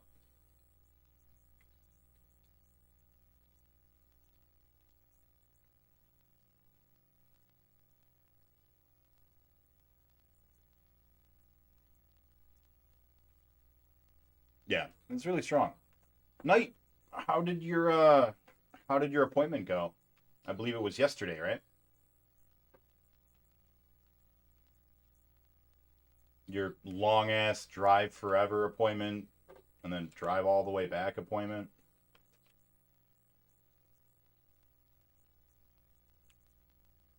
Hope you're doing well.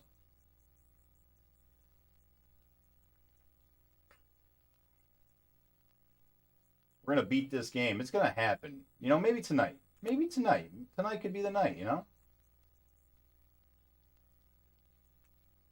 I finally watched Squid Games. That was pretty good. I definitely think it might have been a little overhyped. You know, it wasn't quite the mind-bending and super exciting experience I thought it was going to be, but it was really good. It was really good. I didn't get into it until like episode 5. Episode 5 was when I was like, all right, this is good. This is a good show. But I got some problems with it. Got some problems with it. I don't know if you guys have all seen Squid Games or plan on seeing it or have no interest in it, but I'm gonna talk a little bit about it. If you've seen it, you know, you can talk to me back. If you haven't seen it and you know, were thinking about seeing it, probably should. It's pretty good. For that purpose, until I can read chat and find out how many of you have or have not, you know, already watched it, I'll try to avoid some spoilers. There's a storyline in it that I'm gonna say is like an entirely separate storyline that goes on, and you kind of keep waiting for it to connect to the main plot, and then it never does. And I was like, what is this? Why is this in this movie? Well, that sucks. We haven't gotten to the boss on either of these runs. What a waste of our first hour. Alright, let's get our clamp in place. Make sure we are securely clamped. We good? We clamped? We clamped. Yeah, we clamped, baby. We clamped. What y'all know about the clamp?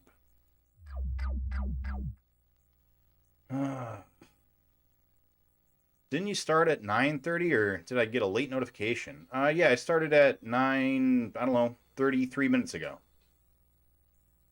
Surgery was scheduled for 3 weeks from Wednesday. What's up, some of all Nicks? How you doing? All right, let's get going. So yeah, I don't know if this is like, oh wow, good. Oh, level 9.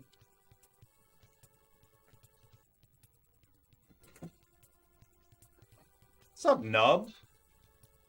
24 months. That's so many months. Alright, we gotta do a timer.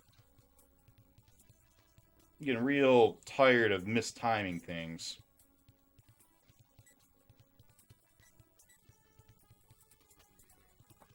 Alright.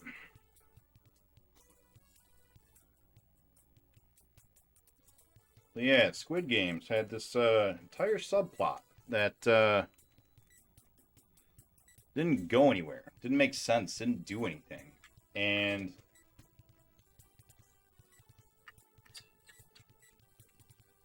different, you know, different cultures have a different language for their media, and I don't just mean like language as in literal, Korean or Japanese or whatever, but like they have a visual language and they have a storytelling language that doesn't always necessarily translate. Like as a for example, in a lot of Japanese media, when someone gets really, really horny, they get a nosebleed, right? That's not a thing in the States. Like that's not a language that we have here. And so when people first started seeing that in a lot of anime, it didn't make any sense. Well, once you've learned that, you're now cued into what that part of the language means. Think you're going to get 5 hours in? I'm going late. I took a little bit of a nap. I'm going to go late tonight. Don't have work tomorrow, so, Although I'm going to a giant bounce house tomorrow. Like the biggest of bounce houses. It's going to be super fun. It's like a bounce football field. But yeah, so I assume that in the Korean media landscape that there was something with that storyline, with that plot that I just don't know, that I like overlooked, that was lost in translation. And now I'm really curious, because like there's very clearly either something missing from the show or something missing from my understanding, and really want to know what that is. Whether that was just a unique thing by the creators of the show, or are we at level 12? I'm not paying any attention. God damn Afterburner. Because that's a level 12 landscape. No. Level 11. Okay, it's after this one. Cool. I gotta... Guys.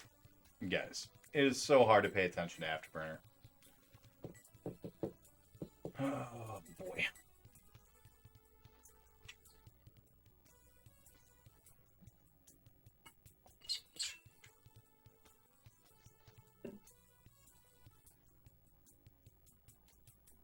But beyond that, Squid Games was pretty good. There was one moment where I felt an emotional reaction to the show, and that was when I was like, okay, this show's good. If it can make me feel something, it's a good show. Apparently, they're doing a live, like a real life version of it. And they're like accepting applicants as of like, I don't know, I think it's pretty new. I think it was only like a week or two ago. But yeah, sounds cool. Could be a fun time. I should look to see if they're still accepting applicants.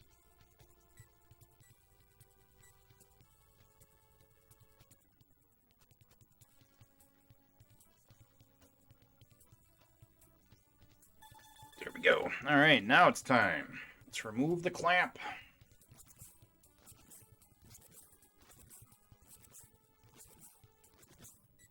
I also watched the new Stranger Things.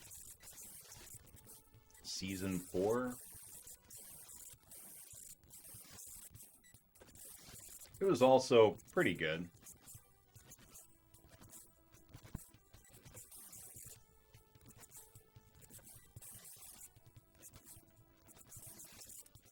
I haven't seen the new Miss Marvel yet, though.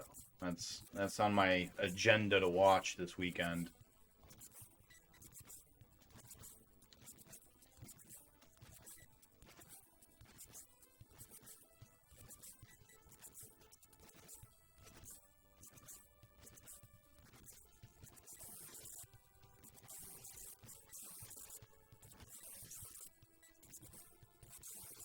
I don't have any interest in the character Miss Marvel at all.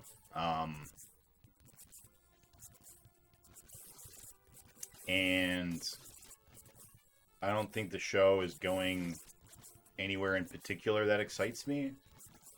But I really want to watch it, not just because, oh, it's Marvel, gotta watch all of it, but also the style of it It's really cool. It's very Scott Pilgrim versus the world. And I really, really like that aesthetic.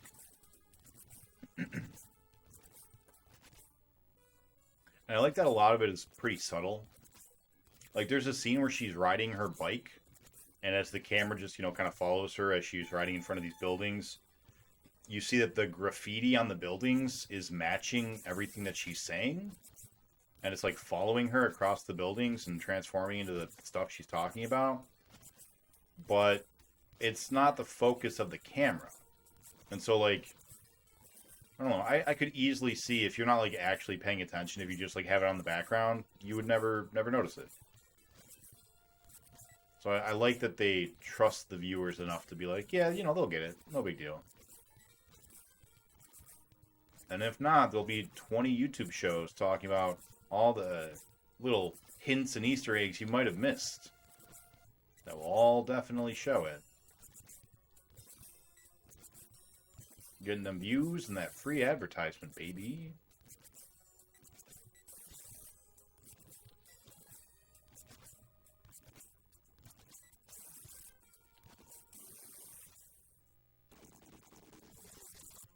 Oh boy.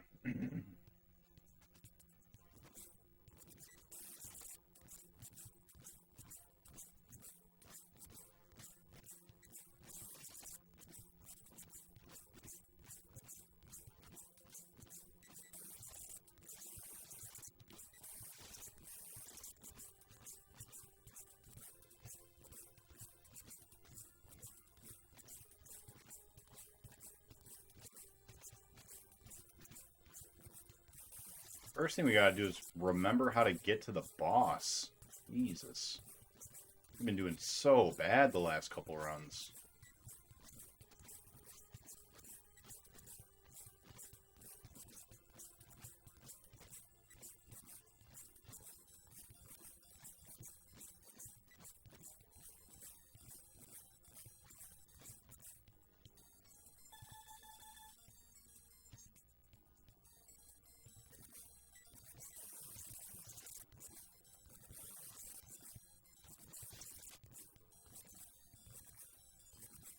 Some of all Nicks, if you're still around, what have you been up to, man? I haven't talked to you in a while.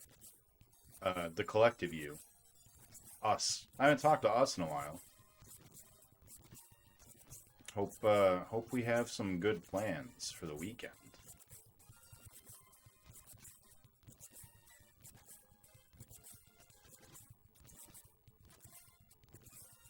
How about you, Willick? I know you said that you're lurking right now, but I see you gambling, going on heists, keeping that top spot, climbing ever so slowly further and further away from Naruto.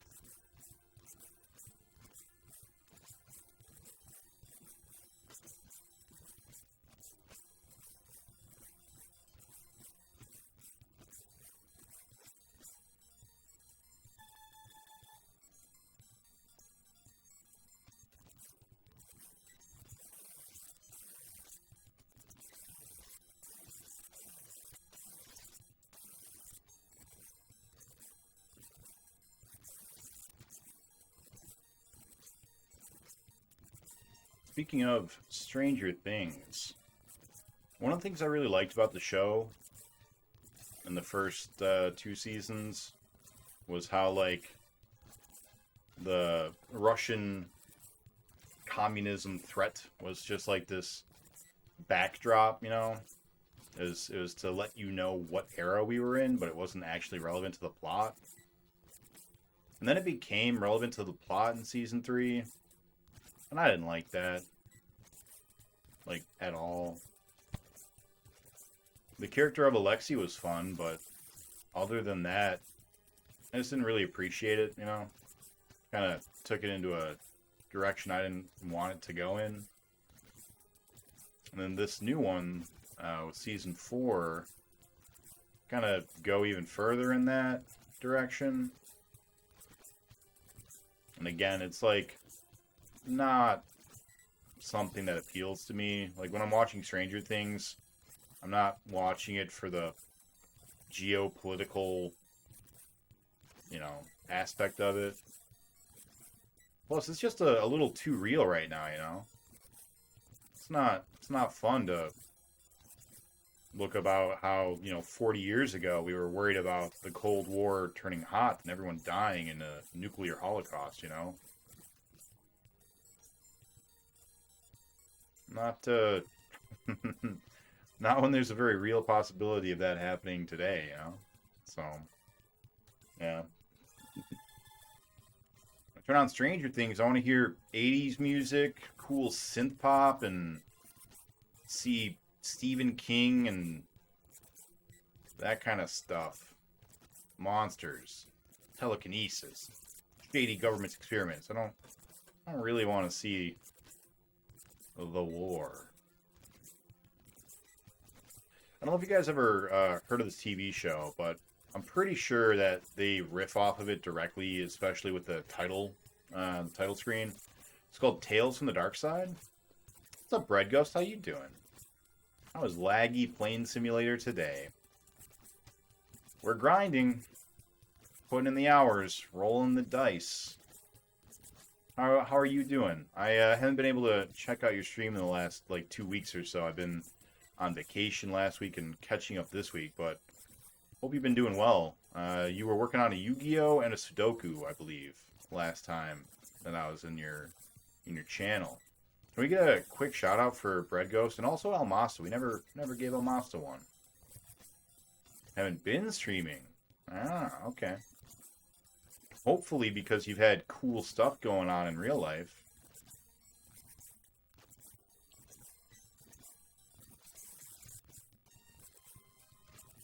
Always sucks when you can't stream and you'd like to. It's nice when you are doing something you'd rather be doing instead.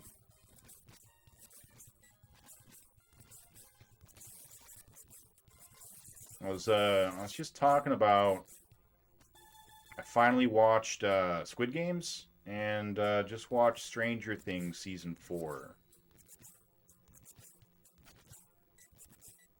Afterburner's been putting me in a little bit of a mood, so I wanted to kind of sit down and watch some shows, you know, just kind of veg out and relax.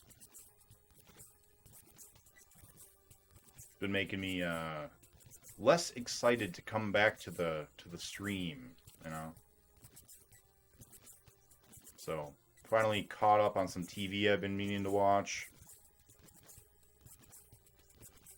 Real life's pretty boring, to be honest.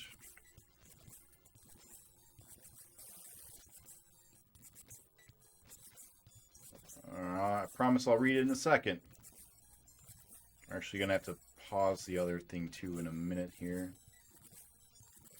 Shit, which one do we pause? I think the real one. Yeah, we paused the actual EverDrive. Or not EverDrive, the actual Master System. There we go. Cool. We can go ahead and pause our timer.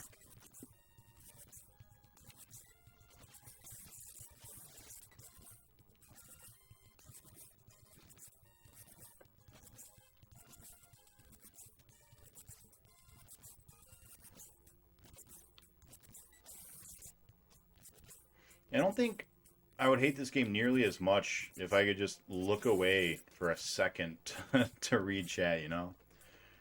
Yu-Gi-Oh! Is on hiatus. Moved to freeform stream schedule, not forcing anything. That's fair. I'm afraid to do that.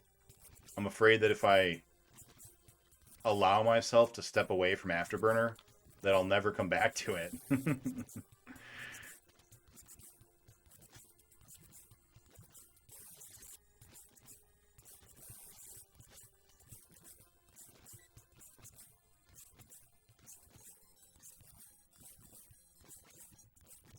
Learning how to give myself more time away from games.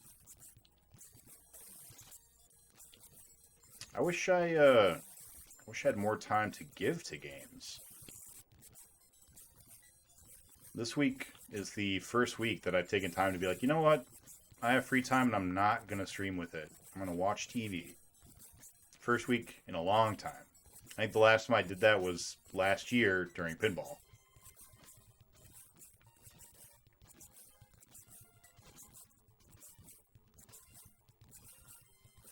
I was going really hard for about 3 weeks. Kind of burnt me a bit. Yeah, I get that. I don't know. I can't do that. I feel like I don't have the willpower to come back to it, you know? I know what horrors await. So as long as I just stick in the middle of it, you know, I don't give myself the opportunity to back out. But I'm glad that, you know, that you have a system that works for you. Because everyone's different.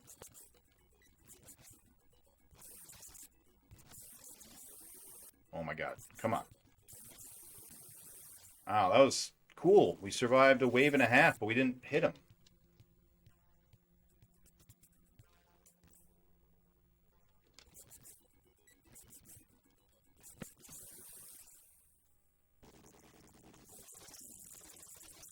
All right.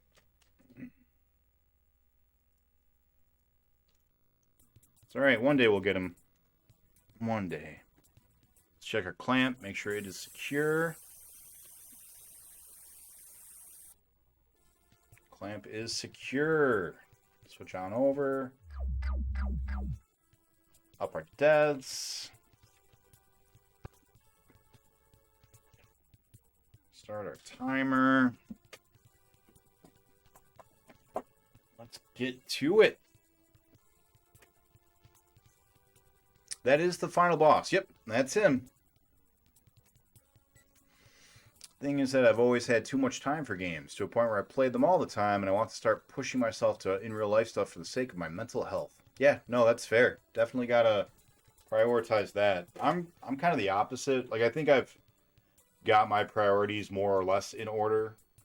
I stream when I have time carved out for it, and that's, you know, that's it. It's always, stream is always second to, you know, real life work or girlfriend or, you know, things that are in the IRL sphere. You also have way more fun when it's you and Jake playing. Let's just suck that away from you. That's true, BPN. Welcome on in, buddy. But if I've got mods around, can we get a shout out for BPN as well? We got 3 queued up, which I should have done when I switched systems, and I didn't. My bad. I'll give you guys a shout out here in a little bit. Once I'm done with this run. Yeah, that's very true, BPN. I have more fun playing video games with people. It's not as fun playing alone. For me.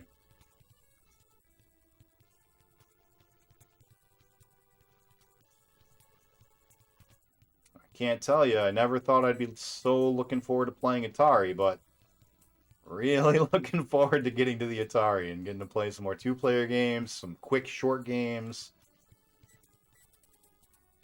simple, just kind of fun games, you know, low pressure. I'm really looking forward to it, and I don't know that I've ever looked forward to playing the Atari before.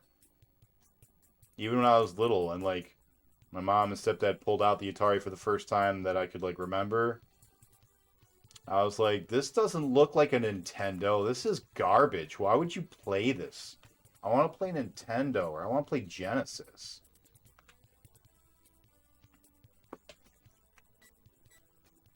In that weird spot of life where I'm in limbo between having graduated with masters and getting a first job.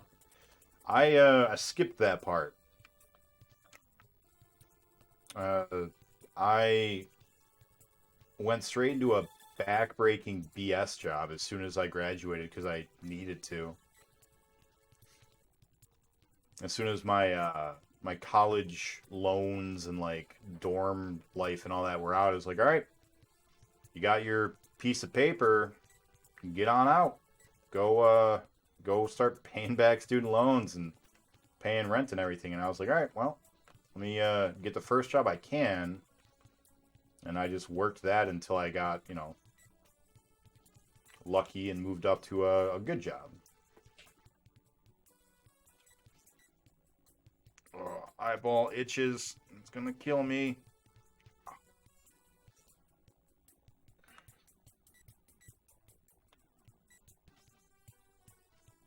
It's actually kind of funny. I graduated and I didn't really know what to do or where to go from there because my degree my degree did not necessarily lend itself to like an obvious career path. And a buddy of mine was like, "Hey, you know, while you're figuring it out, why don't you get a job with the company I'm working at?" And it was a hard job. You it's basically like an Amazon fulfillment warehouse kind of a thing, but it was not Amazon. And I had to run around for, you know, 8 hours a day pushing this giant heavy ass metal cart. It was like a wall with like 3 shelves on either side of it. And I would just be like in the middle pushing the central wall all around this factory warehouse place and just picking up everything. And like if you got lucky, it'd be like, oh, here's some screws, here's some cables, you know, here's a couple of electrical plating or connectors or whatever. But if you didn't get lucky, you'd end up in the back part of the warehouse where not only did you have to run all the way to the back, then you'd have to pick up, you know, 27 separate 10-foot long, 3-inch diameter pipes and like load them up onto this fucking cart. And then you'd have to like literally be like, oh, with the cart, like super hard to push with all of these fucking pipes hanging off of it all the way to the front. And then have him, like, you know, loaded onto the truck or whatever. And, yeah, that was my first job out of college that I can remember that, you know, that I had gotten. And, yeah, I was just doing that because they paid pretty good. And I was going to do that until I could find a job that was more apt to my skill set.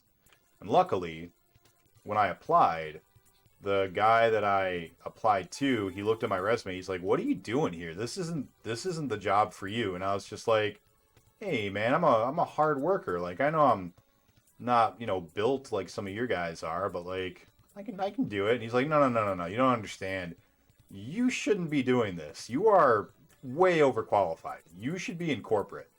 And I was like, "Well, you got any openings in corporate?" And he was like, I'm gonna pass it along." And I was like, all right, cool, thanks. And then that was the guy that I was talking about earlier who saw a bit of myself and a bit of his son in me and brought me on board and got me into my first real, like, corporate job, which then dovetailed into my first real career job where I realized I had become Dr. Robotnik. And that's basically my life story for the past, like, 10 years, guys. So, yeah, hi. Your turn. Someone else share your story. And I'll read it as soon as I am not playing Afterburner. Oh.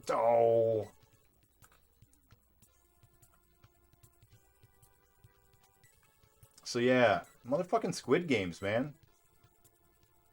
They, I think they announced a season 2, maybe? I don't remember, but they definitely announced a real life Squid Games. That'll be kind of fun to watch.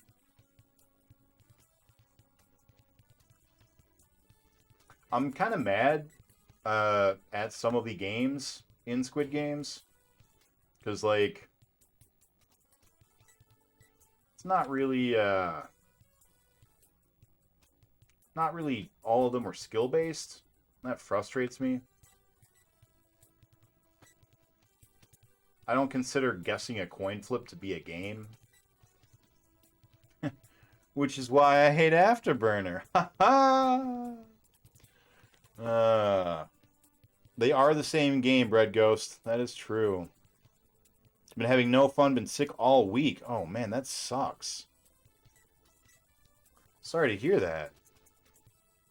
I know that you were feeling sick earlier, BPN. I was hoping you were feeling better. Yeah, Bread Ghost. I've got two Master System versions of Afterburner running right now. Damn it. One on the Master System, one on the Genesis. But yeah, it's the same game. Attempted to stream sports games since they don't require my voice much. God, I can't look away for a second. Can't look away.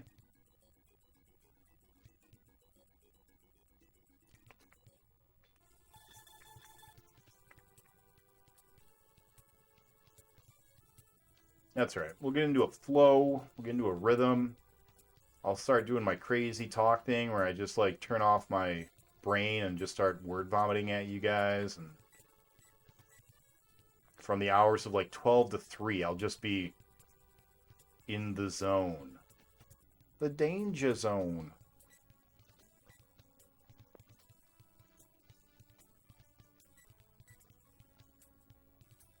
In school for 20 years. That is a long time to be in school. My first time not being in school. I worked one job for about 3 years.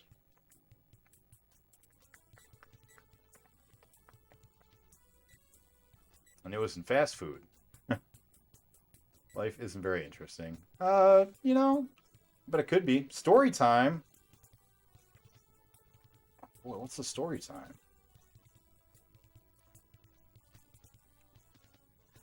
So it's not like there are two versions you have to be, you're just being efficient. One of your favorite memories, memorable moments in your life story. Oh boy. 3 months. 3 months. Gotcha. Yeah, trying to be efficient because, you know, as you can see, one of the games, you can just have it play itself for the first 11 levels. So I was doing 2 different games at once. I was doing Afterburner, and then while it was going through levels 1 through 11 on its own, I was playing other games and like beating them. And we beat, I don't know, probably like 6 or 7 or 8 games in the meantime while we were doing Afterburner. But I just want to beat Afterburner now, you know? So I just really want to focus on it and get it knocked out. This is going to be like pinball. It's just rolling dice, you know? Just got to get lucky. And, the more dice you throw, the more likely you are to finally get high enough to move on. I'm just trying to roll as many dice in as quick a time as possible and move forward.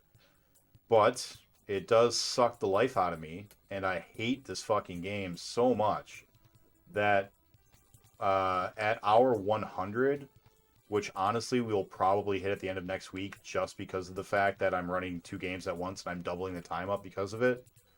Once we hit hour 100, I told Chad that I would consider either going back to 2-player Tuesdays and Thursdays with Jake and doing some Atari stuff to finally get started on that because I really want to. Or I got 3 Space Harriers that you guys have been voting on for me to play next, and maybe we'll do one as Afterburner and 1 Space Harrier, you know? We'll see. We'll see once we hit hour 100. See how I'm feeling. The best that we've done so far, I think it only happened once. I think there was only 1 run where we got 2 butt explosions. And you need 3 to kill him. If you get 3, you win. That's it. You just got to blow up 3 of his rockets. Or 3 of his launchers, rather. And we blew up 2 of them once. But I think it's only been 1 time.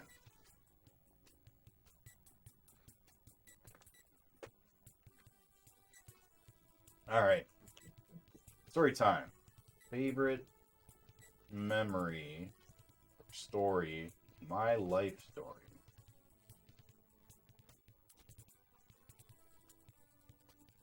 I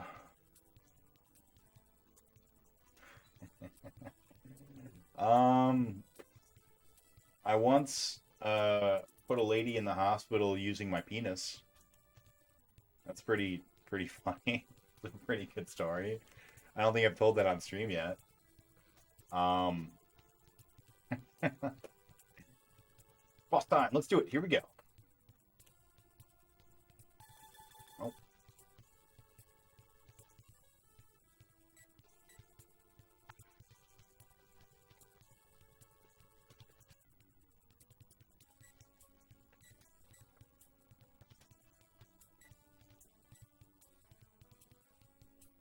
Did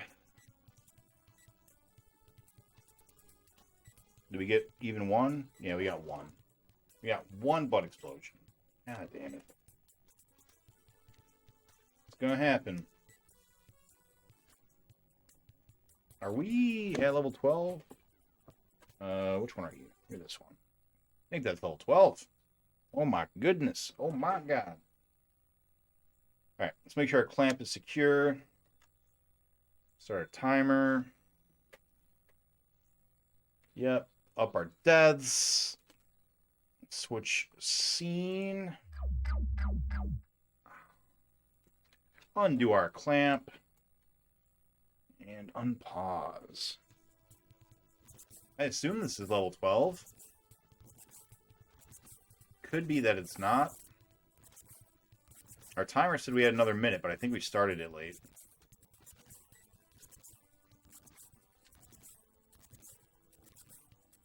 I have to keep this kind of efficiency in mind in case I run into something like this. It's a good idea. I did have the smart idea of doing 2 games at once, but it wasn't until Sharpie was like, yeah, by the way, you can run 2 copies of Afterburner at the same time, too. And I was just like, oh my god, I didn't even think of that. Didn't even think about doing 2 Afterburners at once. Yeah, that was, I don't know why, but it was like just a light bulb moment that I didn't even think about. And they're almost timed perfectly. Like, this run, if I am at level 12, should end immediately before I need to switch over to the other scene. So, or the other console. Damn it. I was too early.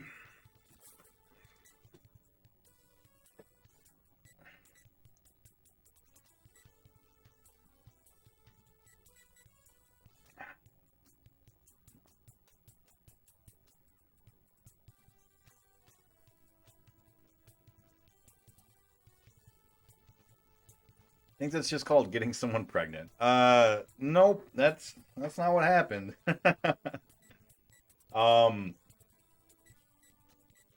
Yeah, so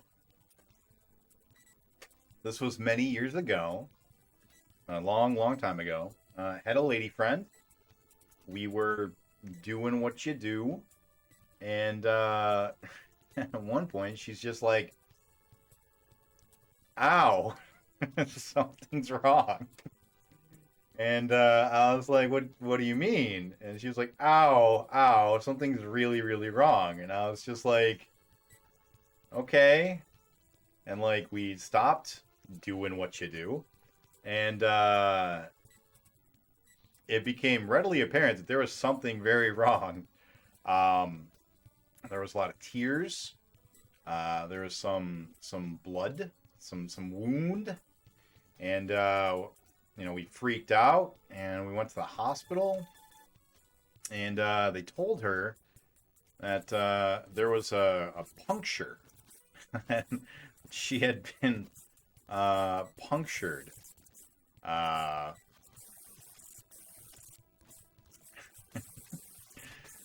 don't know if that was the word. I'm pretty sure that there was a medical word that they used, but there was some sort of rupture internally that had occurred during our intimate moments, and yeah, I don't know.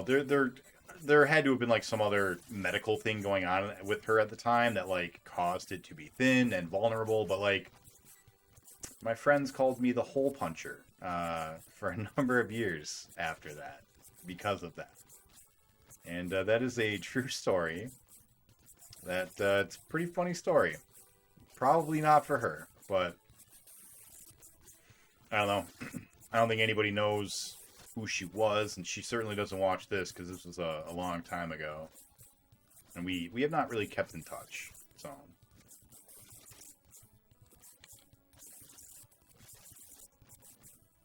yeah.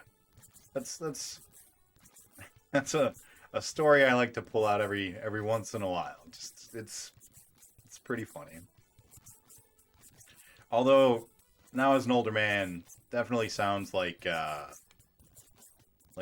grandstanding a bit maybe, which isn't my intention. I just think it's very funny that that can happen.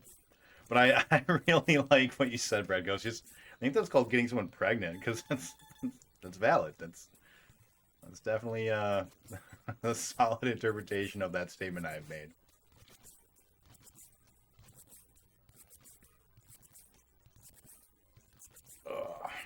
Although it's a good story time, Nub. I know you've already heard that story before, but he actually Nub tried to get me to tell it on story one time. He or on stream one time. He like brought it up. I think he called me a hole puncher or something, and then just looked at me and laughed, and waited for me to explain it. And I chose not to because I didn't want to tell that story on stream. But you know, Afterburner brings out the best in everyone. So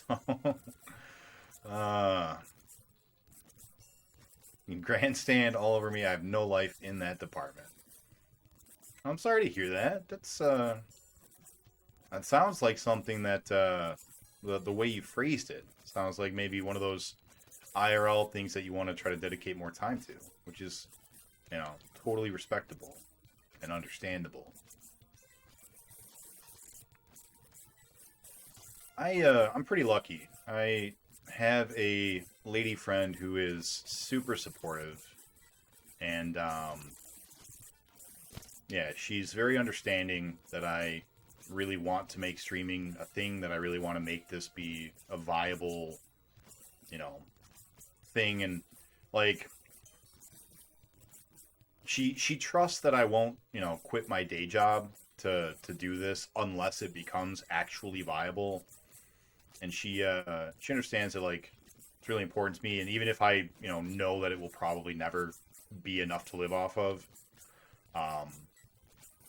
that it's still important to me to do the best that I can with it and complete the challenge I've set out for myself. So it's been I'm pretty lucky in that regard. Also, she's the type of person that loves to find weird things to do and plan them out and do all that. So she did all the hard work of like planning out all of the vacation stuff and finding this bounce castle city thing that we're going to tomorrow and all this other stuff. So I pretty lucky with that. Never go anywhere. That might be a motivator. No, I've been so closed off to dating life for many years up to this point. It's only recently I felt the urge to do something about that. Yeah, and you know, sometimes, you know, there's no like shame or like necessity to be actively involved in the dating world, but you know, when you feel like it's something you want to get into, then that's when you want to. Welcome back, Willick. During COVID, man, it was, you know, even if you wanted to get out, it was basically impossible. I went on maybe 2-3 Tinder dates during COVID. And it was the weirdest thing because, you know, it was back when, like, and I say back during COVID as if COVID's over, but, like, you know what I mean, when people were still taking it seriously. I would meet them and we'd both be wearing masks, and, like, I'm just like, well, you kind of look like your photo so far. I hope, you know, once that mask comes down that you still look, you know, like you did in your photos or whatever. And you sit there talking to someone for like 2-3 hours and never see their face. So you always included a meal. You're always like, yeah, we're going to go eat somewhere that's open during the pandemic so that I can at least see you take off your mask. Yeah, dating during COVID was weird. Maybe I should say during the lockdowns. It's probably a better way to phrase it.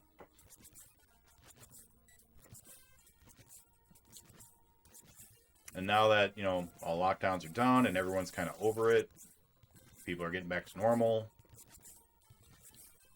Now is the time if you decided you wanted to try to get back into it.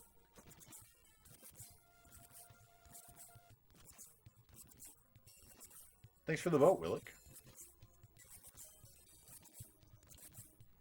But yeah, trying to date outside of school, like once you graduated college, I don't know, man. It's weird. It's a weird place. I'm super thankful for things like Tinder because I wouldn't have known how to meet anybody. Everyone that I've like, every potential love interest that I've talked to since graduation were all people I met through friends from school or like that I had already met during school or Tinder.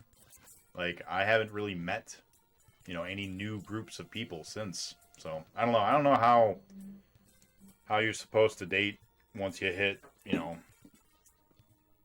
26 or whenever people are graduating college, 24, however long it took you to get your master's degree. So good luck. Good luck.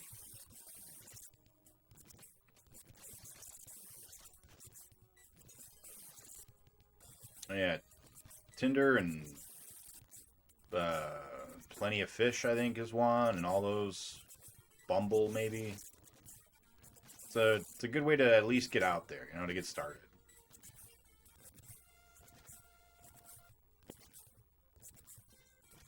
And if things don't work, maybe you can at least make a new friend. I met some people that, we went on Tinder dates or whatever, and it didn't really work out. But I was like, you're still cool. Like, even though I'm not interested, I'd like to be your friend. And, like, we're friends,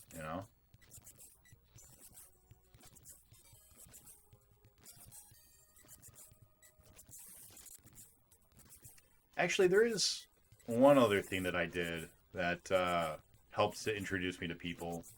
I used to do a board game night every week, and like it started off just me and a couple of friends, like me and 3 or 4 friends, like sitting down and playing, Resistance or the Marvel deck building game Legendary or stuff like that, kind of like in-depth games or fucking Imperial Assault. Oh wow, we're dropping some frames.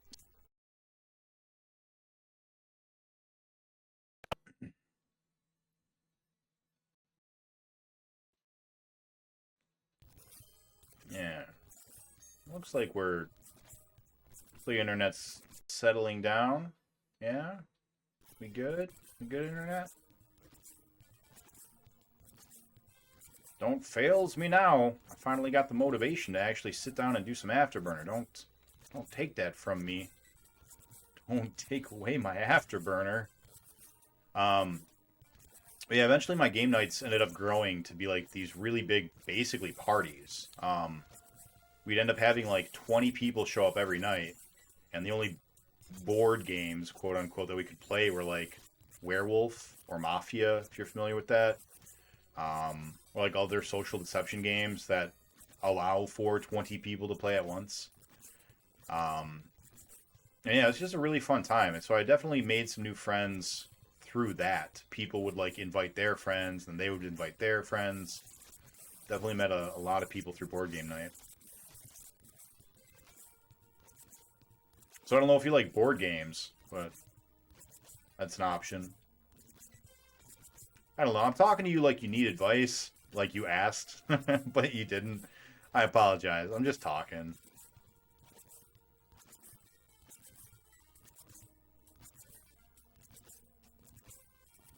Give me something to talk about I haven't talked about on stream, I don't think, so. Thanks for the votes, guys. Space Harrier 3D. Trying to make me play another nightmare game right after Afterburner, huh? Good friends. Good friends. Like,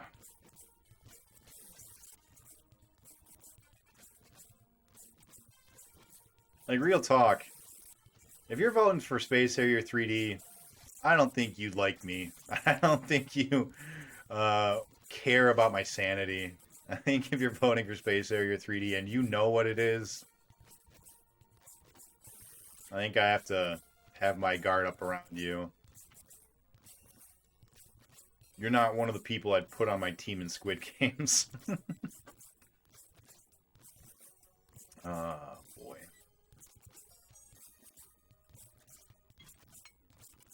That is my alarm, letting me know that it is just about time to switch over.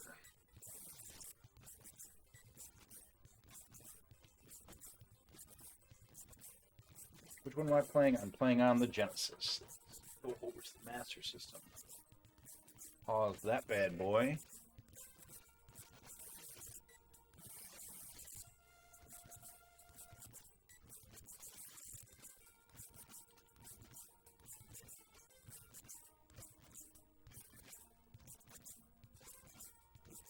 All right. Where's that boss? Here we go.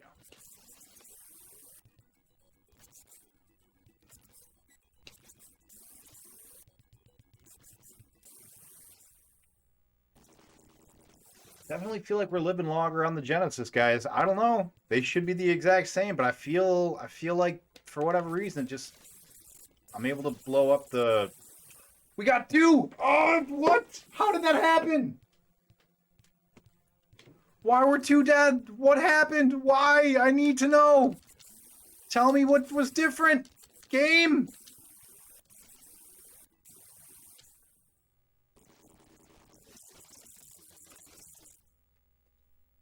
Oh. What was different? All right, what time? It's 1:21. After tonight, I'm going to go and I'm going to study that. I'm going to figure out exactly what happened because 2 of them just blew up right in the beginning. Did you saw it, right? You saw it? I saw it. Did you see it? 2 of them. Just 2 of them just blew up right in the beginning. Right in the start. Oh boy, that's exciting. That's really exciting. Guys, I'm kind of excited now. That's the first time we've blown up 2 of them in days. Awesome. Making progress. All right. All right. We're gonna do this. This is gonna happen. All right. Let's make sure our clamp is secure. I saw something, but I have no idea what I'm looking at. That's fair. All right. Clamp looks good. Yeah, if you don't know what you're looking at, it doesn't even mean anything. It's just colors and shapes. A chain on plenty of fish. Yeah, that's one of them. That's one of them. That's one of them. All right, restart our timer. Let me catch up here real quick. I've always been apprehensive about dating apps too, but I've thought about that option, and I'm sure if I asked friends, they would wingman/woman for me, but this is like super preliminary thoughts. Kind of feel obligated to get a stable footing first. Whatever makes you comfortable. I promise you, though, there are going to be a lot of people that just, oh, you just graduated with a master's degree? Yeah, let me hop on board now. Like, I hate to make it sound like that, but there are going to be plenty of people who are like, I get it. You're not stable yet. Understood. You just got your master's. That's fine. It's not going to be a deal breaker, you know? So, if that's an insecurity thing, don't let it be. I appreciate advice. Super noob at this actually meeting people thing. Yeah, if you ever if you want to actually talk about it ever, let me know. I I have a lot of experience. All right. Gave up your sanity when you signed up for this challenge. Yep. Yep. It makes you feel better. Sharpie said 2 or 3 streams after he switched to double afterburner, he won. That's good to know. All right. This TV. There we go. All right. Well, we've still got, how many hours have we been playing today? Hour and a half, so 3 hours. So we're at 65 and a half hours. I've only got 15 more hours before I get to where Sharpie was.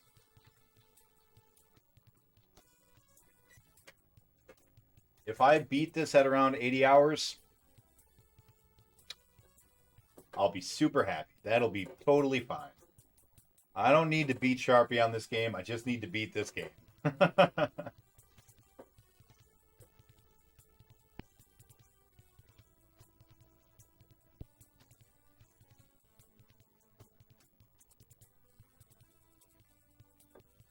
And it's really interesting, like, putting the double timer on there, it kind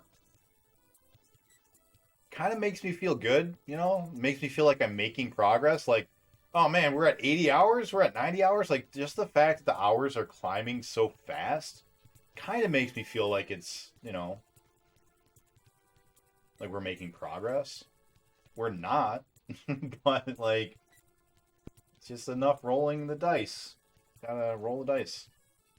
How long did this take Sharpie? I think it took him 78 hours and some minutes.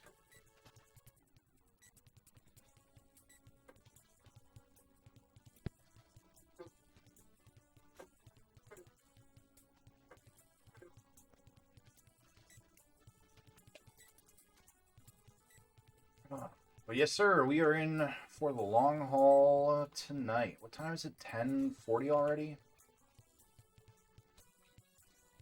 I think we'll take a quick break after this run. And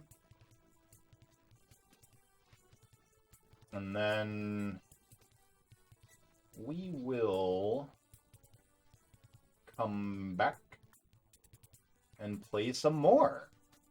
Right? What a surprise.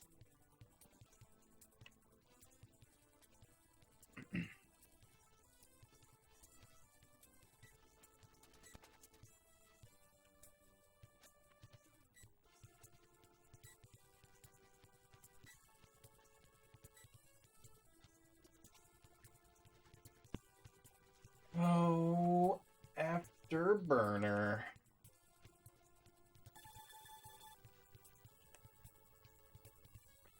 I feel like it's kind of funny. I feel like almost every one of us challengers right now,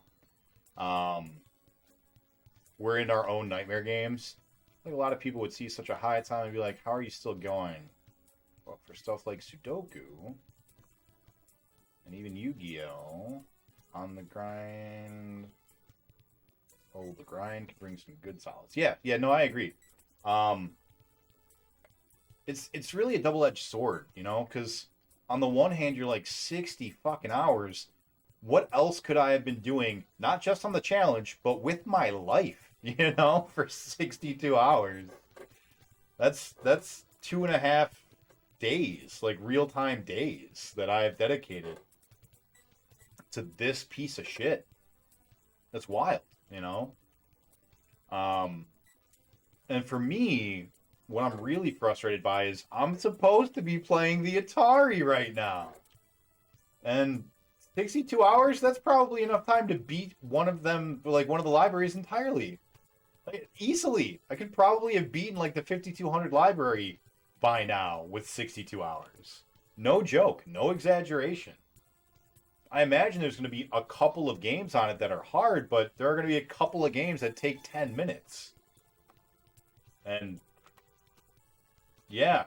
So like, but on the other hand, just like being like, yeah, 100 hours, we got to be close to the end, you know? And when you finally do, you're just like, yeah, I fucking did it. I did it, you know? Like with pinball, I can't tell you, every time someone brings up pinball now, I get a little bit of a smile, and I'm just like, yeah, I fucking did it, man. I beat that game. I sat down, I dedicated literally an entire week's worth of my life to that game. And I fucking did it.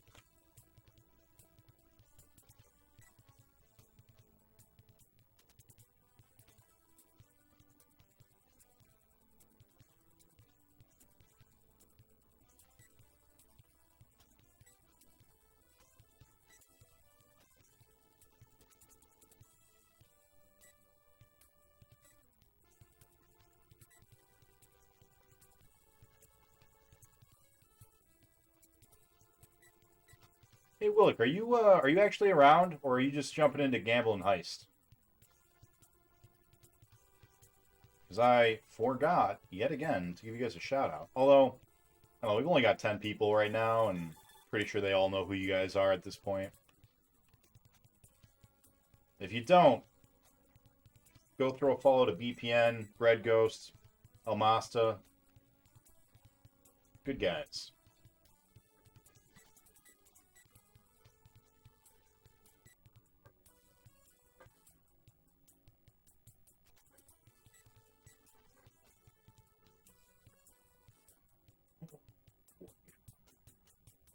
finally updated my Facebook profile picture for the first time in like a decade. No joke. More than a decade, actually. I think it was like 2009. I got what I thought was a pretty good photo taken of me. I was still in college. And I set that as my profile picture, and I literally have never changed it. And I finally changed it this week. Hey, welcome on in, Naruto. Thank you for the sub, buddy.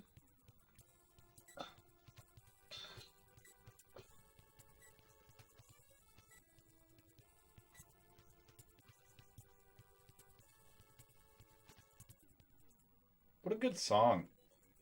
Speaking of which, have you guys played the new Turtles game? Came out today. Or yesterday. What day is it? Where am I? Yeah, Shredder's Revenge.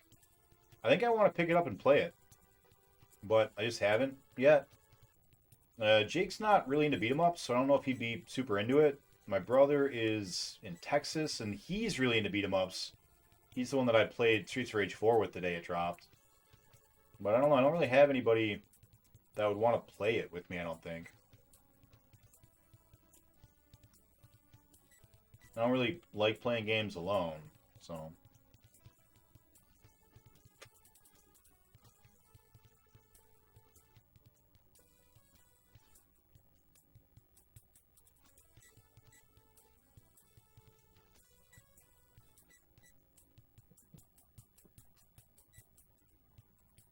Sometimes when the cats get scared or whatever and they go running across the roof upstairs, it sounds like galloping horses. It's the weirdest thing. Let's go ahead and clamp in so I can read. Alright. You will be done with it and be like, that didn't take very long. Oh no, I won't think that. This is one of the longest games I've ever played. Oh, thanks, Naruto. Giving out a gift sub to take that extra vote. I know you're doing it for your voting, but I still appreciate it. Thank you.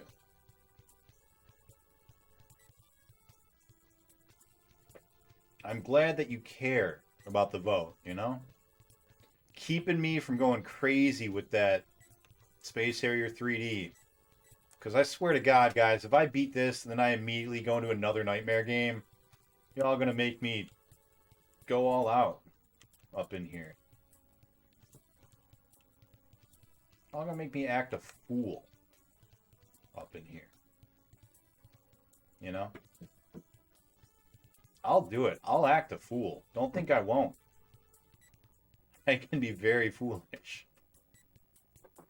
Oh, God. Bless Afterburner. Naruto, what are you up to? What do you got going on this weekend? Also, if you would you be willing to give the Bread Ghost a quick shout out real fast? I mentioned it earlier and then I forgot to.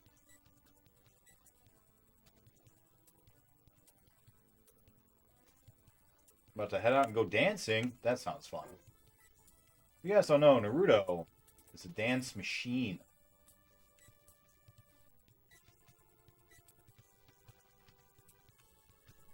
Easy. Thanks, man. Hope you have a good time, dude. How's your foot? All better? Like, I know that you're not wearing the boot anymore. Not the boot. I know that you said like your knee was feeling all better, but just want to make sure that it's, you know, it's good. It was Willick who had a boot, but you had a knee problem like 3 weeks ago. So I assume if you're going out dancing, you're like 100% again. More like a dancing husk.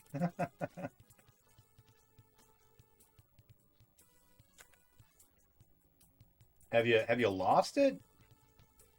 Have you lost your dance moves?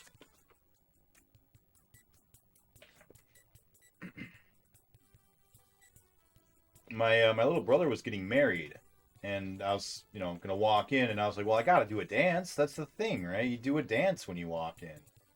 So I asked Naruto for some advice. I'm like, can you help me out? Can you tell me what kind of dances I should be doing for, someone who doesn't know how to dance?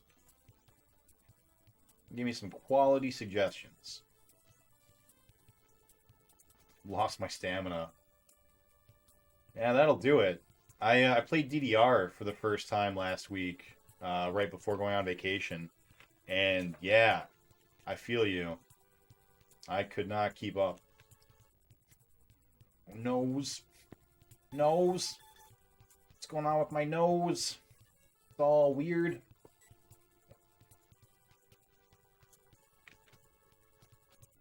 Now, damn you, Sega Master System, why don't you just have a pause on your controller?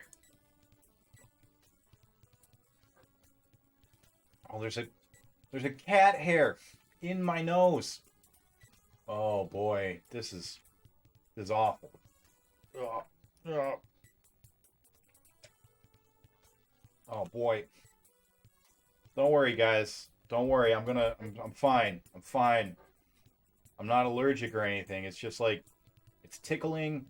I keep wanting to sneeze. It's making my whole body freak out.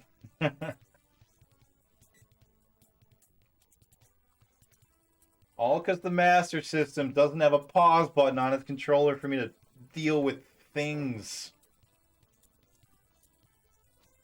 The pause button's on the system, and if I turn away to try to find the button on the system, then I'll blow up. And the system is so stupid. Its reset button is identical to the pause button, and they're right next to each other. So I can't just like blindly move my fingers over and find it. Like I gotta actually look. Elmasta knows about that. He knows the pain. And he warned me. He warned me about it too. He was like, Yep. Don't blow up. Stop, phone. Thank you, phone.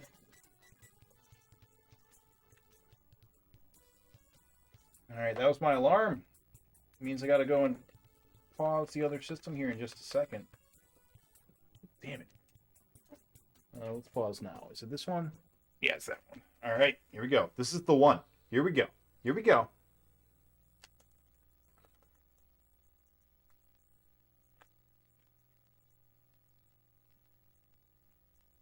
All right, this is the one. This is the one. Here we go. Here we go.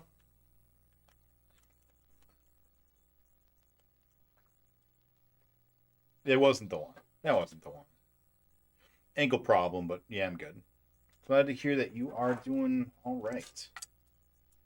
All right. We are going to take a quick break. It's 11 o'clock. I know we've only been going for an hour and a half, but it is late.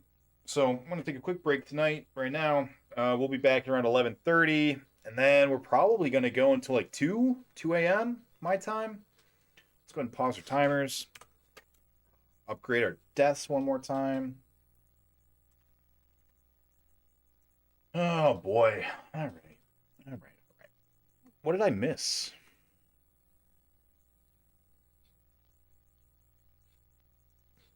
Eight more pinball games? I don't actually mind pinball games. I think pinball's fine. I haven't played a new video game since the second to last new Pokemon game.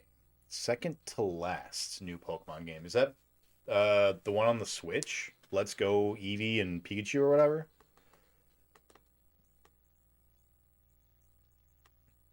He can't buy a bucket. Yeah, I could not buy a bucket. Dogs 2. Is that like the Nintendogs? Body is made of glass. Heals quick. Brilliant Diamond and Shining Pearl. I don't even fucking... Is that real? You could lie to me right now and I'd believe you. I haven't played a Pokemon game since Pokemon Yellow. And Pokemon Go, I guess. Alright. Yeah, it is almost exactly 11 my time, so we're going to come back at 11:15. Alright, and what were we doing? We needed to get this one back going, so let's go ahead and start timers. Make sure our clamp is secure. Clamp looks good. We'll start our timer on our phone.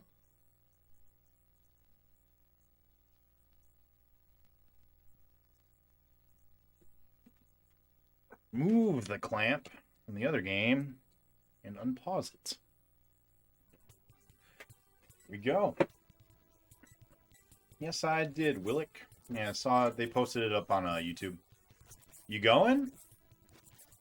Do you want to go? Do you like Ninja Sex Party? Jake and I saw them a couple years ago, I think at the Masonic.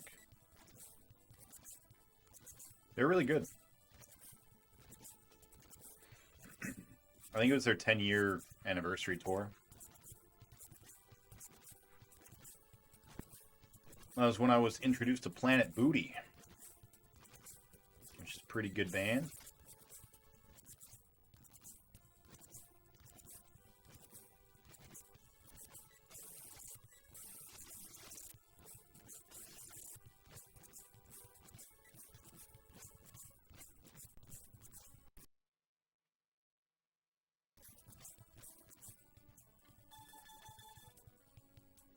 All right. Feel the burn, baby. Some afterburner.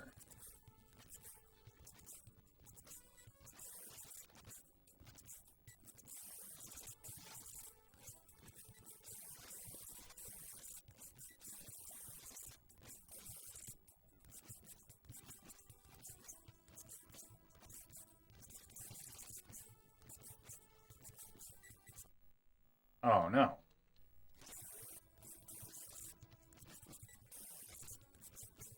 Forgot I can't hold down, shoot, and missile at the same time. Or else it does that. I was going to drop a missile.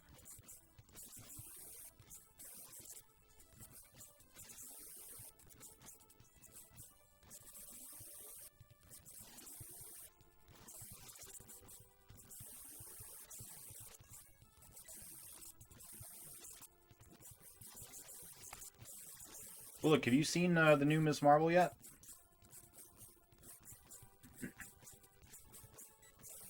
Is tonight the night? You think so, Chazzy? Me too, man. Got a good feeling. We actually almost got it earlier. We got 2 butt explosions, man. Which I was super excited about. I don't know how we did it. It seemed like they just blew up from, like, just immediately blew up without really me doing much. Can we get a quick shout out for Chazzy? How you doing, man? How's the challenge going? Let's see if I can make this. Nope. Damn it.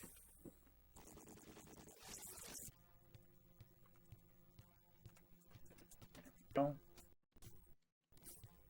That's alright. No big deal. Plenty more lives where that one went to.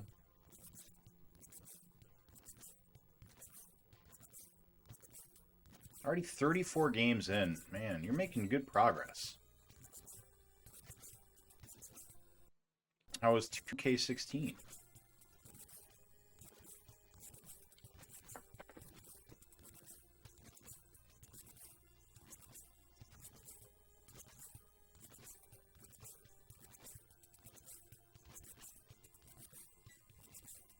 Oh. How was Ms. Marvel, Willick? Really liked the first episode.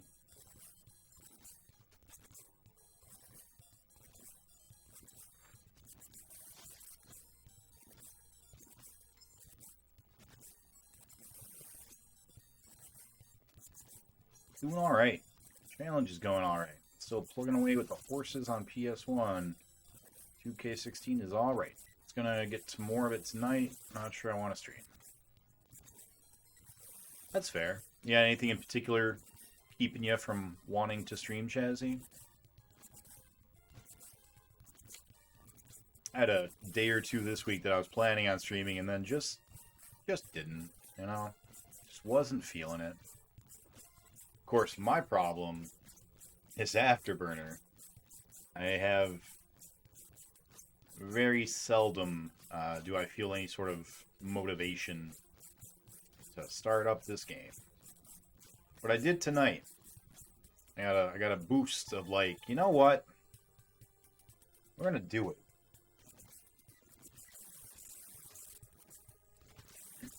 A lot of fun. Do they introduce a bad guy? Because there's still no bad guy, right? There wasn't a bad guy introduced in episode 1. Which is fine. Like, it was good enough without the villain. But no, there was no villain in episode 1, right? No, still no villain. Interesting.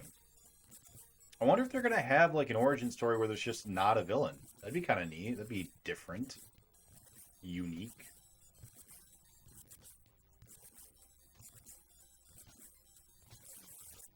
I don't believe that that's ever happened in any superhero anything, right? They've never had just a superhero just doing his thing or her thing. At least not TV or movie. They won't? They won't what? They won't not have a villain, or they won't introduce a villain?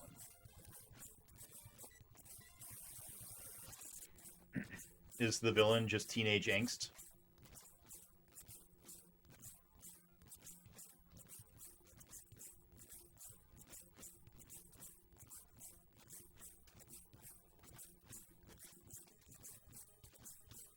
I feel like the weakest part of Scott Pilgrim was the final big bad. So I definitely think that there's room for like not having an actual like big bad villain. I don't know how you have a climax without one, but I guess it could be that she meets Captain Marvel. That could be the climax.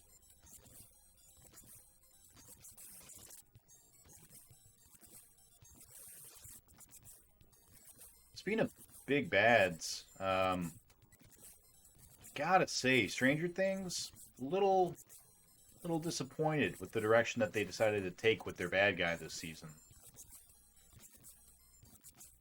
One of the things that I always found so interesting about Stranger Things and the Upside Down was how alien it was, you know, how eldritch it was. And while I definitely thought that they did a good job introducing the villain and what they chose to do with the villain, I just didn't like the fact that the villain can speak. And the villain has human motivations and thoughts and is just a dude, right? Like, I really, really liked the concept of the Upside Down as this purely alien world and just like a force of nature. They won't not have one. Yeah, probably not.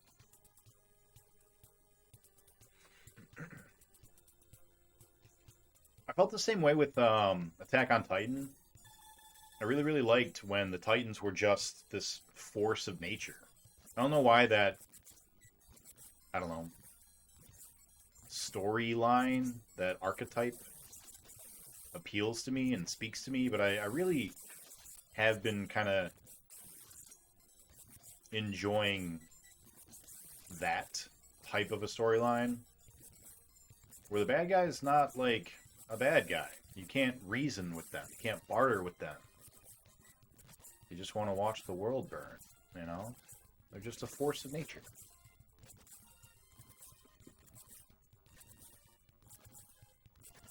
They're inconceivable.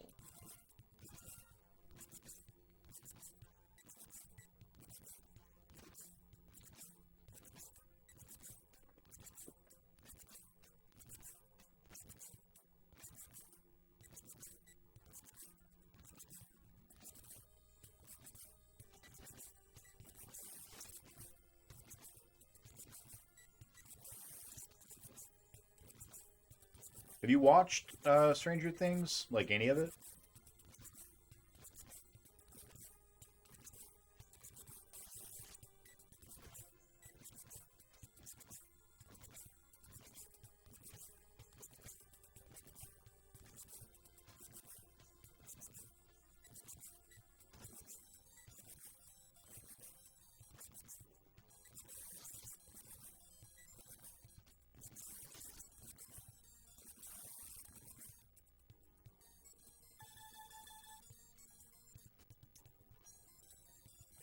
All of it.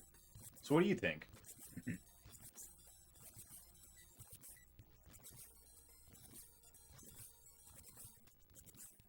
I definitely thought that the Demigorgon was a great introductory villain, right? It's just a creature from the Upside Down. And that's cool. And the Mind Flayer in Season 2 also felt really cool. It's just like this wee beastie and got its claws into Will. And I thought the use of the Demigorgon dog things or whatever was a good growth.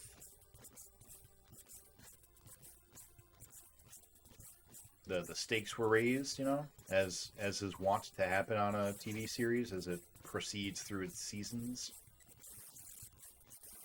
I don't know what's going on with my nose. I feel like I'm having like some sort of allergies, which is weird because I don't think I have allergies.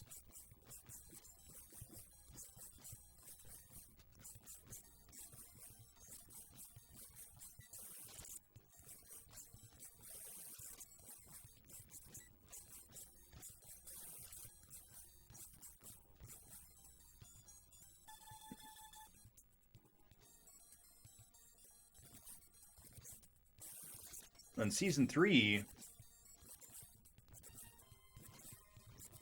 other than the Russian subplot, which I did not like, I did think that making, well, what if Will but a douchebag was compelling enough. I really like that actor. He's a good actor, even though, like, really didn't like the character. Which, you know, is a sign of a good actor.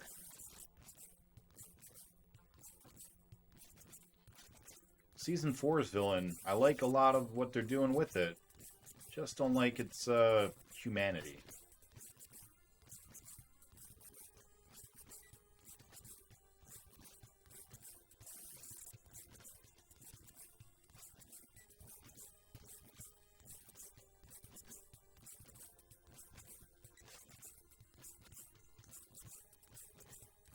You got any thoughts on that, Willie?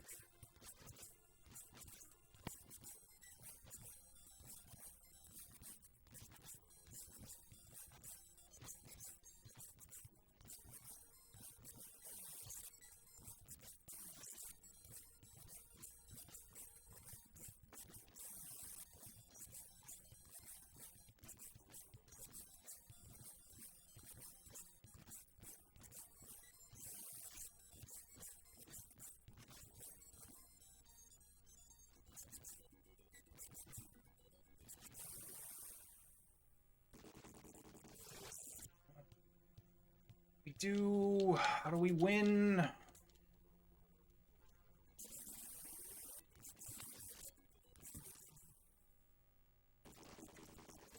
Not like that. All right. Let's go ahead and apply our clamp.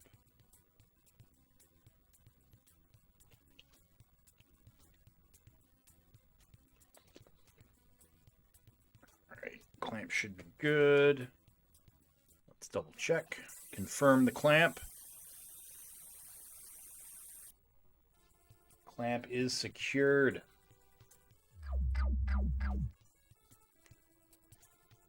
Oh boy.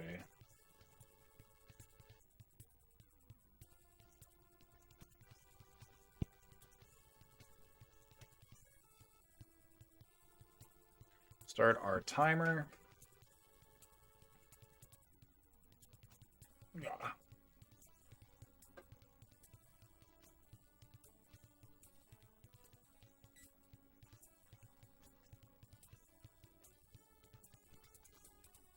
All right, let's go Afterburner. Inspired by Top Gun, are we? No. Although it is pretty coincidental timing. What's up, Jidoku? How you doing? Nope, just been working on this game for the past couple of weeks now. We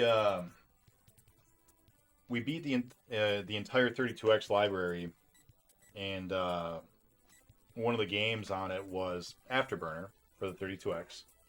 And once we beat all the 32X games, I went through and I beat all of those same games that were on other platforms. So, because there was an Afterburner on the Genesis, I then went and did the Afterburner on the Genesis, and there's an Afterburner on the Master System, which is this one. So I was like, all right, let's go and beat that one now too. And that's where we've been for the past 65 hours.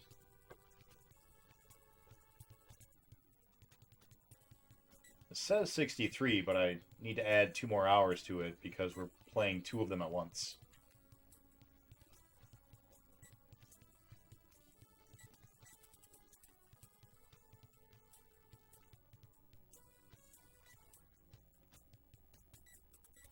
That's okay.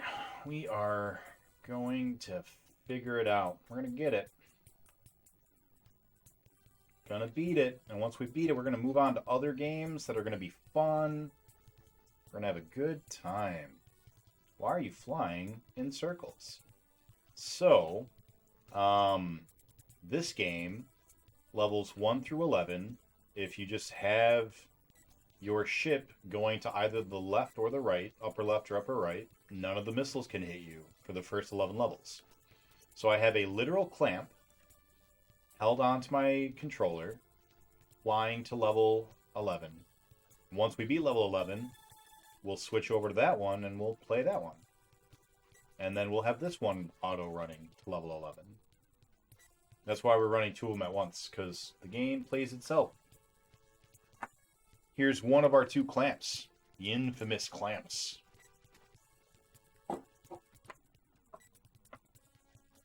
Always liked all of it. I just didn't like how one of our main characters became an absolute dick for little to no reason other than he became a teenager and how long there is between seasons. Which main character are you talking about that has become a dick? Like, eventually they're gonna have to do a time jump because they're getting old. Yeah. I feel like they were doing a good job of releasing them, you know, it took them a year to develop, and the seasons, you know, had a year between them in real time and in the show. I felt like they were doing a really good job of keeping that together, and then, you know, COVID.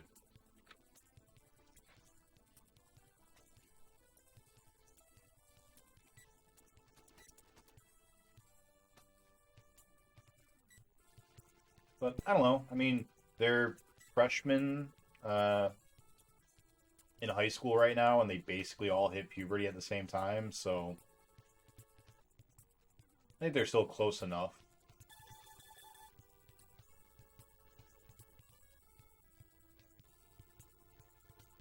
I think they'll be able to pull it off. Mike? In season 4, did you think that he was?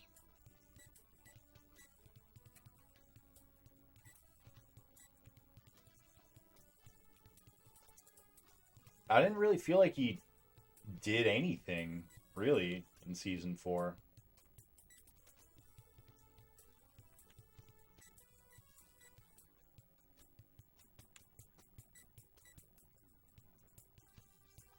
Still in plain health. That is true, Chosen. How you doing, buddy?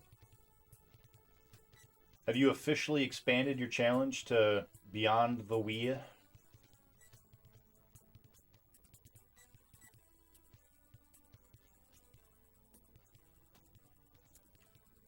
2 versions of the same game. We're going to beat it eventually, though. It's going to happen. We came close tonight. We got 2 out of 3 targets down.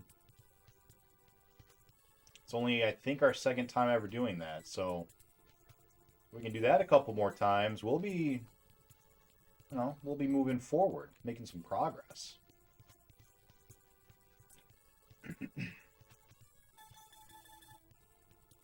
I don't know. I feel like specifically in season 4, they really didn't give most of the kids enough time. Like, Max clearly has an arc, and through her, Lucas has an arc. And also, like, kind of with the basketball stuff, but not really, you know? I don't feel like Mike and Will really had much to do or going on. Like, Will, they're kind of hinting at possibly being gay. And Mike is kind of just in love with Elle. And that's it. Like, that's kind of their whole... That was it. Like, they didn't do anything.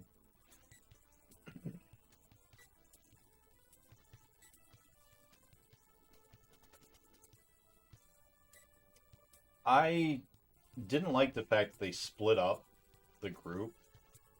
They've got, half the team in Hawkins and the other half in California. The California timeline, like, really... That whole plot just didn't really do anything for me.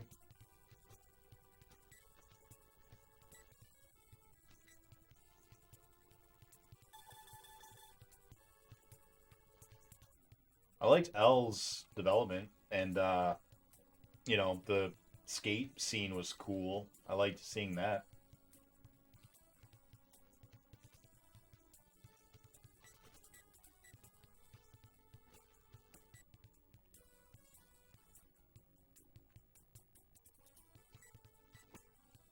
Yeah, they had 3 separate, like, storylines going on, right? They had the Russian storyline, they had the California storyline, and they had the Hawkins storyline, and I guess you could say Elle's storyline is like a branch off pretty early on. I feel like they're just spread a little too thin. They're not really able to focus on the characters like they could in the first seasons. Yeah, too many characters, too many subplots, too many Russians. Oh, fuck me. Right in the afterburner. Because season 4 isn't over. Yeah, I know, but... Still, 7 episodes is enough. If I do it towards end of the year, I don't have funds for new hardware or buy games. Gotcha. Oh, you can just go plane. We don't need to refuel. That's alright.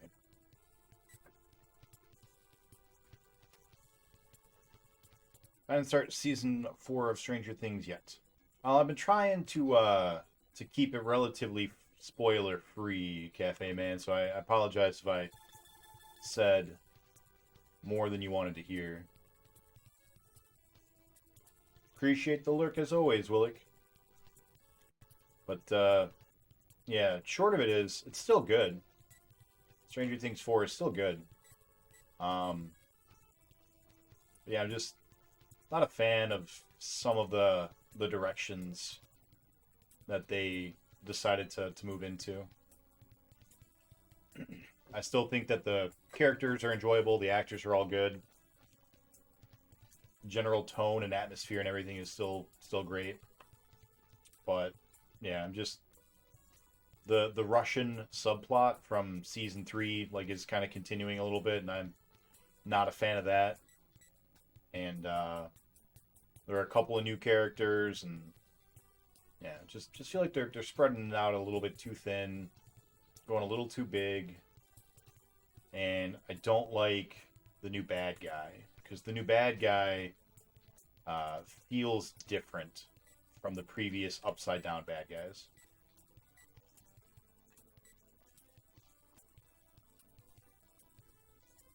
Hey, what's up, Pumpkin Pie Man? How you doing?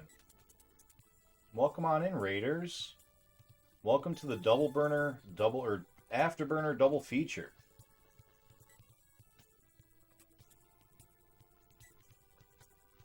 right this second, we are running 2 copies of Afterburner because the game plays itself for the first half. So on the top left, you'll see our Genesis with a Sega Master System ROM on a Never Drive, because the Genesis can play Master System games. As long as you got the physical converter. And the big screen, you'll see us playing Afterburner. Also for the Sega Master System. On the Sega Master System. Well, let me tell you guys, you came at the right time. Oh my god, I didn't even see it because I looked away for a second. Oh, damn it. This is the worst game I've ever played. And I've played a lot of bad games. But this one, this is the one. The worst one. Action 52 is better than this game. Both of them. Were you doing some more Bomberman? Pumpkin Pie Man?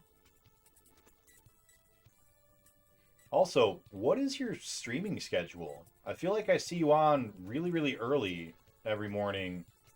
Like, I feel like you're starting at, like, maybe 7:30 or 8 a.m. And I catch you normally around, like, 10 a.m. my time for a little bit. And you usually end right around there, or 11. And you just got done streaming now. It's a late stream for you, I feel.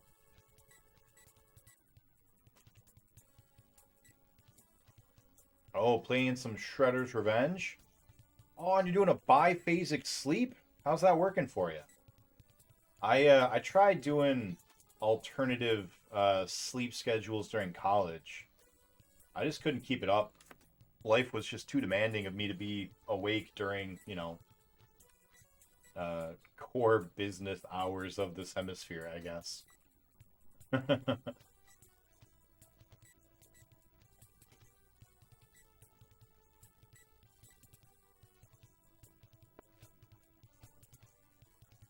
Hey, welcome on in, Starsons. How you doing?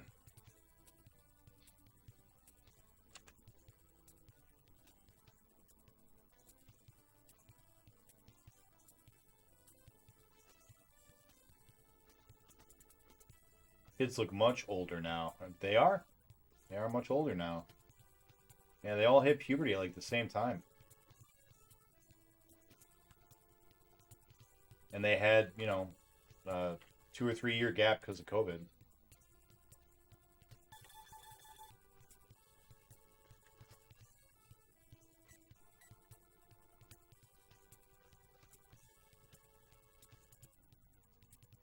Well, let me know what you think of it, Cafe Man. I'll be back Monday doing some more Afterburner double feature, and I'd love to hear your thoughts on it. Willick typed up a big thing, but I don't think I got to read it. Here we go. Boss fight. This is the one. Nope, not the one. Only got one butt explosion that time, but that's okay. That is okay. Alright, reapplying our clamp. Got a clamp there on the controller. Make sure the clamp is secure. Clamp looks good. Up our death counter. Switch scenes. Nice, nice, nice, nice. Playing some more game. Here we go.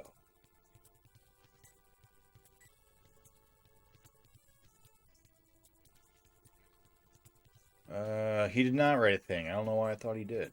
I'm glad things are going well, Pumpkin Pie. I only sleep 4 hours anyways, regardless. So I sleep 12 hours apart. What? What do you mean you only sleep 4 hours? Like, total? Like, the whole day you sleep 2 hours and 2 hours? Or you mean you sleep 4 hours and then you sleep again 4 hours?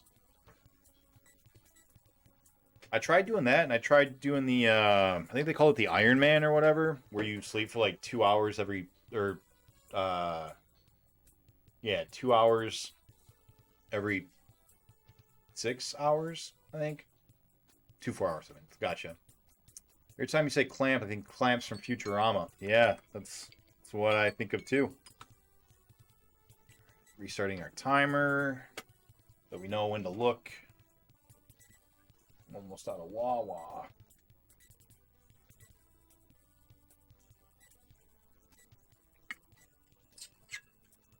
I don't know if you guys saw this. This is my special Nintendo water bottle.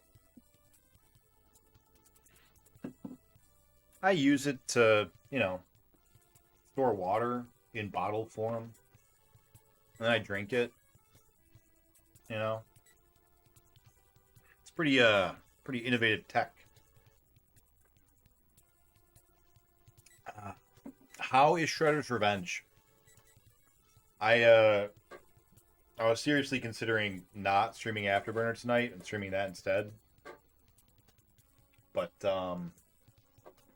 yeah, I felt like I only put in 8 hours total into Afterburner this week. Oh, that's my cue.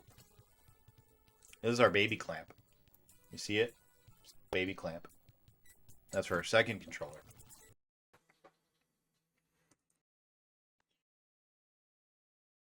And 8 hours.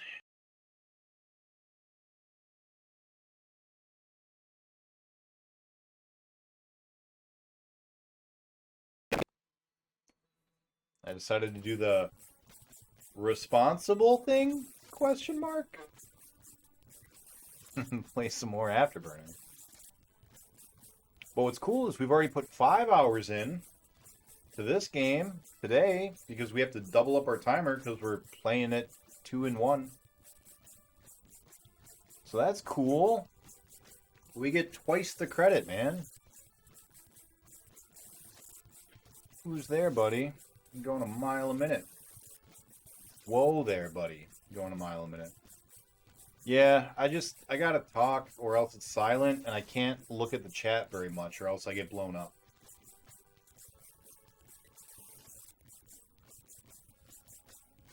And talking helps me keep my sanity, you know? Trying to get a multi-game going for Sunday. What platform are you on? Is it multi-platform? Because it's on the Switch and the PC, right? It's amazing. I'm glad to hear that. It's everything I want in a TMNT beat 'em up. What's up, King Lemon? How you doing? That's right, man. More Afterburner. Can we get a quick shout out for King Lemon? How you been doing, buddy? I feel like your numbers are huge recently. Glad to see you getting that success there, man. I know you've been putting a lot of work into it.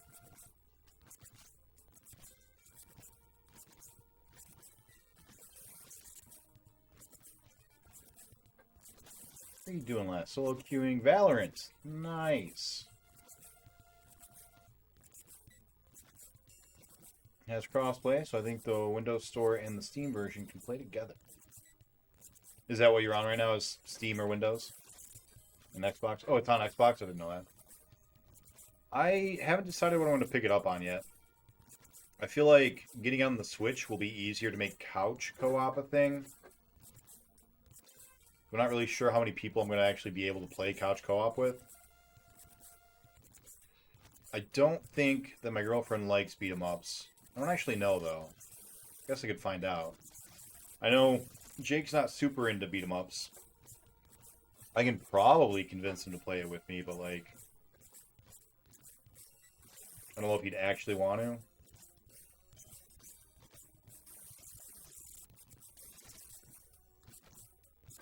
So, Steam might be the way to go.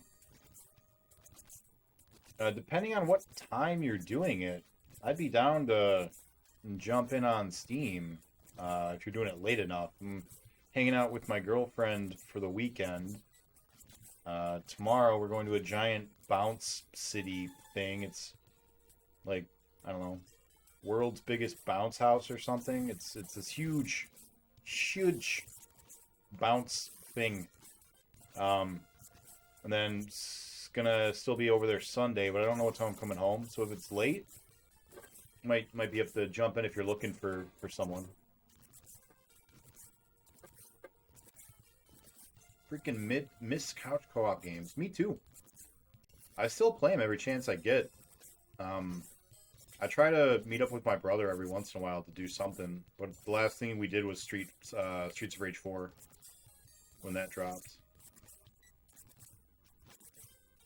Looking forward to doing VR stuff soon.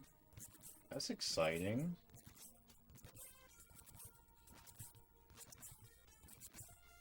What is a 3090?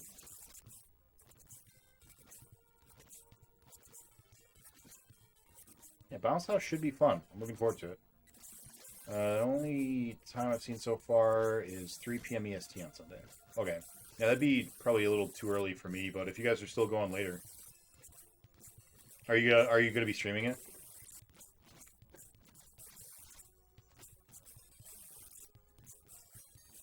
Most recent one I know of is Borderlands. Oh, gotcha. I see what you're saying now.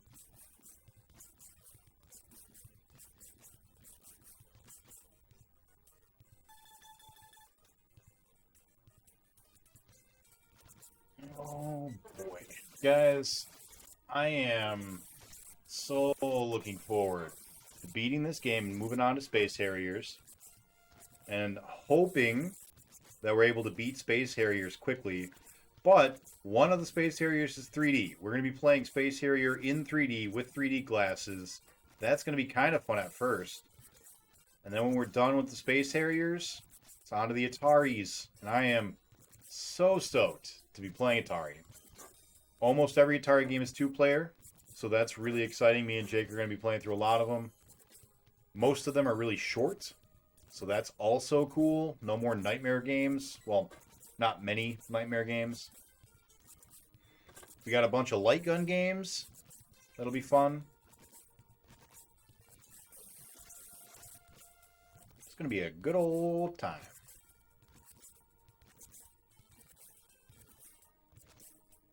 We're going to knock out 3 system libraries in months, hopefully. It's going to be great. 3D glasses is the thing in classic gaming? That's right. Yeah, man, the Sega Master System had 3D glasses. There are like 8, maybe, games that use it. I ordered it off of eBay, I don't know, a month ago in preparation for it. And it's just sitting there, right there, over on that table, right in front of the void. Just waiting.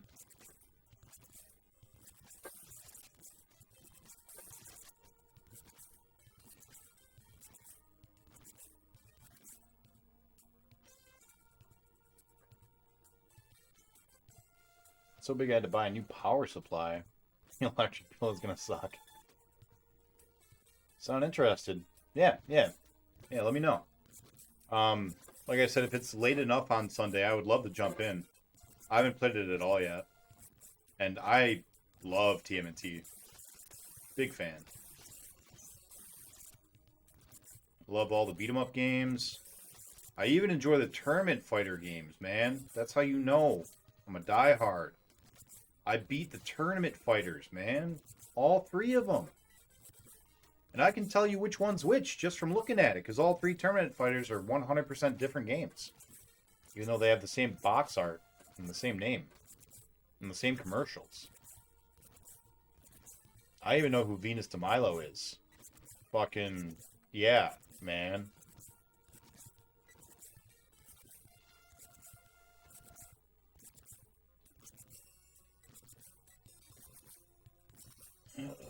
Boy, oh boy.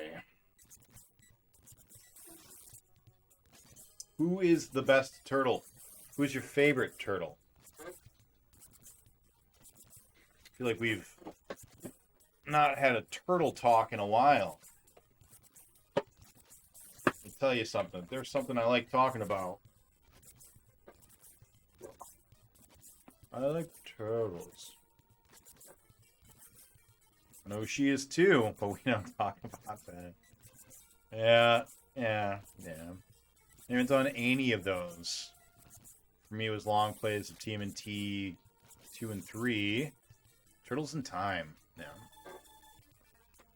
TMNT I was never able to appreciate TMNT 2 just because I played the arcade game first and I loved the arcade game, and every time I went to play T2 it was just like I just wanted to play the arcade game, you know?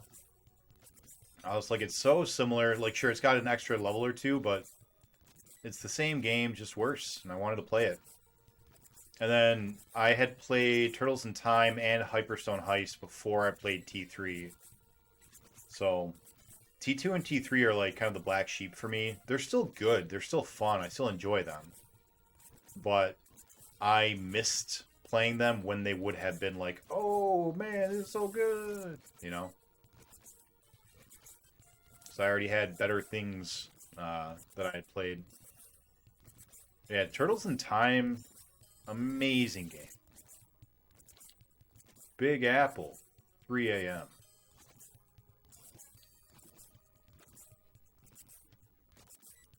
Hyperstone Heist is also good. Almost as good as Turtles in Time.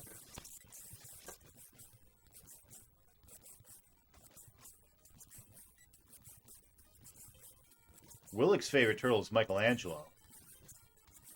My favorite turtle is Leonardo.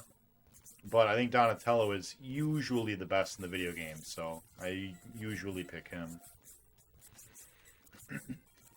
Jake's favorite turtle... I actually know who Jake's favorite turtle is. But he's Donatello in our group. His favorite might be Donatello. I think it's Donatello.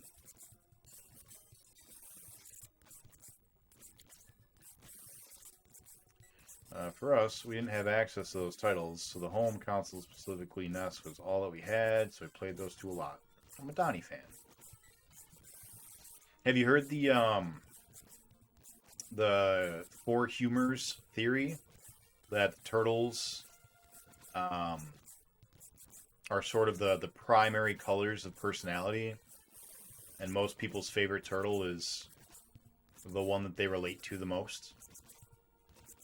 Because like every other grouping, everyone has the same, favorites. Like Power Rangers is Red Ranger, and then it was Green Ranger, and then White Ranger in Season 2. And X-Men, for almost everybody it was Wolverine or Gambit for most people. Especially, as children. G.I. Joe was Snake Eyes. But for turtles, everyone had a different favorite turtle.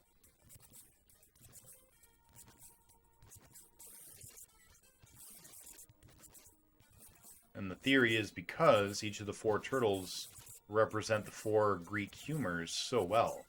Of course, Laird and Westman may not have known that because they're not the first ones to do it. Here we go. End of the game right here. Let's do it. Right now. No. Well, we got at least one butt explosion.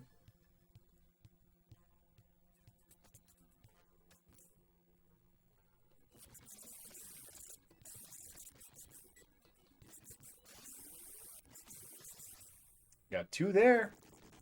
We're doing better. All right, here we go. This is it. Eastman. Thank you. Eastman. Yeah. Damn. We're going to get it. We're going to get it. That was pretty close. All right. All right. Set up the little baby clamp. Make sure our clamp is secure. Are we good? We are secure. All right. Up our death counter. Switch scene. Oh, boy. We already knew that way back when the Turtles was airing. At least I knew that. Yeah.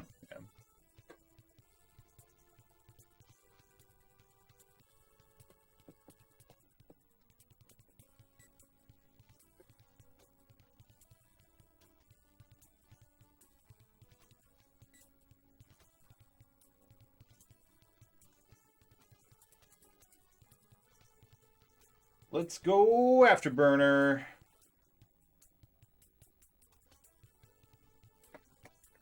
Hey. Yeah, we ready. Just waiting for my timer to tick off. Let's go, timer. Catch up to reality. There we go. Timer's going.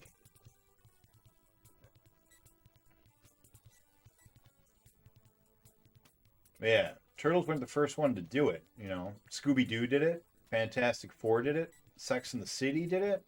The Beatles did it. The Monkees did it. The Greeks did it. But nowhere was it more pure and simple as in the TMNT, baby.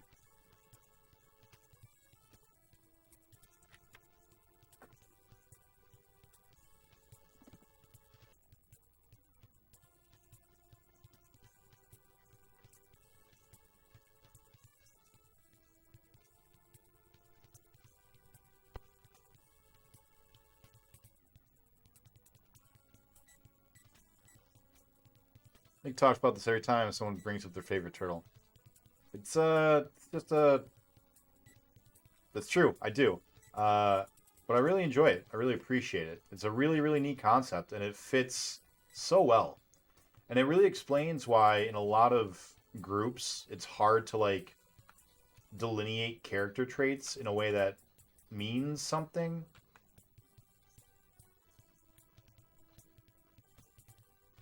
Because once you get to, you know, groups bigger than 5, it's like, well, what is their defining trait? You know, they don't really have one. Like I want to hear about your crab game story. Crab game. What? Followage. I don't think I have followage turned on. What is the crab game story? I'm not sure what you're talking about.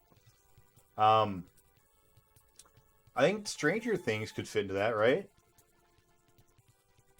Dustin is Donatello.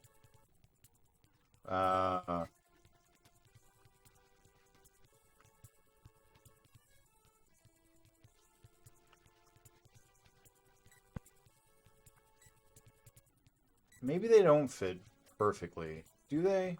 I have to think about this. I feel like Will is Raphael. Which, like, sounds wrong, but actually fits pretty well.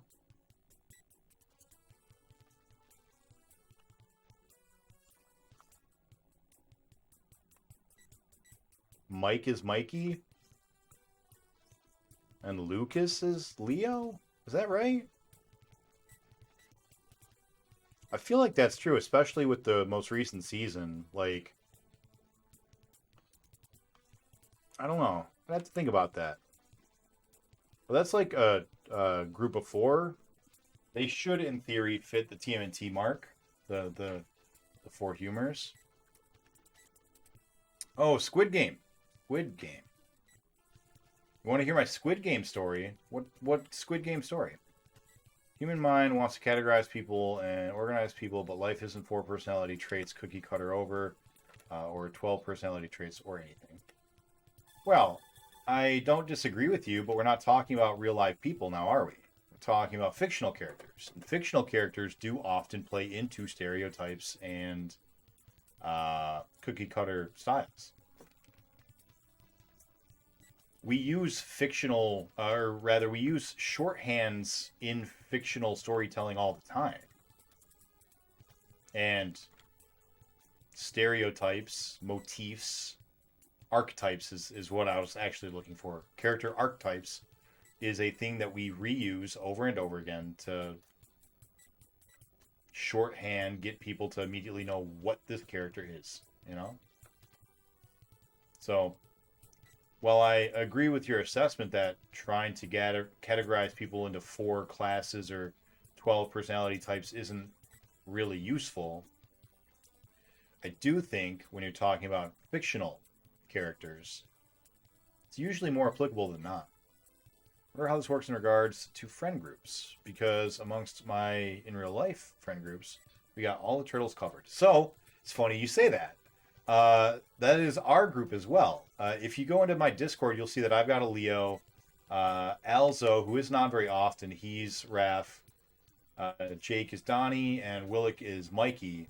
and the four of us, we hang out a lot. Usually the four of us are going to cons and stuff together.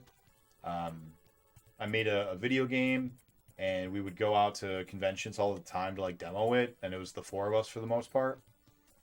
The thought is, these people are all very different, and so they shouldn't get along. By all means, they should hate each other.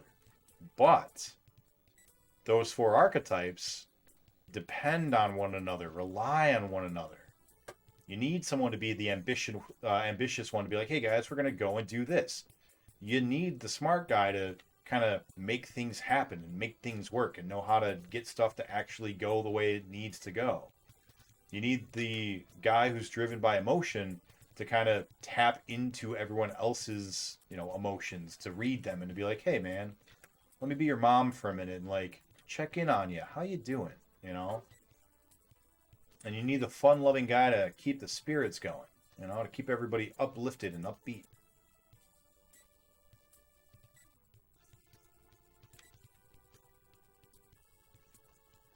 I said good day.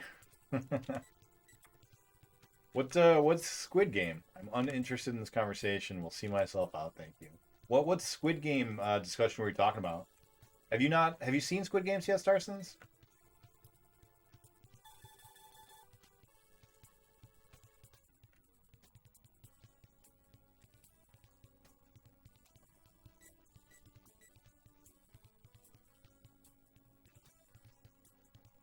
Flounces out.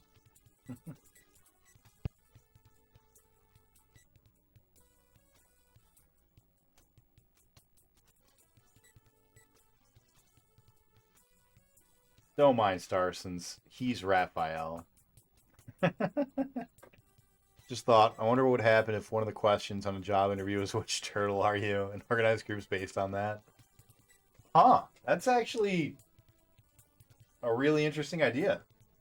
You need people to know who turtles are, though. So I have a feeling that, based on my personal experience, there aren't a lot of ladies who know the turtles well enough to really like define themselves to one or the other. So I think for them, you'd have to ask which Sex and the City character are you? Because the Sex and the City characters, I mean, not every woman's seen that either, obviously, but I think that's probably going to get more than TMNT will. But the Sex and the City girls, they all perfectly map onto the TMNT archetypes as well.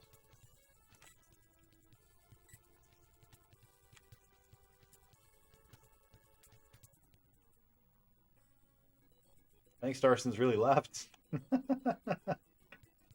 Of course, they don't get the job if they don't know the turtles. We need to set standards. That was really funny.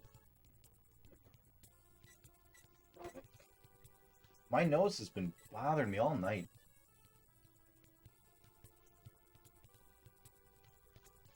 I literally had cat hair on my nose earlier, and I couldn't get it off, and I didn't want to take my hands off the controller. I kept doing this, and it wouldn't go away.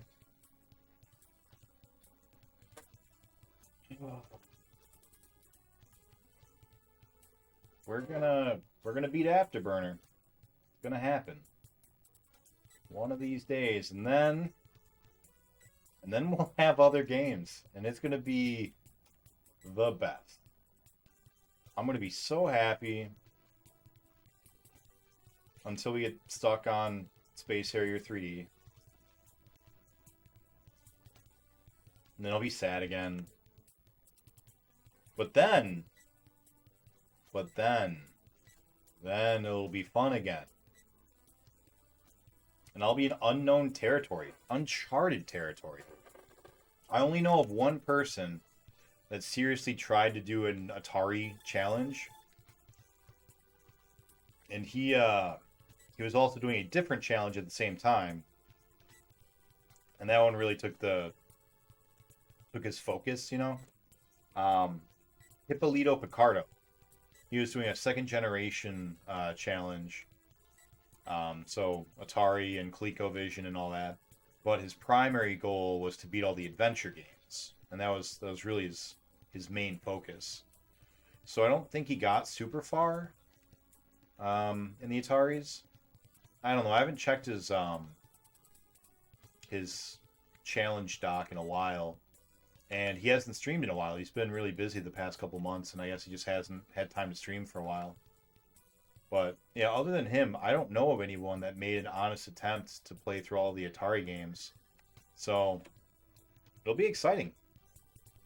I'll get to be the first one to discover the nightmare game of the Atari 2600.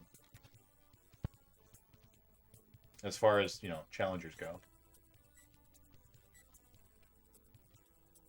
I'll stake my claim on it. I'll be the first one to be like, yeah, 200 hours on this game. And someone else will come along and beat it in 150 hours.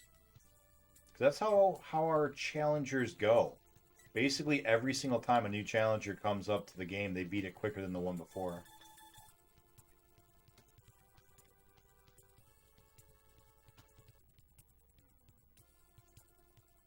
Which is why I'm getting so hopeful, because we're almost at Sharpie's time. Which means, you know, we should beat it soon. I hope.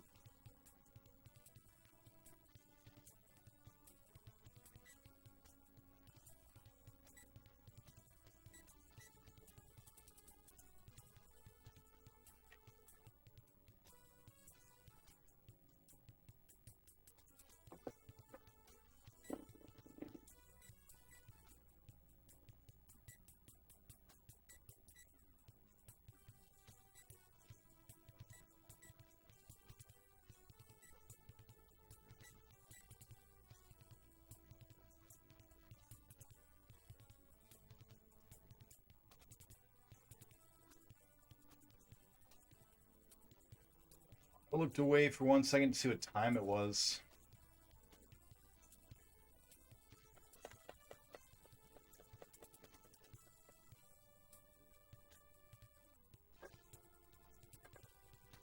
Alright, this is it. This is the one. Let's go, boss. You ready to get fucked?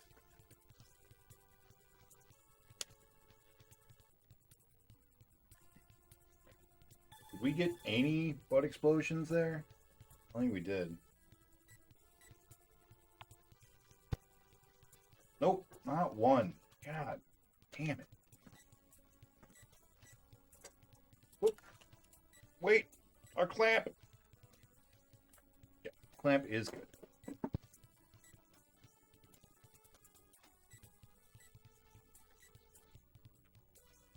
All right, 127 deaths.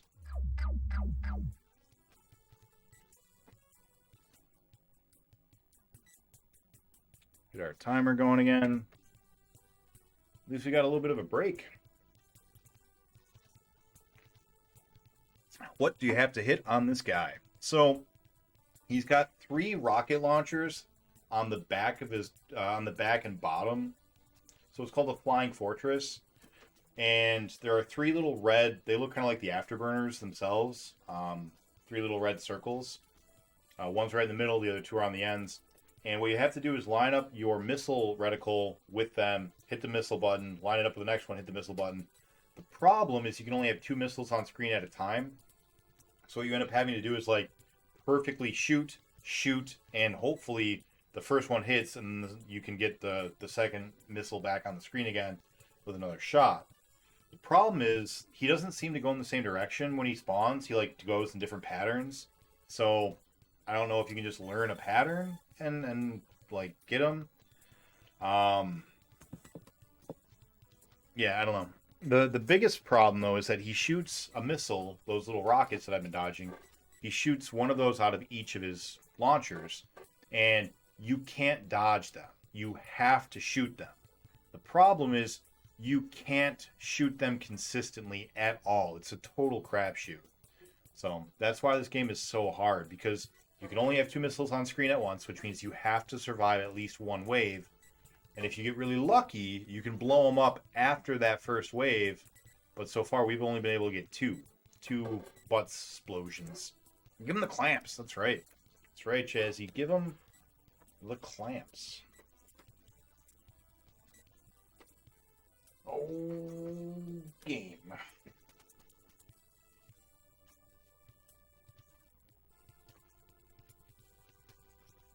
what else did we pull out of the void the other day? We had our Spider-Man and X-Men cards. We got... Look at this little guy. Somebody put this little guy in our void. Isn't he a cutie? Like a little mouse buccaneer. His name is Gerbine Swashbuckler. That's not his name. Apparently Gerbine is a race. Yep. It's no time to fuck around. We got burners to go after, man. You can't go from first to third, then second to avoid incoming missiles. So you can't dodge the missiles. And what I mean by that is, here, the missiles spawn at the end of your viewpoint, basically, right? They spawn at the furthest back of the screen. And so we have time to move up or down. You can't dodge the missiles going left or right or diagonal. If you ever see me go diagonal like that, I will immediately yell and scream and be like, don't go diagonal, because you die. You can't dodge them going diagonally or sideways. It just doesn't work. Yeah. So the only way you can dodge is going up and down. The problem is the missiles spawn on the final boss, not at the edge of the screen. They spawn halfway into the screen, which the game does not recognize as a viable distance to dodge them. You can't get above or below them. And I don't know why. I'm not sure how it's programmed. But out of the 60, how long have we been streaming? 3 hours. So if we add 3 hours to that, out of the 67 hours that we've been running this game, we have gotten to the final boss, I don't know, for 58 of those hours. We've gotten to the final boss within the first couple of hours we were playing this game. There are some runs that we don't get to the boss on because I'm being sloppy or whatever, but they're all at the boss. And I've tried everything. Everything. The only people that I know that have beaten this game are Sharpie, who it took him 80 hours to do, and he said the same thing I said. You just roll the dice and just have to get lucky. Or the only other person I know who beat it was Ice Queen Zero, who is now Azul something. I forget the second part of her name. She actually is the person who wrote the FAQ on GameFAQs for this game. But the only way she was able to beat it was by... there's a code you can put in. If you hit the reset button 100 times at the title screen, it will start you off with 100 continues, and it will let you continue at the boss. Even using that, she still was like, yeah, there's no strat. You just have to get lucky. Just roll the dice enough times and you win. So, I don't know, man. If you want to give it a try, I would love to see somebody else try it out and see if they can find something. But, yeah, man, it's just nuts. It's really stupid.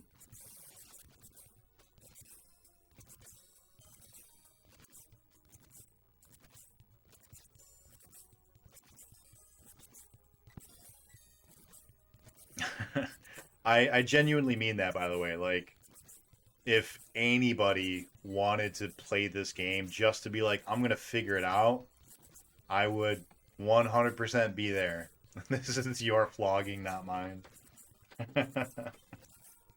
Yeah. Yeah, you're going to have your own Nightmare games on the 64, right? You got, what are some bad ones on the 60? Not bad, but, tough ones. Jet Force Gemini, right? That's kind of a famous game to actually beat, right?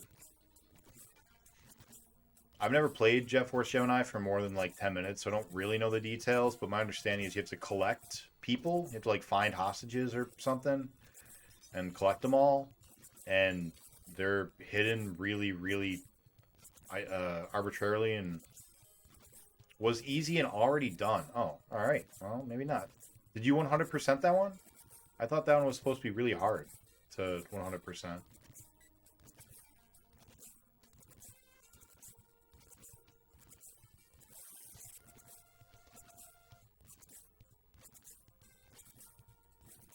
Wow. All right. Well, you're giving me hope. I was honestly dreading that game. It was the only game on the 64 that I knew of that I was like, I don't want to play it. Because the 64 is on my list. Challenge. Do it. My modern modern console I get to play in the challenge. I'm glad to hear that was easy.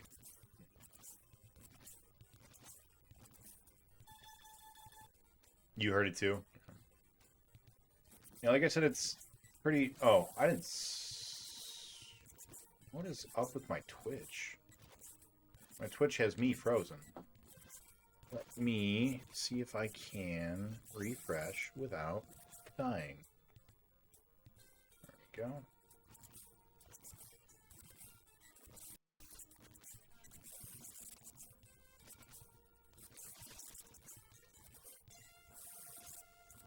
What's up, BPN? How's the burn going? We actually had a good run tonight. We got 2 butt explosions. Maybe twice. I'm not sure about the second one. It looked like I might have gotten it right before I died. But yeah, I think we had only had 2 butt explosions one time before, so that's definitely an improvement. There's only one bear creature that gave me trouble.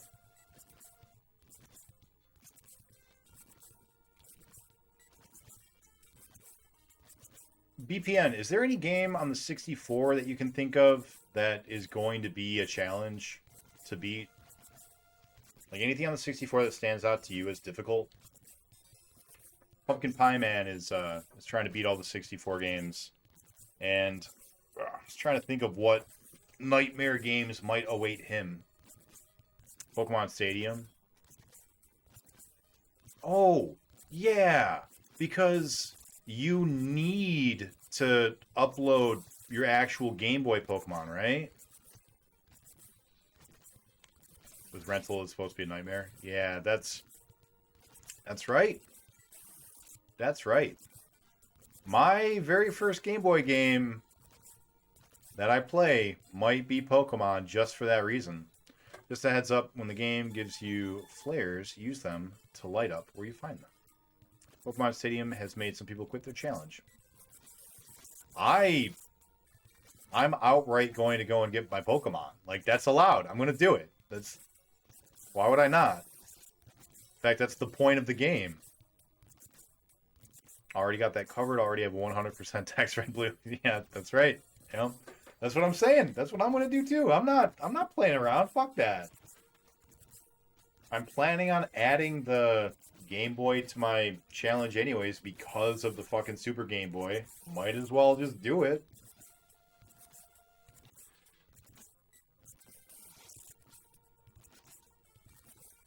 Yeah, I don't know. I can't really think of too much.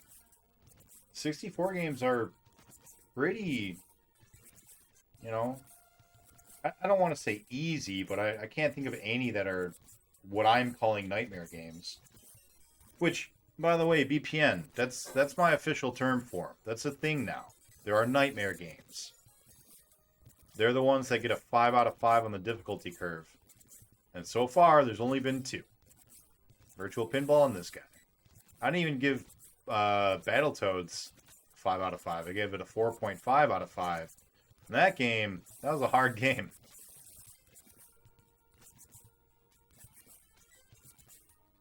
StarCraft 64 is about a 150-hour game. No.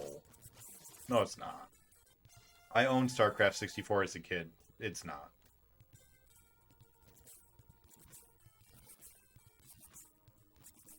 Is Tempest on the 64? I know that that's like the new thing. Can't wait for the Jaguar.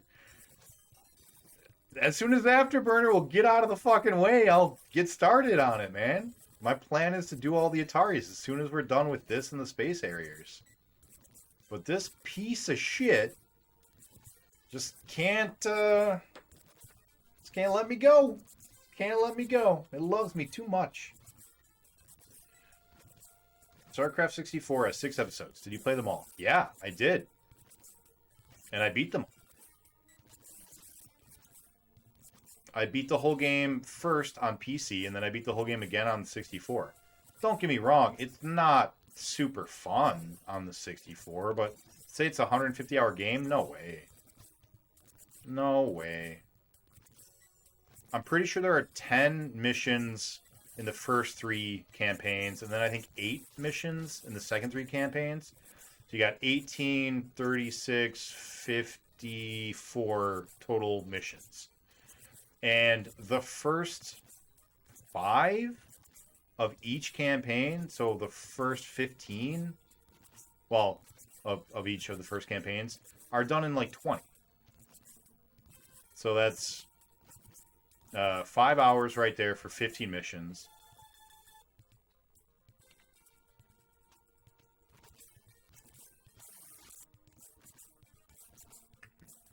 So that leaves you with roughly 30 missions that are all about an hour, except for maybe the last, like,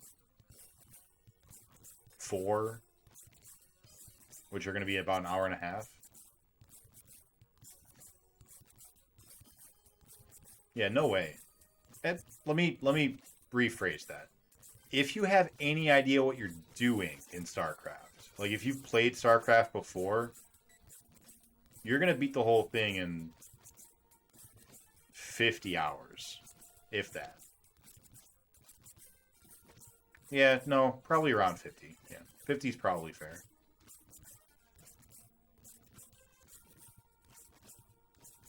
Now, if you don't know what you're doing and you have to keep restarting the missions a lot, okay, maybe then.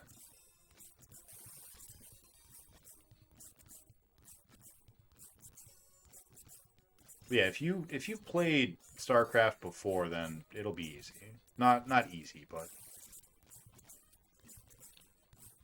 it'll be more annoying and frustrating, god damn it, than anything else. Just because of the lack of, a mouse. Everyone that's done it so far has been over 100 hours. I am surprised by that.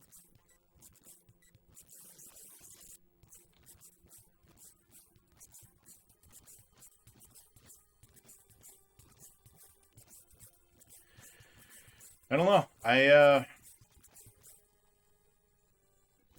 feel pretty confident that I could do it in less than that.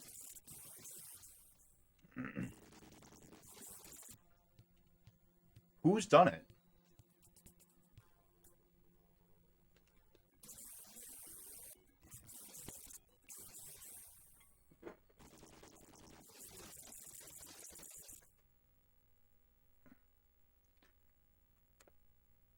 Should make it your next game. I've got Space Harriers to do next, man.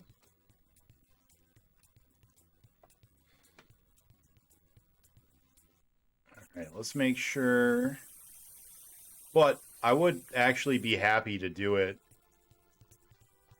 That's the game I enjoy a lot. Hey. Again, it's going to be a little frustrating because you don't have a mouse, but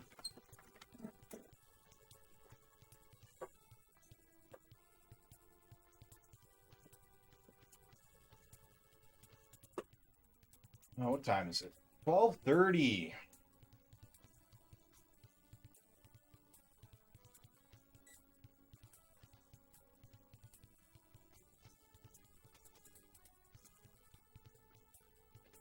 All right, BPN, you want to make a wager? Oh, Micro Machines? I've heard... I don't know what I've heard. I know Micro Machines on the SNES is supposed to be really good. Or NES?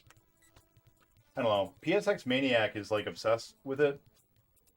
And I'm pretty sure that I've heard only good things about the NES and SNES ones. I don't think I know the 64 one. What are we wagering? I'm not sure yet, but let's think about it. I would like to. I'll do StarCraft 64. And if I beat it in under 100 hours, then something for you. And if I don't beat it in under 100 hours, then something for me, you know. But I gotta get this game, and I gotta get the Space Harriers done. Get out of here, bug. I'm gonna get you, bug. I didn't get him. There's a little bug flying around, bothering me. He's distracting my afterburner. But yeah.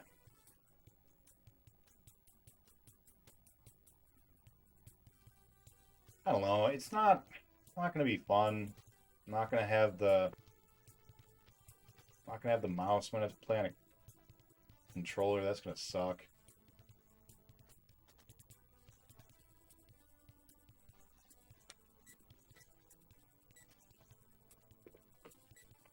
I don't remember how the soundtrack is in the 64. I fucking love the Terran soundtrack for PC. It's so good. It's so good. That's the soundtrack I was listening to when we were doing the lip reading headphone game during the 2-year anniversary. It is so good. You don't mind Afterburner? Oh boy. You can do StarCraft 64 and under. That should have to make Afterburner's next game. No, I'm not going to do that.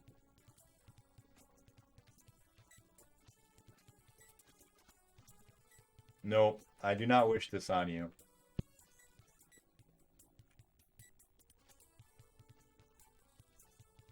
I know what I do wish on you, though. A game that I don't know if it's good or bad or not, but it's a game I played as a kid, and I don't remember anything about it other than wanting to like it and not being able to play it. Like, not being good at it, so I couldn't, like, do anything. That's the game I pick for you. Are you able to play Game Gear games right now, BPN?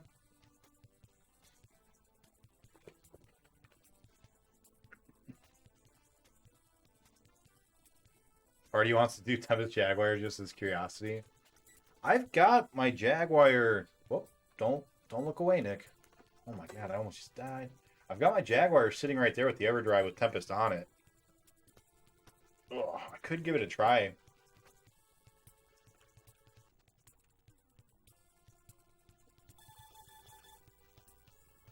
I don't wanna. I don't know.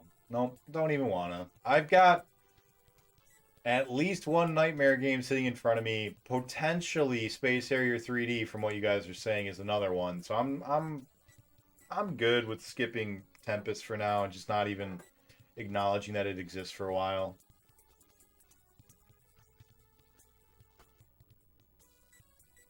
It's an X-Man game for the Game Gear.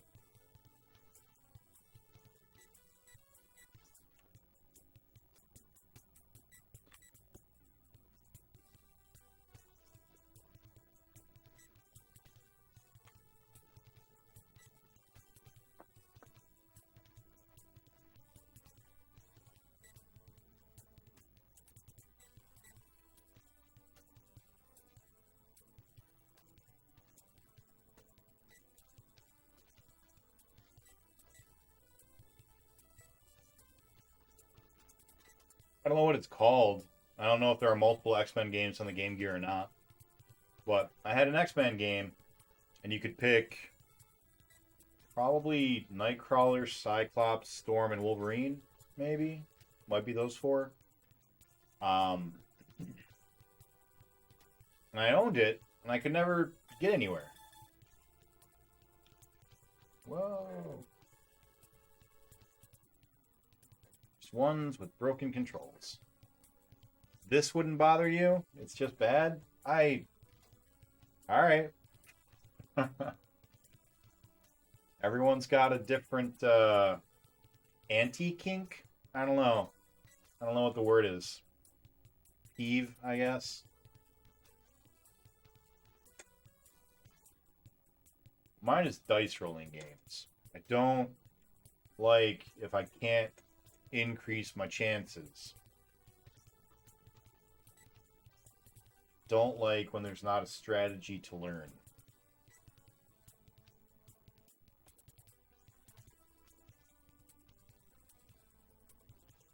That's why I didn't mind pinball so much. Like, I wanted to be done with it, but I still didn't think pinball was a bad game. Because you could get better. You could keep getting better. There was more to learn. More strategies, more tactics, more little tips and tricks and things that you could do to increase your odds. You could improve in pinball. I don't think you can in this game. There's always strategy, even with luck-based games. There's always something you can control, but games with broken controls, nothing matters. I don't agree with that. I don't think that there always is. Like, there are... Like, okay, it's not a game if you can't control it, right? I get that. But there are certain points where once you get to a certain point in that game, you're not going to get any better. It's not possible. It's just like... This is the wall, or I guess the ceiling, right? Like, this is the skill ceiling. You're at the top of the ceiling. You're not realistically going to get any better. Now it's just a matter of luck, and you're still not going to be able to win. That's where I draw the line, man. That's when you know you're just rolling dice. That's, that's the shit in my mouth. The poop Sunday.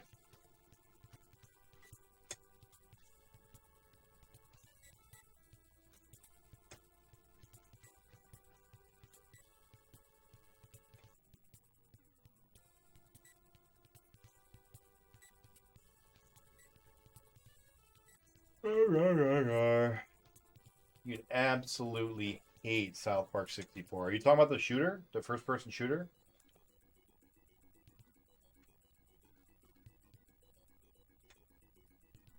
Just close your eyes and go. Still learned some skill. Did have to take over, but with something busted, what is there to even try to learn? Yeah. I actually liked the first-person shooter. I don't know if I still would now as an adult, and like especially in a challenge format. But I remember liking it when I had it. Controls are not great.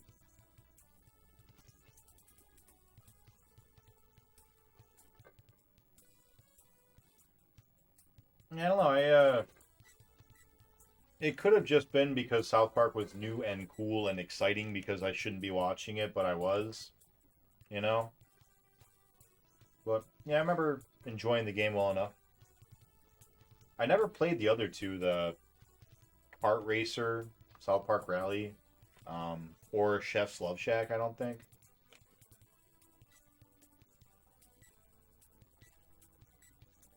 Ugh.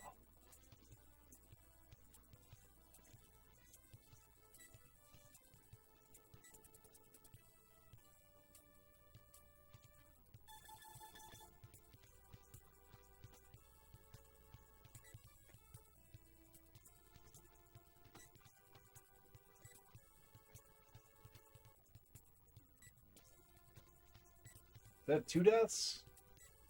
No. 1. Okay.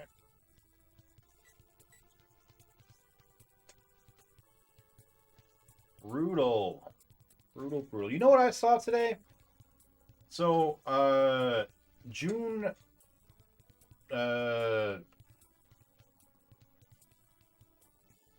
what is it? June 19th or whatever? Oh boy! The new holiday to celebrate U.S. freeing slaves. So my law firm decided to do a little celebration of it, and we watched a movie as a firm. We watched 42, which is about Chadwick Boseman playing the first black baseball player for the major leagues, Jackie Robinson, I think. And it was pretty good. It has Han Solo playing a manager and got a funny accent. Chadwick Boseman does a really, really good job playing the baseball player. But Alan Tudyk is in it. Alan Tudyk from Firefly, Serenity. He's the rooster in, I don't know what movie that is. Ice Age, maybe? Moana, maybe? I don't know. Those are the same movie, right? He's also the robot in the Death Star movie. The Star Wars Death Star Plans film. I forget the name of it. Rogue One. Yeah, Rogue One. He was also in Dollhouse. He's also in some movie where a bunch of college kids terrorize two innocent hillbilly characters. Anyways, Alan Tudyk, fucking awesome actor. He's in that movie and he plays just the most racist baseball coach, manager. And I did not like seeing him in that role because Alan Tudyk is such a good dude and such a gentleman, and you know, someone that that you gotta respect. You gotta respect the Tudyk. So yeah, seeing him play that role was unpleasant. I did not like it. I'll play Pokemon Stadium with rental Pokemon. You don't understand. I don't want you to play bad games. That's not, you know, I don't get my rocks off by making somebody else play a bad game. That ain't me. That's not how I do. Love Shack was my jam for the Dreamcast. I think I may have been the only one to enjoy that game. I don't know. I've never played it. I'm looking forward to it. Enjoyed it as a kid as well, but now the controls are both way too sensitive and not sensitive enough in different areas. I get what you mean. I totally understand what you mean by that. But yeah, man, Alan Tudyk played a super racist guy and did not feel comfortable with that. I like Tudyk, and I did not want to dislike him.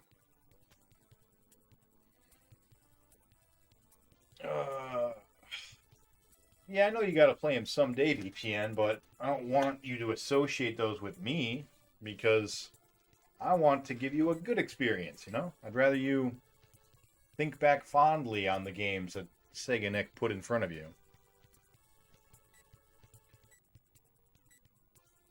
N64 is known around as the easiest challenge.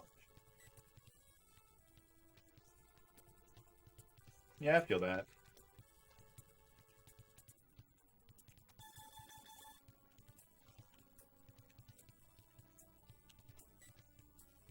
Oh, man, oh, man. I think we're going to take one more run. And do one more run.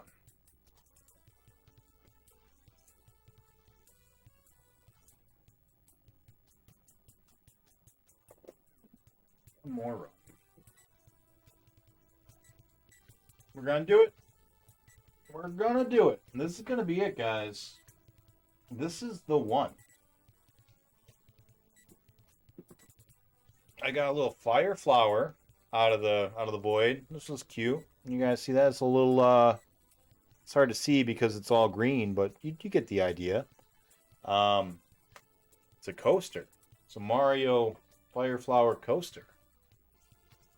Why Sharpie has the N64 in less than a year goal. Would be super easy to do the whole system in way less than a year.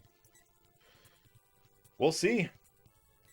I mean, if you're going full time and you're streaming 10 hours a day, then definitely brings down your number of days.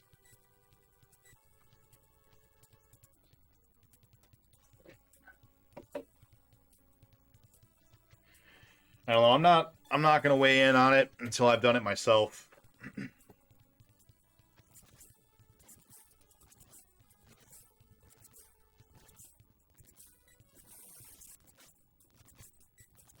Yeah, he won't be doing 100%.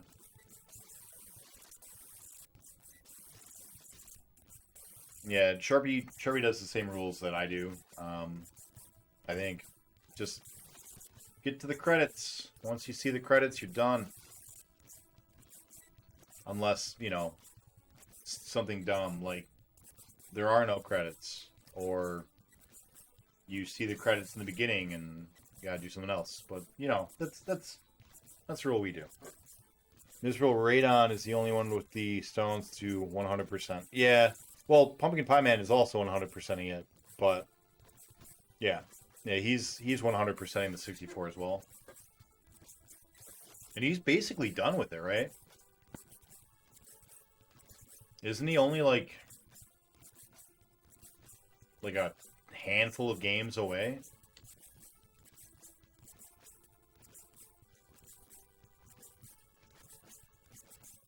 Miserable Radon. I didn't even see that. Yeah, I knew exactly what you were saying, so my brain fixed it. My brain auto-corrected your phone's autocorrect.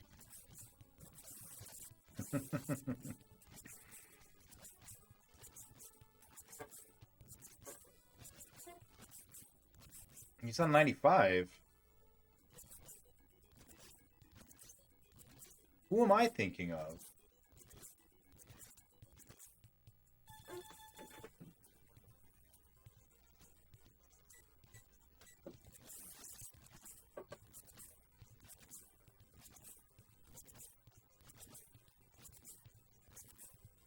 Yeah. I thought one of the challengers was basically done with it.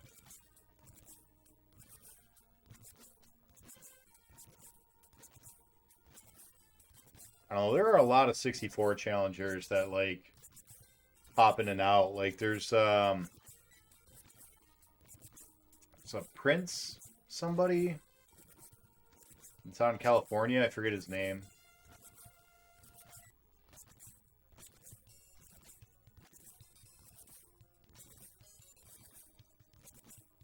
Yeah. Alright, my bad. For some reason I thought he was basically done. I'm looking at my list right now because the person I'm thinking of, I think, normally streams at night, like around now.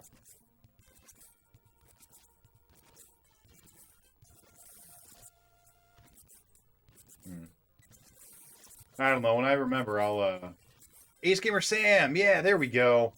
Yeah, that's who it is. Ace Gamer Sam. He's only got like 4 left, right? Yeah, and then he does it in one sitting, not 100%. You're right. My bad. I was confusing him.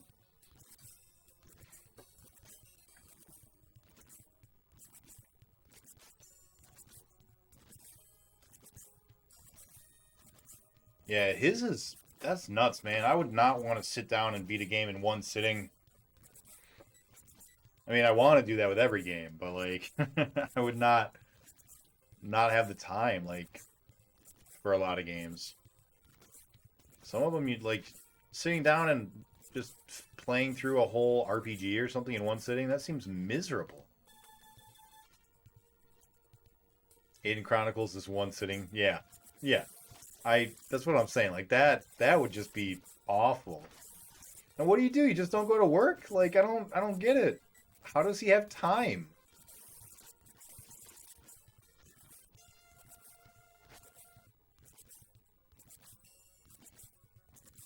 Like, does he sleep and come back?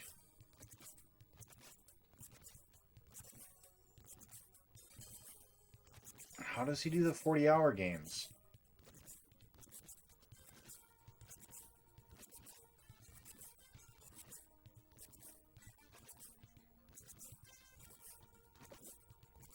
I actually do really like the idea of the format, because playing through the whole game and, you know, struggling your way through it and beating it for the first time is a very different experience from playing it again once you've beaten the whole thing and, like, kind of, you know, easily flying through it sort of the second time. Really lets you appreciate and value the game in different ways.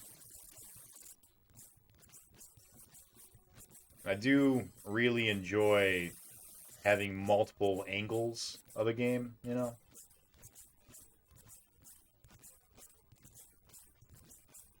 But yeah, I don't know. I don't know how you'd have the time.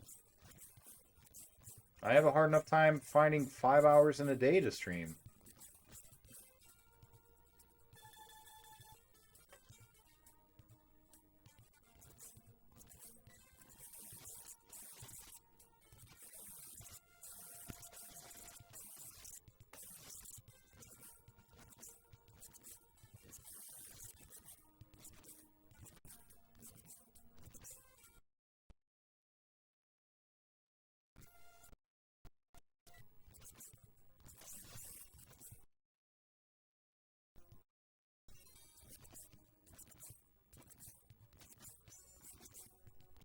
Don't be like that.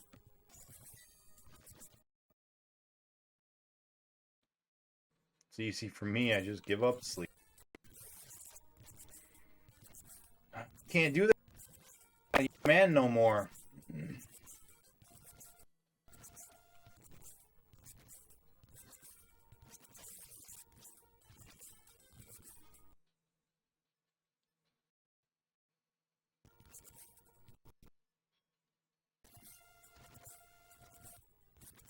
Slept more this week than I've slept the past few months. Nah, I can't do that. I need to get my, like, I need to get at least, like, 7 hours of sleep a night.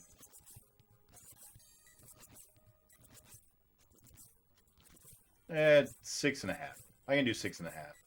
I think that's really my breaking point. If I get 6 hours of sleep, I'm gonna need a nap. Like, I'm gonna need to go and lay down after I'm done with work. Oh, actually, only if I'm working. If I am working, I need to take a nap afterwards. But if I'm, like, out doing stuff with friends or whatever, I can get by on a lot less. If I'm, like, at a convention or out, camping or something like that, I can go off of, like, 4 hours of sleep and be okay. But if I am working, no, I'm gonna be asleep on my feet, and as soon as I'm off of work, I'm gonna pass out. Anything over 4, and I get tired. I think you're broken, BPN. I don't know what else to tell you. Sounds like your body's working in reverse.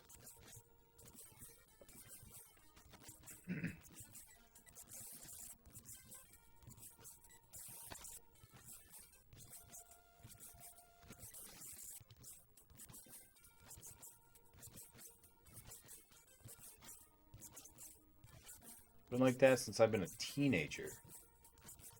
That's weird, man.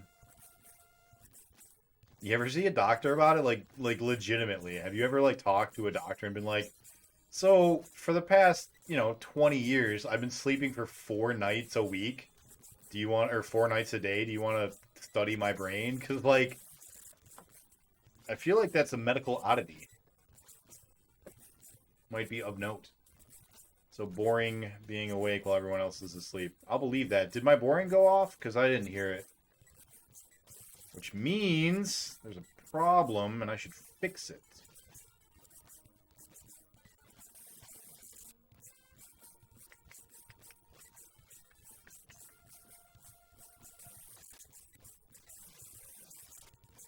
And regulate my body temperature too. You can wear a sweatshirt in 100-degree weather and not be bothered. See, now I think you might be a robot.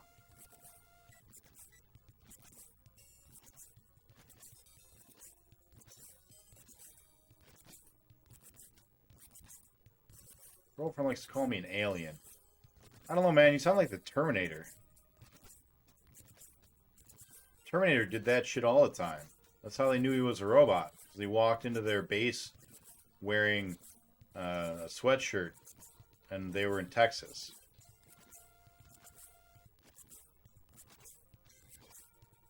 Wear a t-shirt, shorts in the snow, and not get cold.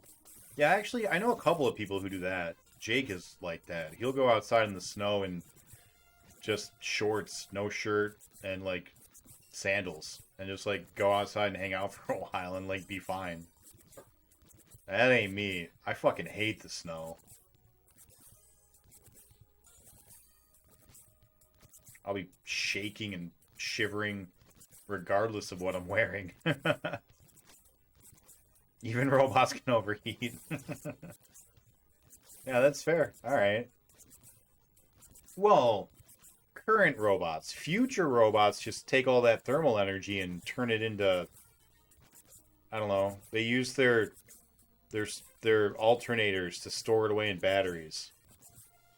Duh. Have you even seen the Terminator Pumpkin Pie Man?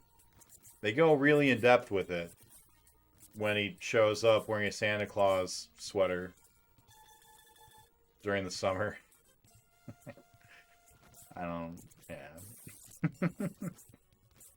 I'm getting a little slap happy. It's a little bit late for me. I haven't been getting enough sleep lately.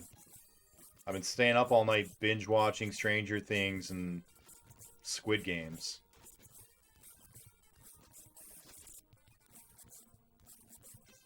What freaks my girlfriend out the most is I think calmly I can make one of my hands cold and the other one warm.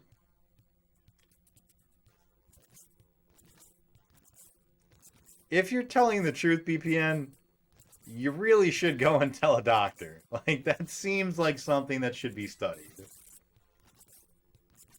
Level 11.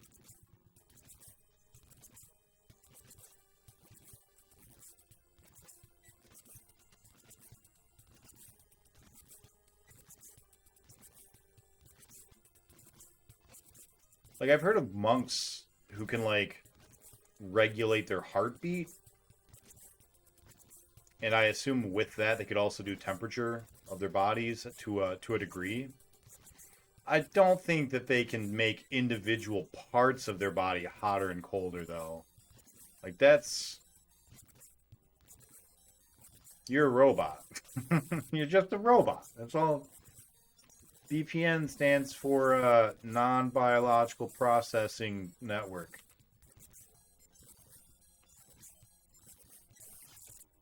Biological processor. Not. He was a robot built in the 90s. I get it now. Here we go. Let's win right now. No. Here we go. Here we go. This is it. Here we go. Named Mork. Or Mork and Mindy? I get that reference. Go, go, go, go, go. Shoot. I was hitting the wrong button. I was hitting A instead of B. Alright. Let's pause that one.